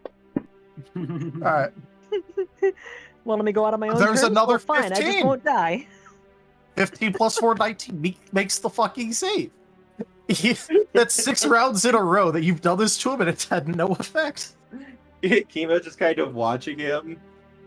Normally this starts to take effect by now, as it's like 30 seconds in now. Another one? Well, Kemo's most having rates, performance issues. yeah, most Oh, rates at that some one point was in a life 20. will, experience. That one was a 20.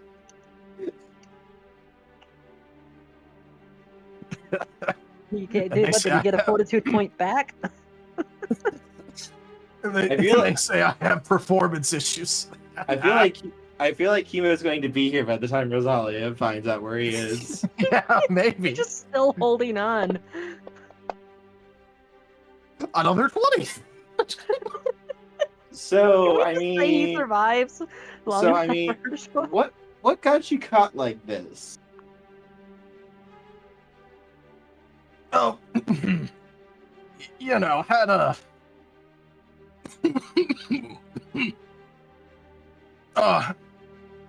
was outside the city for a bit. Out like just going out in the fields.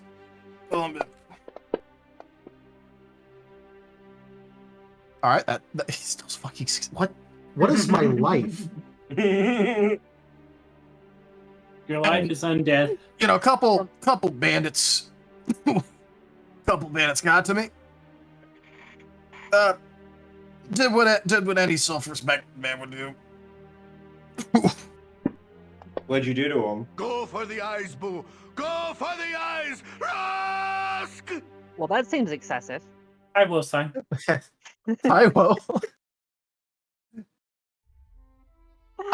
I don't understand this.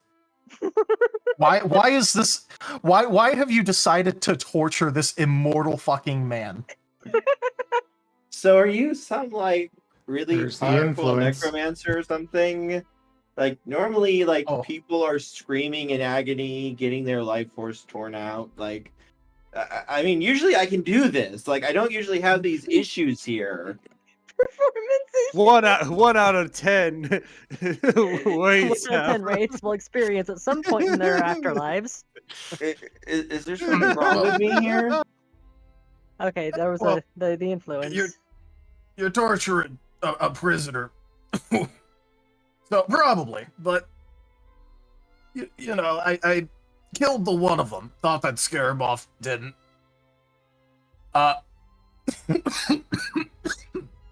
Oh, and then after that, raised him up.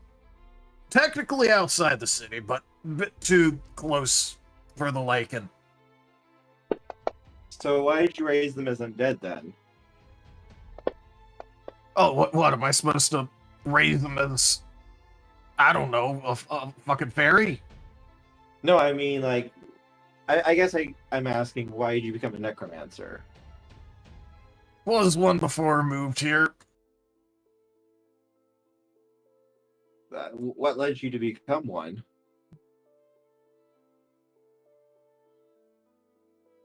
That feels a little bit too personal. Thank you there, Will, by the way. That legitimately just saved him. Emo's going to flick a finger as the shadows kind of withdraw from touching him. Wait, I'm what was kind Wo's of thing? curious though.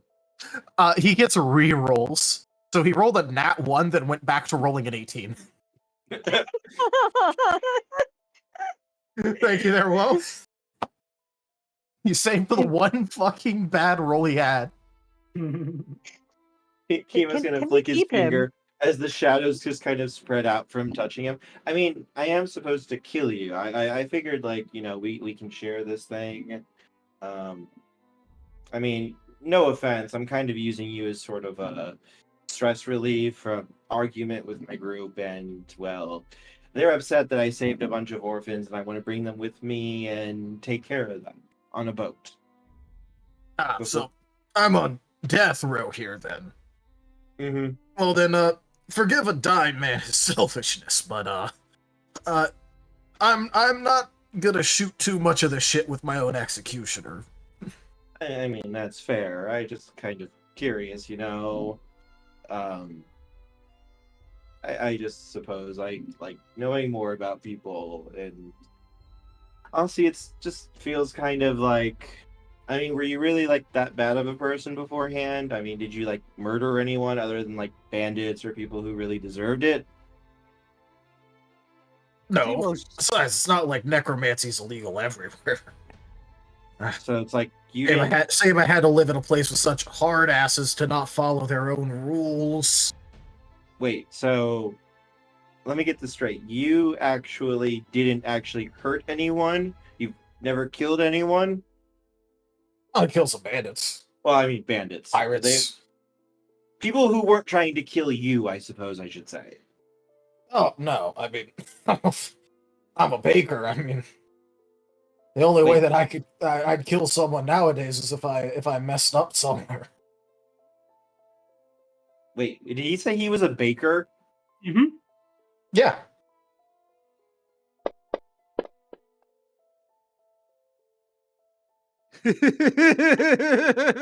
So what do you bake?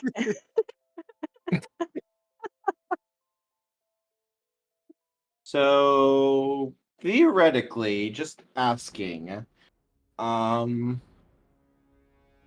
say you could get out of here, where would you want to go? The fuck away from here.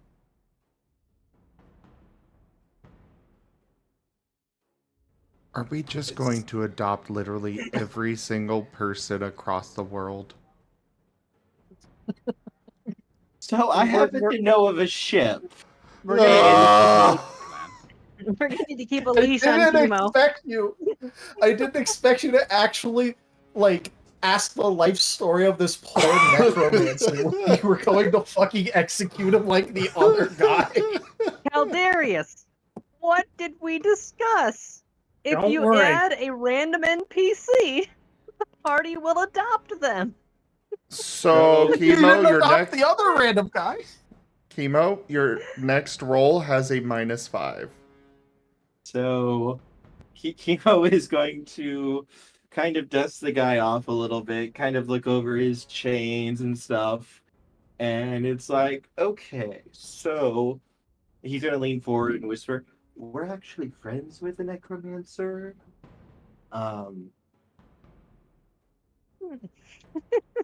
And she has all these undead and stuff, and he's going to pull his shadows back actually to show himself to him. Hi, nice to meet you. So he actually has a little bit of difficulty. First off, it's already fucking dark in his cell. And second of all, you can clearly see, like, if you roll him over, because like he's been like on his like stomach this whole time. Mm-hmm. If you like roll him over like a little bit, that his eyes are almost completely swollen shut. Tell me, can you heal from negative energy? No. Some necromancers can. I figured I could ask. No, I'm not. Look, I picked up a thing or two in my travels. I'm not some sort of master here. He's not.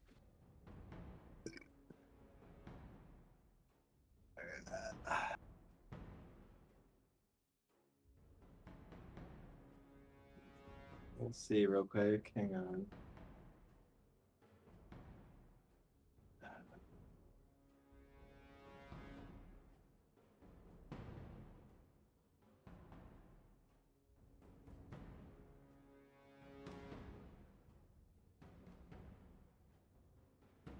So Now- I'm going to use my Aid the Dead ability, and basically I'm literally going to reach into the shadows and rip out one of the souls that you can see moving in it, and just crush it in my hands, and let the mist flow over this guy.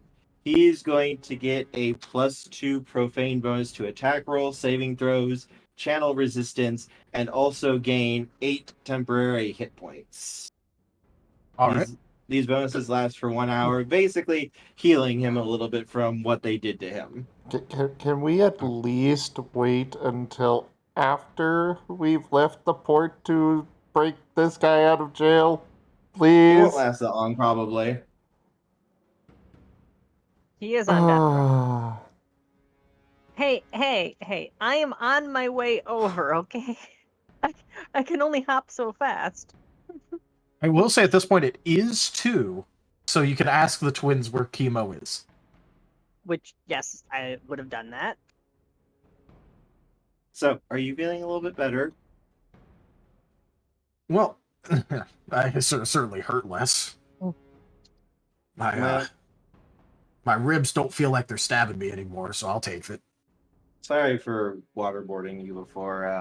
I thought you were actually, like, killer, like the last guy over in the other cell. What's a Tanya Sapien is what's ringing the a Marten little phone. what's a little torture between buddies? Am I right? I mean, I'm still sorry for it. I thought you were someone who actually, deserved it, and apparently you really aren't. So that's totally my fault. I know it doesn't make up for the pain I caused, but I am sorry for it. And as he leans forward and whispers, "How would you like to, get out of here and stay alive?" Rose is trying to contact Kemo. What's up? Golly gee.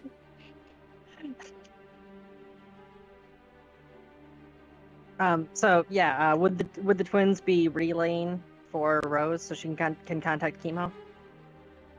Sure. Kemo, where are you at right now? The prison. Why? Stress relief, originally. What do you mean originally? Well, I think I might have met a new friend here. Very nice. He's a baker. Also a necromancer. But a baker, too. I'll be right over. We have some things to discuss, and apparently you've just added something new to that list. So, what's your name? Oh. Well, don't laugh at my name. It's gotten me enough stares. But it's Vesk. Not Veska. Vesk. From an entirely different region and not at all related. Yes. Okay. No, I think that's fine. Look, I've gotten enough shit for it over my life. I feel sorry for this not. dude. My name is not Veska. Missing a syllable. Not the same. This poor guy. So, how are you around kids? I bake bread. Do you think I don't deal with kids trying to get bread? Just checking. That's good. That's good. You're doing very well on this interview. And as for your previous question, I don't know. Would I prefer getting my ribs kicked in every meal, or would I prefer being sprung by a person I've just met? Fair, fair. All right. So, does this room have a window, Darius? Absolutely the fuck not. Figured. How deep into the prison is it? Fairly deep. You're in the maximum security area where, like, the fastest way out is through, like, 5 turns and, like, a couple walls, and then you reach your first window. I mean, I can walk through the wall, so it's not that big of a deal. Yeah. If you want, as the crow flies, you're about 7 walls to the outside. Okay. If you just want to, like, straight up Mr. Incredible's run through walls, but, like, with shadow. On a scale of how strong would these soldiers be? Would they be, like, that large of a threat if they tried to get into my shadows? They're probably just okay, regular so- guardsmen.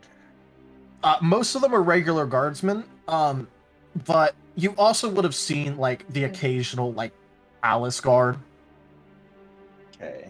Specifically just because you're in the high security area and, like, this is, like the shitty, you still have to work, but, like, not hard area where, like, it's, like, the light duty area.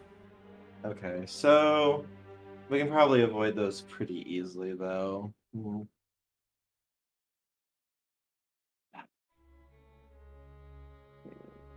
I mean... So, happen to have a lockpick, or...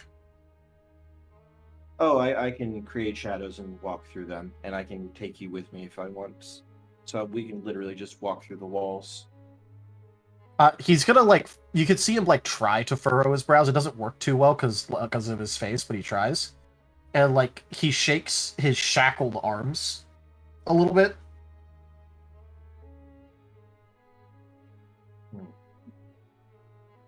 I thought he wasn't shackled to, like, the walls or anything. He was just, like... No, he's bound. not. He's shackled to himself. Like, Oh, so, yeah, like, no. imagine, like, full body bound to himself with, like, multiple interlocking cuffs. I figured Like Like, a I'm talking- padded cell straitjacket almost. Yeah, like, I'm talking wrists, elbows, like, arms bound to the sides of the chest, legs, ankles, knees, I'll just carry you out. And legs once we get bound out- to hands. once Like, we get he's out, I'll have effectively to carry you out. hogtied. once I get you out, I'll have the kids get the locks off of you and everything.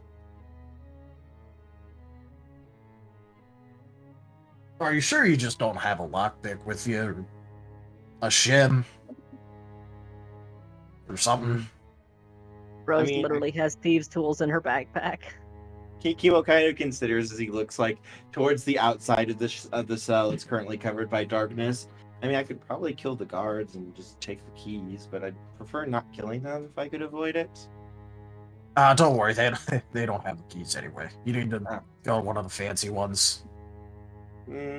How tough would you say they are? You're asking the man that got caught and imprisoned by normal guards how tough the palace guards are. I mean, you seem pretty tough. You survived in my darkness for like 2 minutes. That's a record. I just think you were having performance issues, man. It happens to all of us. Okay, yeah, maybe. Okay, I'm not usually used to like doing this to someone on command. Usually, like people like would walk into it and everything. I'm still kind of getting everything down. So it's like I was trying though. Okay. The cope. I'm sure. Man, But- I love when that happens. I don't know. He just kept hitting the checks. I don't understand. The only times he would have failed, he was saved by Woe.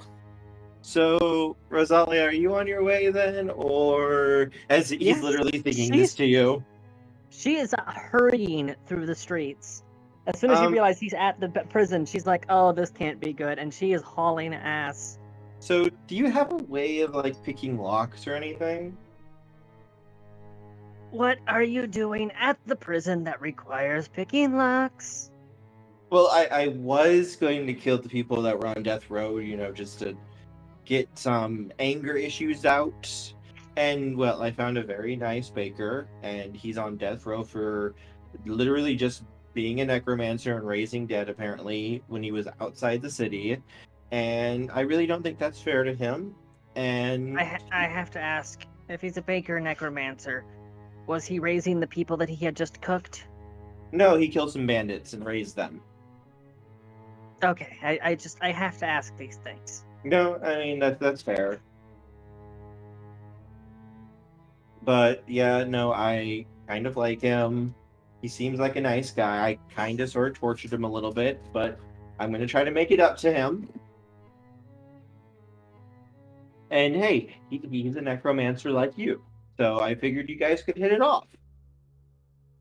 Kemo, why is every single conversation we have an existential crisis? Well, I mean, I figured at the end of the week, once the boat's done, I'll kill the prince for us because he kind of deserves That's it. one of the existential crises. Just.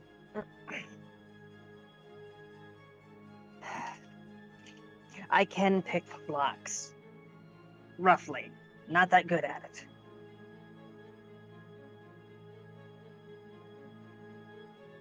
So, would she be getting close to the prison at this point? Yeah, you could be at the prison right now if you want, actually. The guards will be stopping you outside, though. Very obviously. Hey, what are you doing here? Don't you know what time it is? We already had one creepy visitor. I don't think we need a second. Was he about yay tall, wreathed in shadow, insufferably polite? Yeah, that'd be him. Fucking brutal, though. Holy shit. I was coming here looking for him. Oh, you do care. So, are you sure you want to go see him right now? He's AWOL. Well, he's in the middle of something, is what he is, and I don't want to be the one to walk in the middle of that. Not after the other one. Holy shit. What? Did he pop somebody? Did he splatter their entrails on the ceiling again? No, instead he kind of turned him into a pretzel. Oh, but with he's showing limbs restraint. instead.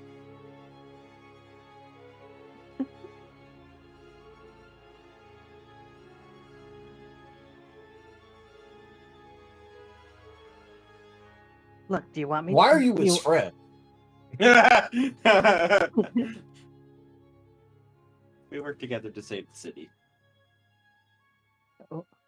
Why am I his friend? I don't know. Why do soldiers keep savage dogs? Hey, Because they're highly effective. I'm a little bit higher Alright. than a savage dog, don't you think? Only a Higher little level. bit. Stop eavesdropping, Kemo. I'm hyping you up. Oh, Of course, he's not timber. okay, fair. Sorry. I thought that was more of an insult. All right. Go ahead and roll me.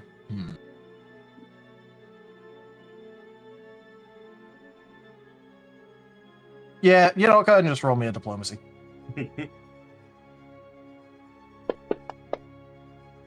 Nat 20! There was a -5 to your next roll. That was for Kemo. No. Oh, Kemo has right. not rolled again. Derp. Yet.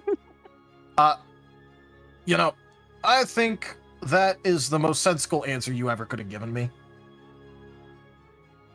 So, you know what? Sure, I'll show you where he's at. I don't know how to get through those shadows. That's on you. Once I show you where he is, I'm out. Don't worry, he'll let me through. All right. Well, just follow me. Look, he's been in there a while. Please tell him to just not make as much of a mess this time. If you want, I can make it so he doesn't leave a body behind at all. You know what? So long as you do it after the shift change, so it's not my fucking problem. We'll just forget to check the cell until morning. By then, it'll already be gone. You know what? I'm gate guard. That works for me. And he's just gonna show you back, gesture you towards the shadow wall, and get the fuck out of there.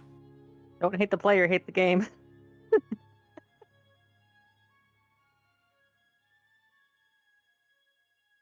He also very pointedly did not look back at you as he was leaving. You can also hear where the distance going with like a geology tune, like I would find it rustic architecture.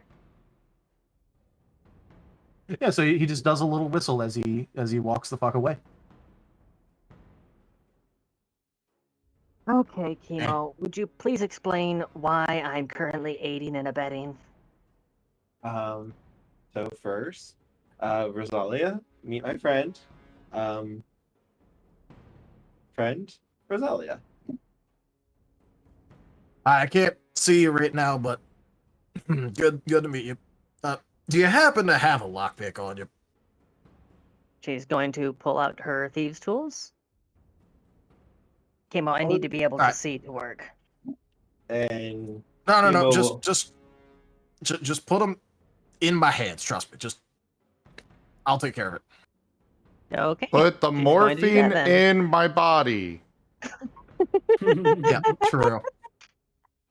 Rosalia, do in you me. have any healing magic? No. Unless... Hey, are you Necros? No. I'm a soul weaver. Not you. No, I'm just a wizard. Then no, I can't. Yeah, I tried to find out if negative energy could heal him too, because if it could, I was going to heal him. All right. Well, as soon as dawn breaks, I could hit him with the armlet. But until then, no, I can't do any magical healing for him. All right. So, you know, the one good thing about being a baker is knowing how to, work your fingers. Let me just. All right. And you hear the jingle jangle of the lockpicks going. And then you hear a lock pop. And some chains clatter. And he's undone his chains. No, he's undone one. Is very many. But he's no longer hog-tied. Because that was the one he managed to scrunch himself first. Yeah, while he's doing the second one, then she's just gonna say, "So, quick question I have to ask: have you ever baked anyone?" No. I'm asking the baker. Oh, sorry. Chains clatter. No, I can't ever say that I've baked anyone. But he's certainly gotten baked. That was actually the joke I was gonna make. 21. Is he lying? No, but he was very specific that he did say he never baked anyone. So he deep fried them. Chains clatter. Dude, what is this guy? Thief first, necromancer next. No. We've got him back. We got the bird back. The chef. Chains clatter. No, Please we tell me did this guy's not. avian. We cannot replace our chef unless they are the Swedish chef. Yes, that's what I'm talking about. Then again, the twins can make it so he only speaks that way. Chains clatter. Then again, with the way this guy rolls, they probably can't actually. I will speak how I choose to speak.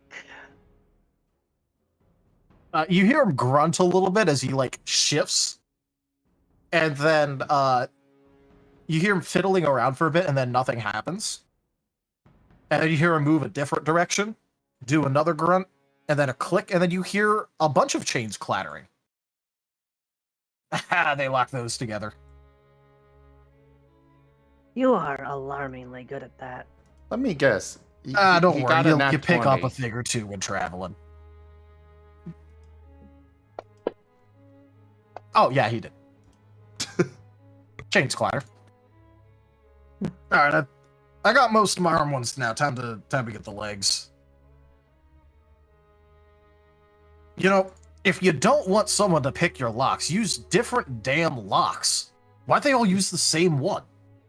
Probably because they're being Because, yeah, you realize what city you're in. Any cut corner they can cut has been cut. Because you need all the money to funnel up to the aristocracy. Heaven forbid that you spend a single silver trying to help those in need. Chains clatter.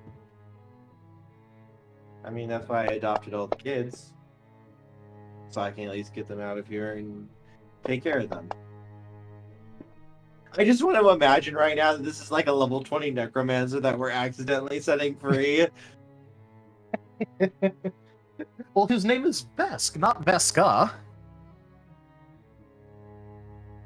Yeah, that sounds like a typical response from Veska. Chains clatter. How many chains did they have on him? 15. Fair warning, we have an hour left. Alright. And he pops the last of his chains. I'd say, yeah, that'll be the rest of the chains coming up. No, that was his last chain that he was rolling for just as the warning was coming in. You have a plan. He was actually just rolling for his last chains. You know what's a sad irony? Sky has given a +5 to Vesk. Oh man, You know that feels a whole of a lot better. You know what's a sad irony? Is that if he does join the crew and he ends up being the baker, that Rose would have more than just necromancer in common with him because she has profession miller. She knows how to process flour from raw grains. Yeah, you could get him the flour for his baking. Yeah, she could literally help him in the kitchen. The twins have profession lawyer.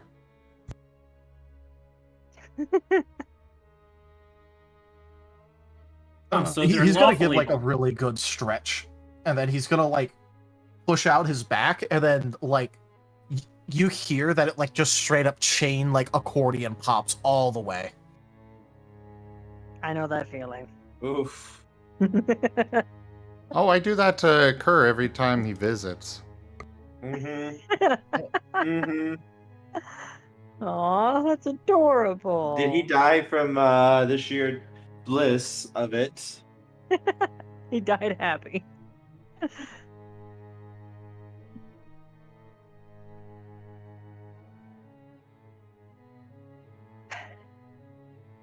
All right, Kemo. You got a way for us to get out of here? Because I am not in the mood for fighting my way through armed guards. How fast can you run? Before or after I died. Fair. Also, I don't run. I hop. It's more efficient. You should learn how to do it. Let's see. Well, I can fly us out if we go up, but I don't know.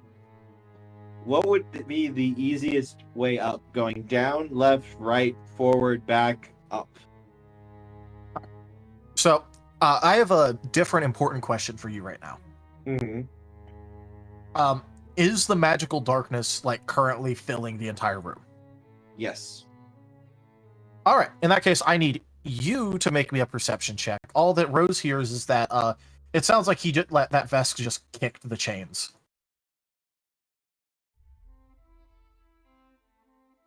Let's do them.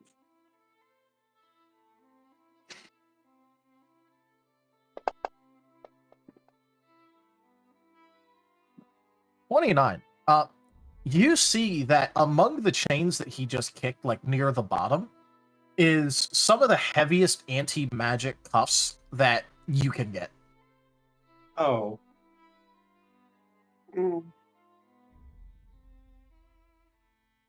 And you see him like sort of do like the arm twist, put the arm in front of him, and do like, you know, the little stretch.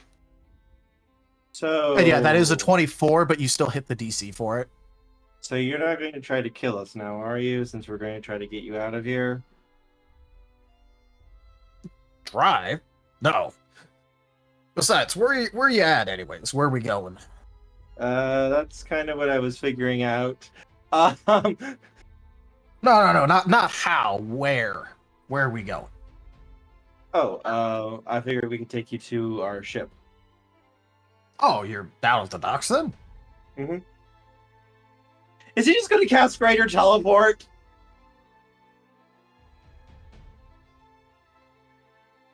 Maybe. You see him pat himself down a little bit and go, aha! Yeah, there we go. And then he starts casting some really fucking high-level magic, and all of a sudden, all of you are back at the docks. You guys? Oh man, this feels a lot better. Oh, thank you there, guy. You guys? You know what? For this, I'm gonna forget the whole waterboarding thing. I promise. I vote that we rename him Beetlejuice. You guys, I'm sorry that you just released Vesk. I may have just freed at least a levels like 15 to 17 necromancer. Actions have consequences, with a Kemo. necromancer specialty. And Kemo actually showed himself to him. Well, eyes were kinda swelled shut, but then you kinda like healed him a bit, so. No, Kemo is still like that right now. Refresh my memory. Oh, who then yeah, exactly absolutely. is Veska? Veska is the guy who created the Veska was a human who was effectively like considered the prophet for the gods of the Renewal faction, which is the Destroy and Start Over. And Veska started the Veska United Front as a prophet, where he went around to different groups and got them all under the banner.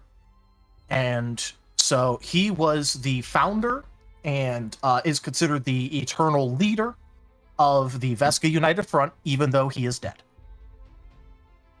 Actions have consequences, Kemo. You fucking loose cannon. I just wanted to be nice, and he seemed like a baker. Hey. This can still be a good thing. I mean, Now- if we can get him on our side. Has it been a day? I'm Yeah, sorry, actually, Kemo. I No, do this need is to deal with this is the it's currently like night. So It's like Kemo, you 2:30. didn't roll insight. I'm just asking if I'm still escaping. No, he did once and rolled a nat 1 on a sense motive. Yeah. Yeah. I rolled a Rose, you 1. didn't. If Tibble's still escaping. Yeah, is Timber still escaping? Yes, right now. All right. The twins are going to jump up onto Vesk's shoulders. Who's this? This is our new friend Vesk. He was imprisoned for killing some bandits and then raising them from the dead after they tried to kill him. And they were going to murder him for it.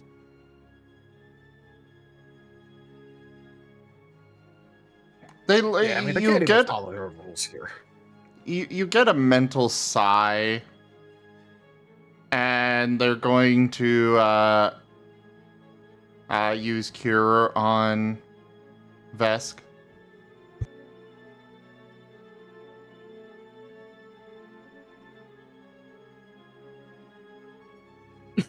Oh wow, that's a whole of a lot better.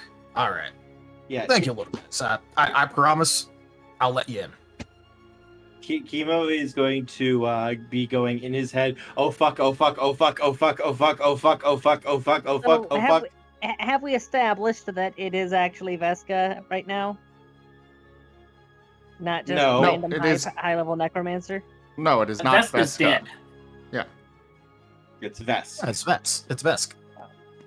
Okay, I was confused about that. The actual Veska is an undead. Well, So you see, the thing is that the VUF and the HKO, which is the Heavenly Kingdom of Akra, are very old. Vesk, would you like to travel with us then? Oh, sure. I mean, where are you going?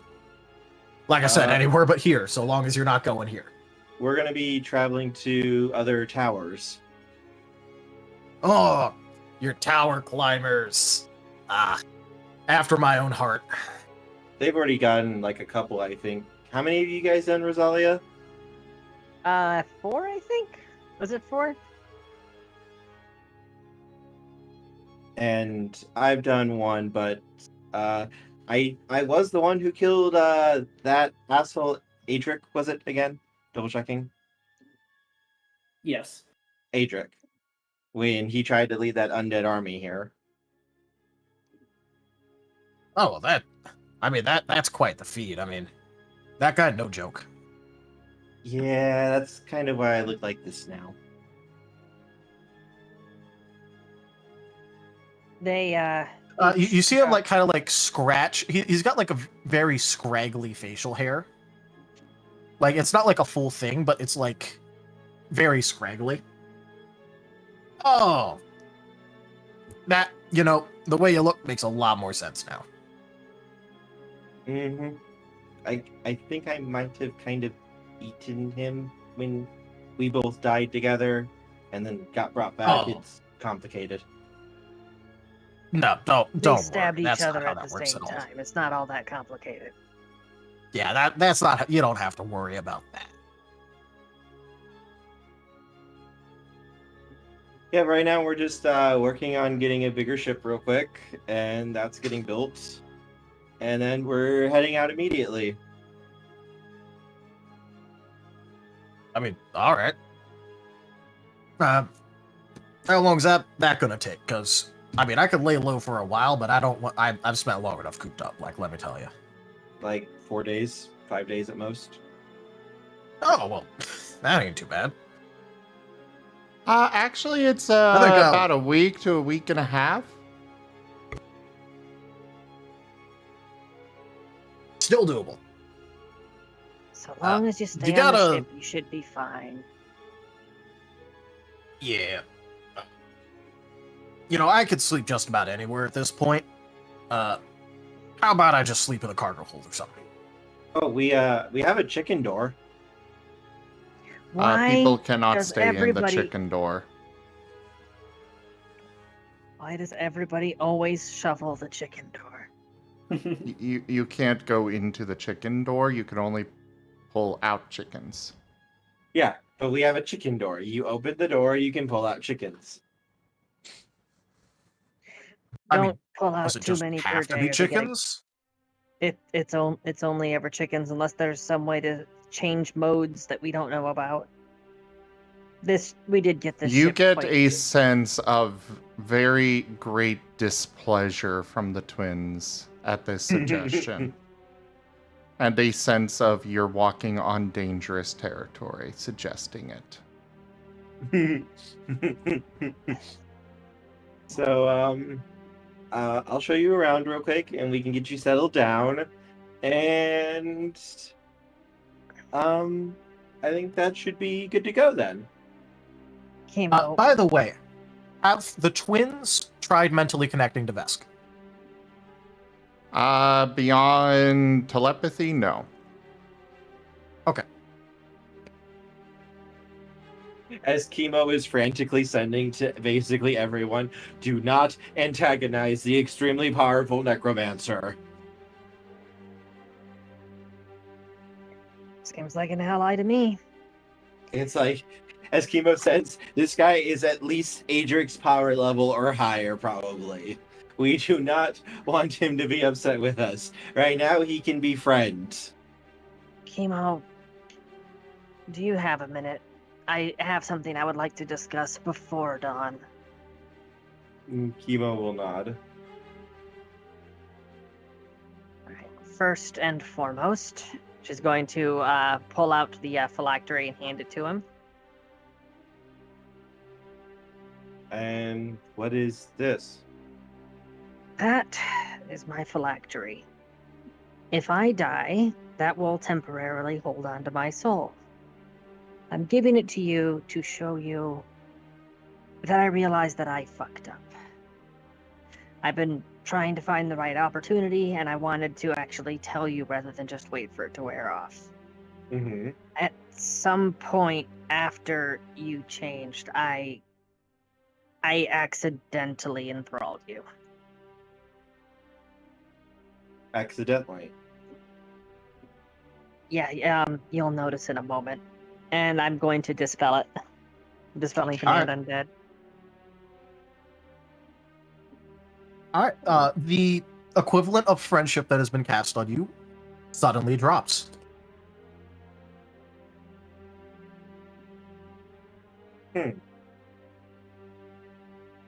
I see. Crush. So, It was entirely by accident. I'm not used to working alongside sentient undead. I suppose that is understandable. And you did side with me with the kids, and you did try to back me up, and I do appreciate that immensely. Plus, you helped me here as well. So, please don't do it again, or I will hurt you a little bit. I won't kill you. But think of it as getting punched in the nose a couple of times. Well, that's why I'm leaving the phylactery with you. Because you, more than anybody else here, are the most capable of using it to either bring me back or end me, depending on how the mood hits you. You are one of the nicest people on the crew. I haven't had a chance to really meet the Knoll very much. And the twins aren't... They're a little touchy for me. I don't like that. But they did save me, so I owe them. And Timber As they are seems like a literally decent sitting fellow. right there. I know. That's what I said. It's like, I don't really care for the touchies, but they did save me and I owe them. So I do care about them. And Timbers is a good guy. He's a woven though, so that is what he is. As far as woven go, Timber's He's about the nicest they come. Oh, he's a fairly decent sort, yeah. And I agree. Gar, Tate! Kill! What's going on? And I don't know. I can only handle one curse at a time. And Gar is single-handedly responsible for me giving Knowles a second chance. I just have to ask though, is this sort of thing normal with like kind of glances towards Timber's room? Today is a slow day. Oh, I don't feel quite as bad then. You are not the weirdest thing that we have encountered. You want to know the weirdest thing that we've encountered? What's that? A beardless undead dwarf.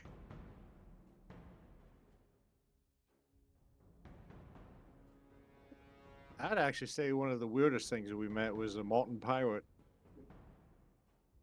We have two of those. They're a dime a dozen. No, I mean the one with the who talked like Dexter though.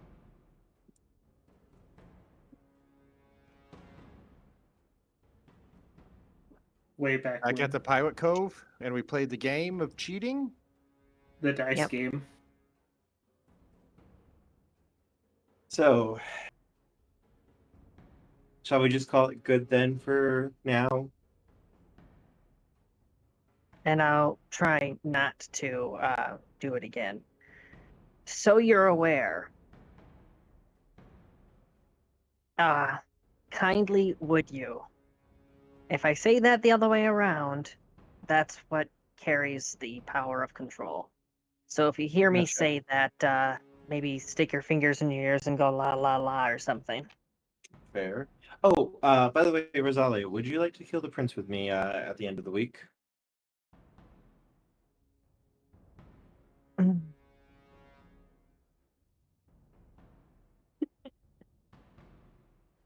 I am still very torn on that. There would be visible distress. It'll be fun.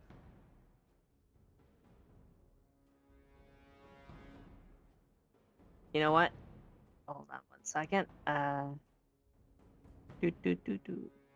I mean, we still have a week to decide, but I mean, think of all that wealth that guy has. Imagine what we could do. Kurt, high or low? Hi. Okay, I guess I'm helping. There we go. Freaking headset just randomly lost signal. Yeah, I'm guessing helping, and then it cut out. I guess That I'm was helping Timber the prince. That was Timber grabbing her by the throat. Heresy detected. I guess she's helping you take out the prince then. I mean, that's not for like another week and a half. We have to have our ship ready and everything ready to go. I still haven't gotten to talk to Greaves. We can get some money, some nice magic items maybe, and then we can go shopping. We still have those scrolls that need to be gone through. Well, we have a week. I'm still waiting on a very specific magical gnome to appear. Magical gnome?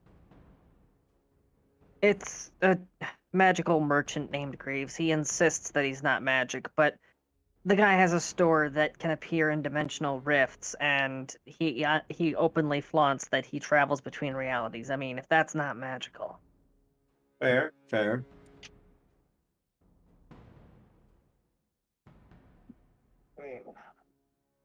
Oh, well, if you're gonna go buy stuff from a magical gnome, I mean, what are you buying?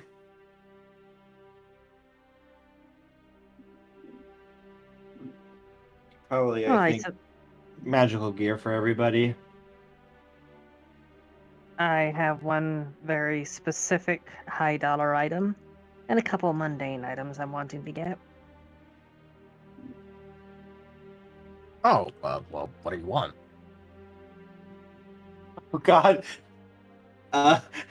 Rosalia, I just realized this is like a level 16 or 17 necromancer. He probably has low level gear up the fucking wazoo he can just give away no problem. Yeah, well, the one expensive thing that I want is like just going to take a deep breath, go.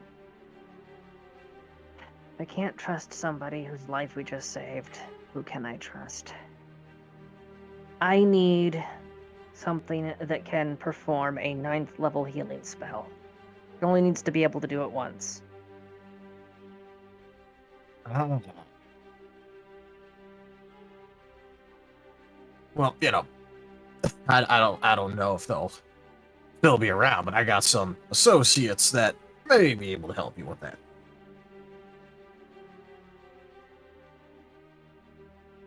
Yeah, but such things normally don't come cheap. That's true. And he starts patting down his pockets. He pulls out a thing or two and throws it to the side. And it's just like random junk. But it's random junk that wouldn't normally fit in his pockets. Nope. Okay, not Doctor that Who. one. He He pushes has a it back bag in. of holding in his robes. I mean, I Eh? would do it too.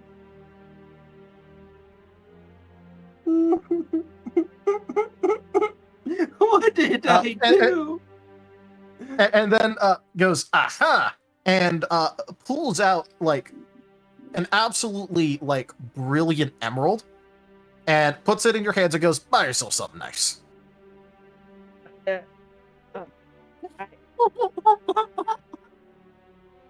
Thank you.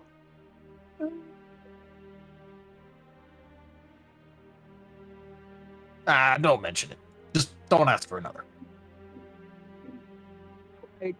I didn't plan on it.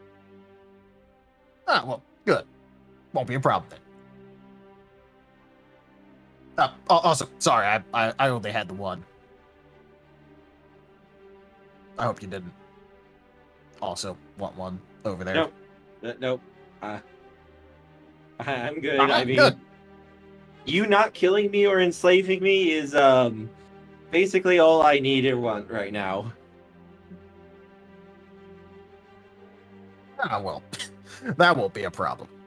Say, got any flour on your ship? We just restocked, as a matter of fact. So you got flour. All right. And he sort of shakes one of his feet a bit, shaking out his legs. And then starts walking over to your ship.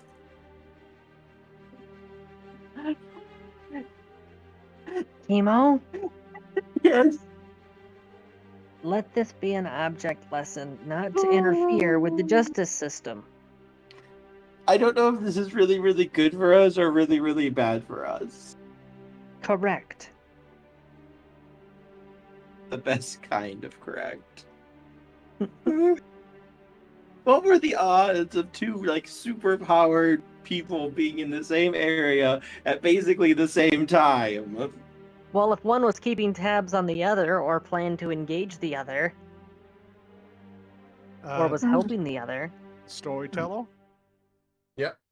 Can Timber wrap himself up in his bed sheet and step out? Yeah, you definitely can. I mean, your sheet's big enough to completely surround you. Yeah. So out comes a hunched figure wearing a sheet. Yep. And as you're doing that, you come across this weird-looking old guy. I mean, maybe not old, but elder, middle-aged. And he's just whistling jauntily as he starts boarding your ship. I forgot to ask, what species is he? He's a human. Why are there so many humans? How dare they? I feel... Zillion Bunny! What is Man-Thing? He's a new crew member. Where you find him, guy? Now, look, here, buddy. I have not officially joined your crew. I just want to bake these ones something nice for springing me from prison.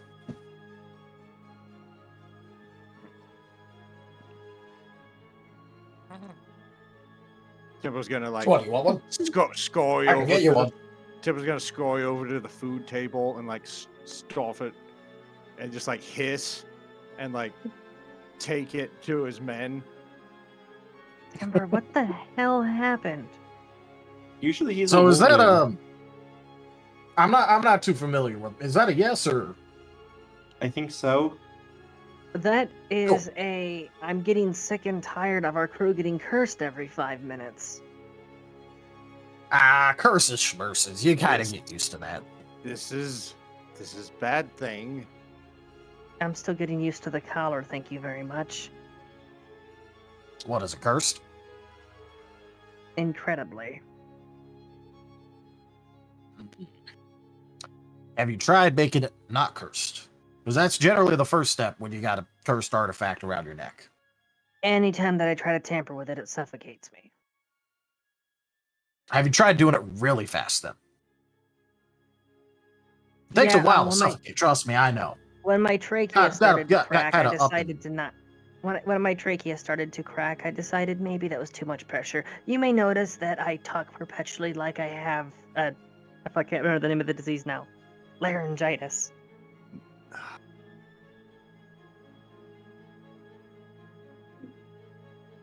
Bad horrible time. Tomorrow good. I mean, we all end up with our own little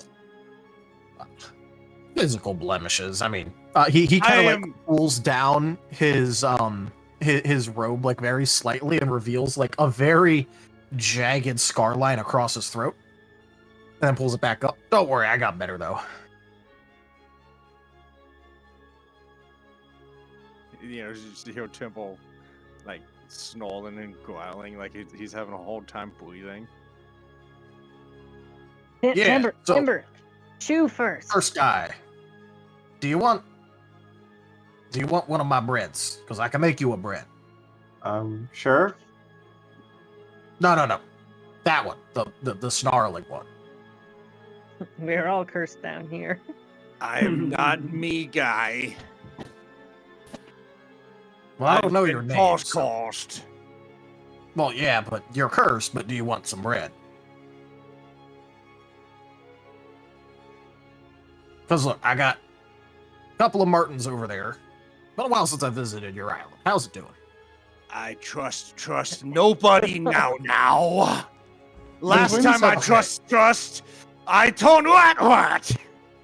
Okay, look, so I got the two Martens over there. I got Necromancer Bunny. I got the twins left. Wraith guy over there. Oh, they did? Wasn't exactly an opportunity to get that in, but yes. Okay. Right. After Kemo said what he did about them, they left. Oh. Wait, what did Kemo say about them? And after getting out of sight, they disconnected everyone from the collective. Wait, what did Kemo say? About supporting the orphans.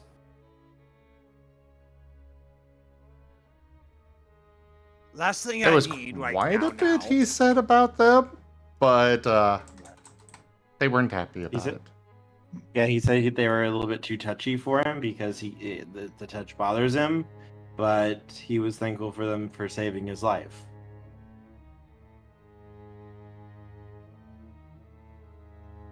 I have plans for this place, and I don't want to get fucked. Fuckity fucked. That one translates very You know, well. Here, I'm gonna give you some bread. It'll make you feel better. And he just sort of like shimmies down the ladder. I deserve all of this. And like he dramatically tones the bed sheet like it's a giant cape and marches back into his room with all whatever scrabbled cheese that he could get and bring it back to his boys. Hey guys, I need to step off for now. I need to probably hit the bathroom, and I probably won't be back by the time the session gets done. Oh, Yeah, actually, We're actually just about to end. Literally, The entire thing is just that he's going down now. Okay. Yeah. He's just going to be down there making bread for a while. Unless you guys want to go mess with him. I just wanted to say one more thing before I walked off. Just All don't go right, well, breaking any laws. And he shuts the door.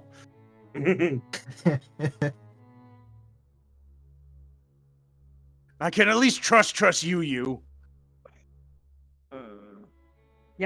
Yep, you can trust me. Looking over at the orange tint of the sky as the sun's starting to come up and going, maybe now I can finally get some sleep.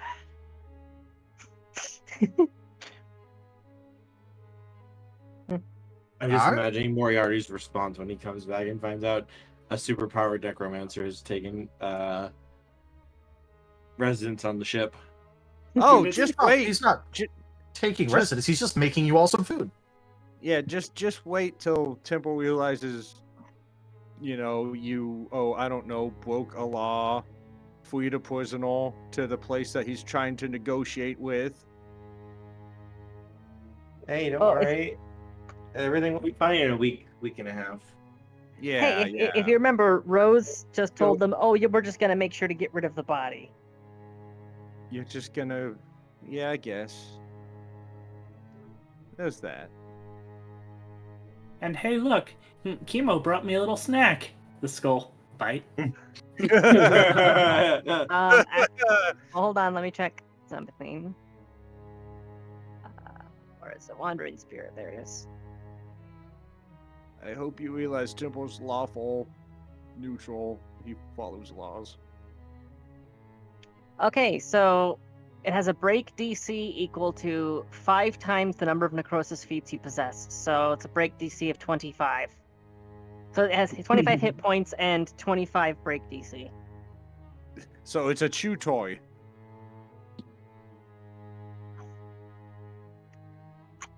Man, this skull's chewy. Just angry. Oh, and sorry. Does anyone have anything they want to do before we actually do end? No. Oh, and it has a hardness equal to triple your necrosis feats, so that would be 15. I don't know what the hardness means. Don't worry about it for now. Yep. If somebody was attacking it.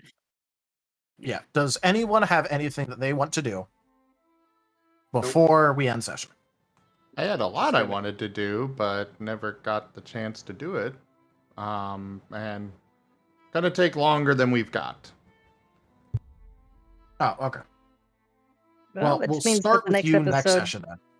Yeah, the next episode can be Marten-centric. Yeah, we'll just start with you next session.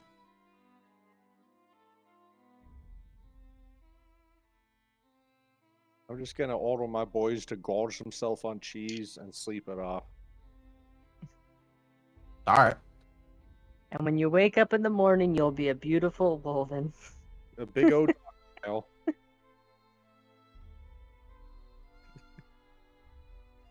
All right. So, as for everyone, so I know people are flagging, and so we probably won't be able to do the whole like dislike. Just feel free to message it to me like whenever. I thought we don't do those anymore. I do. We do. It's not mandated. Last time we said it was for just Taldarius, Kerr's game. Yeah. So I still do it. I'm just not like strict about requiring it. I just want to do it. But I know that people are like obviously flagging, so I'm not gonna like keep you. Just make sure to message it to me at some point.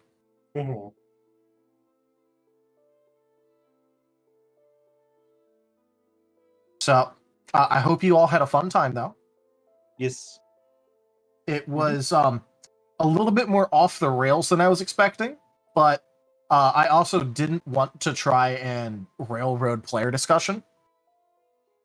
So I'm just amazed that we managed to have an argument between characters last an entire hour. Yeah, that went on a little It was 2 hours. Good God. Yeah, 2. Oh. I we mean, spent 2 hours discussing the ethics of powder What is it? Powder monkey? Is that the word? Yeah. Powder monkeys, yeah. Powder monkeys and gophers. We spent 2 hours arguing over the ethics of powder monkeys. Yeah.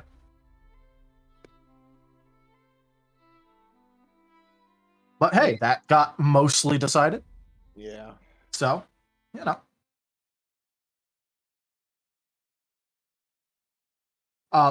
Also, Timber, I am sorry that it did kind of ruin the RP you wanted to do, but I also didn't know that that was a thing. Otherwise, I would have said sorry, no. Yeah. It was only after we had already kind of done it and would have had to roll back a lot. So if you want to do something in a session, just let me know if it's important to you. And this goes for everyone. Yeah. Just let me know so that way I can preemptively veto ethereal influences that are that would fuck with that. Because character moments are more important than ethereal influence, 100%. But if I don't know that there's going to be a character moment, then I'm going to say yes to most ethereal influences. Yeah, I had a bunch of stuff planned today. Okay. Well, Same here. just let me know next time. When it comes to ethereal influences, just let me know if you have like big plans for a session and want to do something like where distracting ethereal influences could fuck with that, because I don't want to fuck with that. All right. Well, at least I hope it was somewhat entertaining. Oh, it was definitely entertaining. I mean, Tanya was busy dying because of it. Yeah, I just had All a right. serious moment I want to get through. Well, thank you everybody for joining us today for Ascent to Ascend Pathfinder. Check out our website, zgfgaming.com. We've got links for our Discord, Telegram, Twitter, Patreon, and more. They are on the website as well as down in the description below through our link tree. Thank you to my patrons, tippers, and subscribers. It is because of your support that I'm able to continue bringing these streams to you all.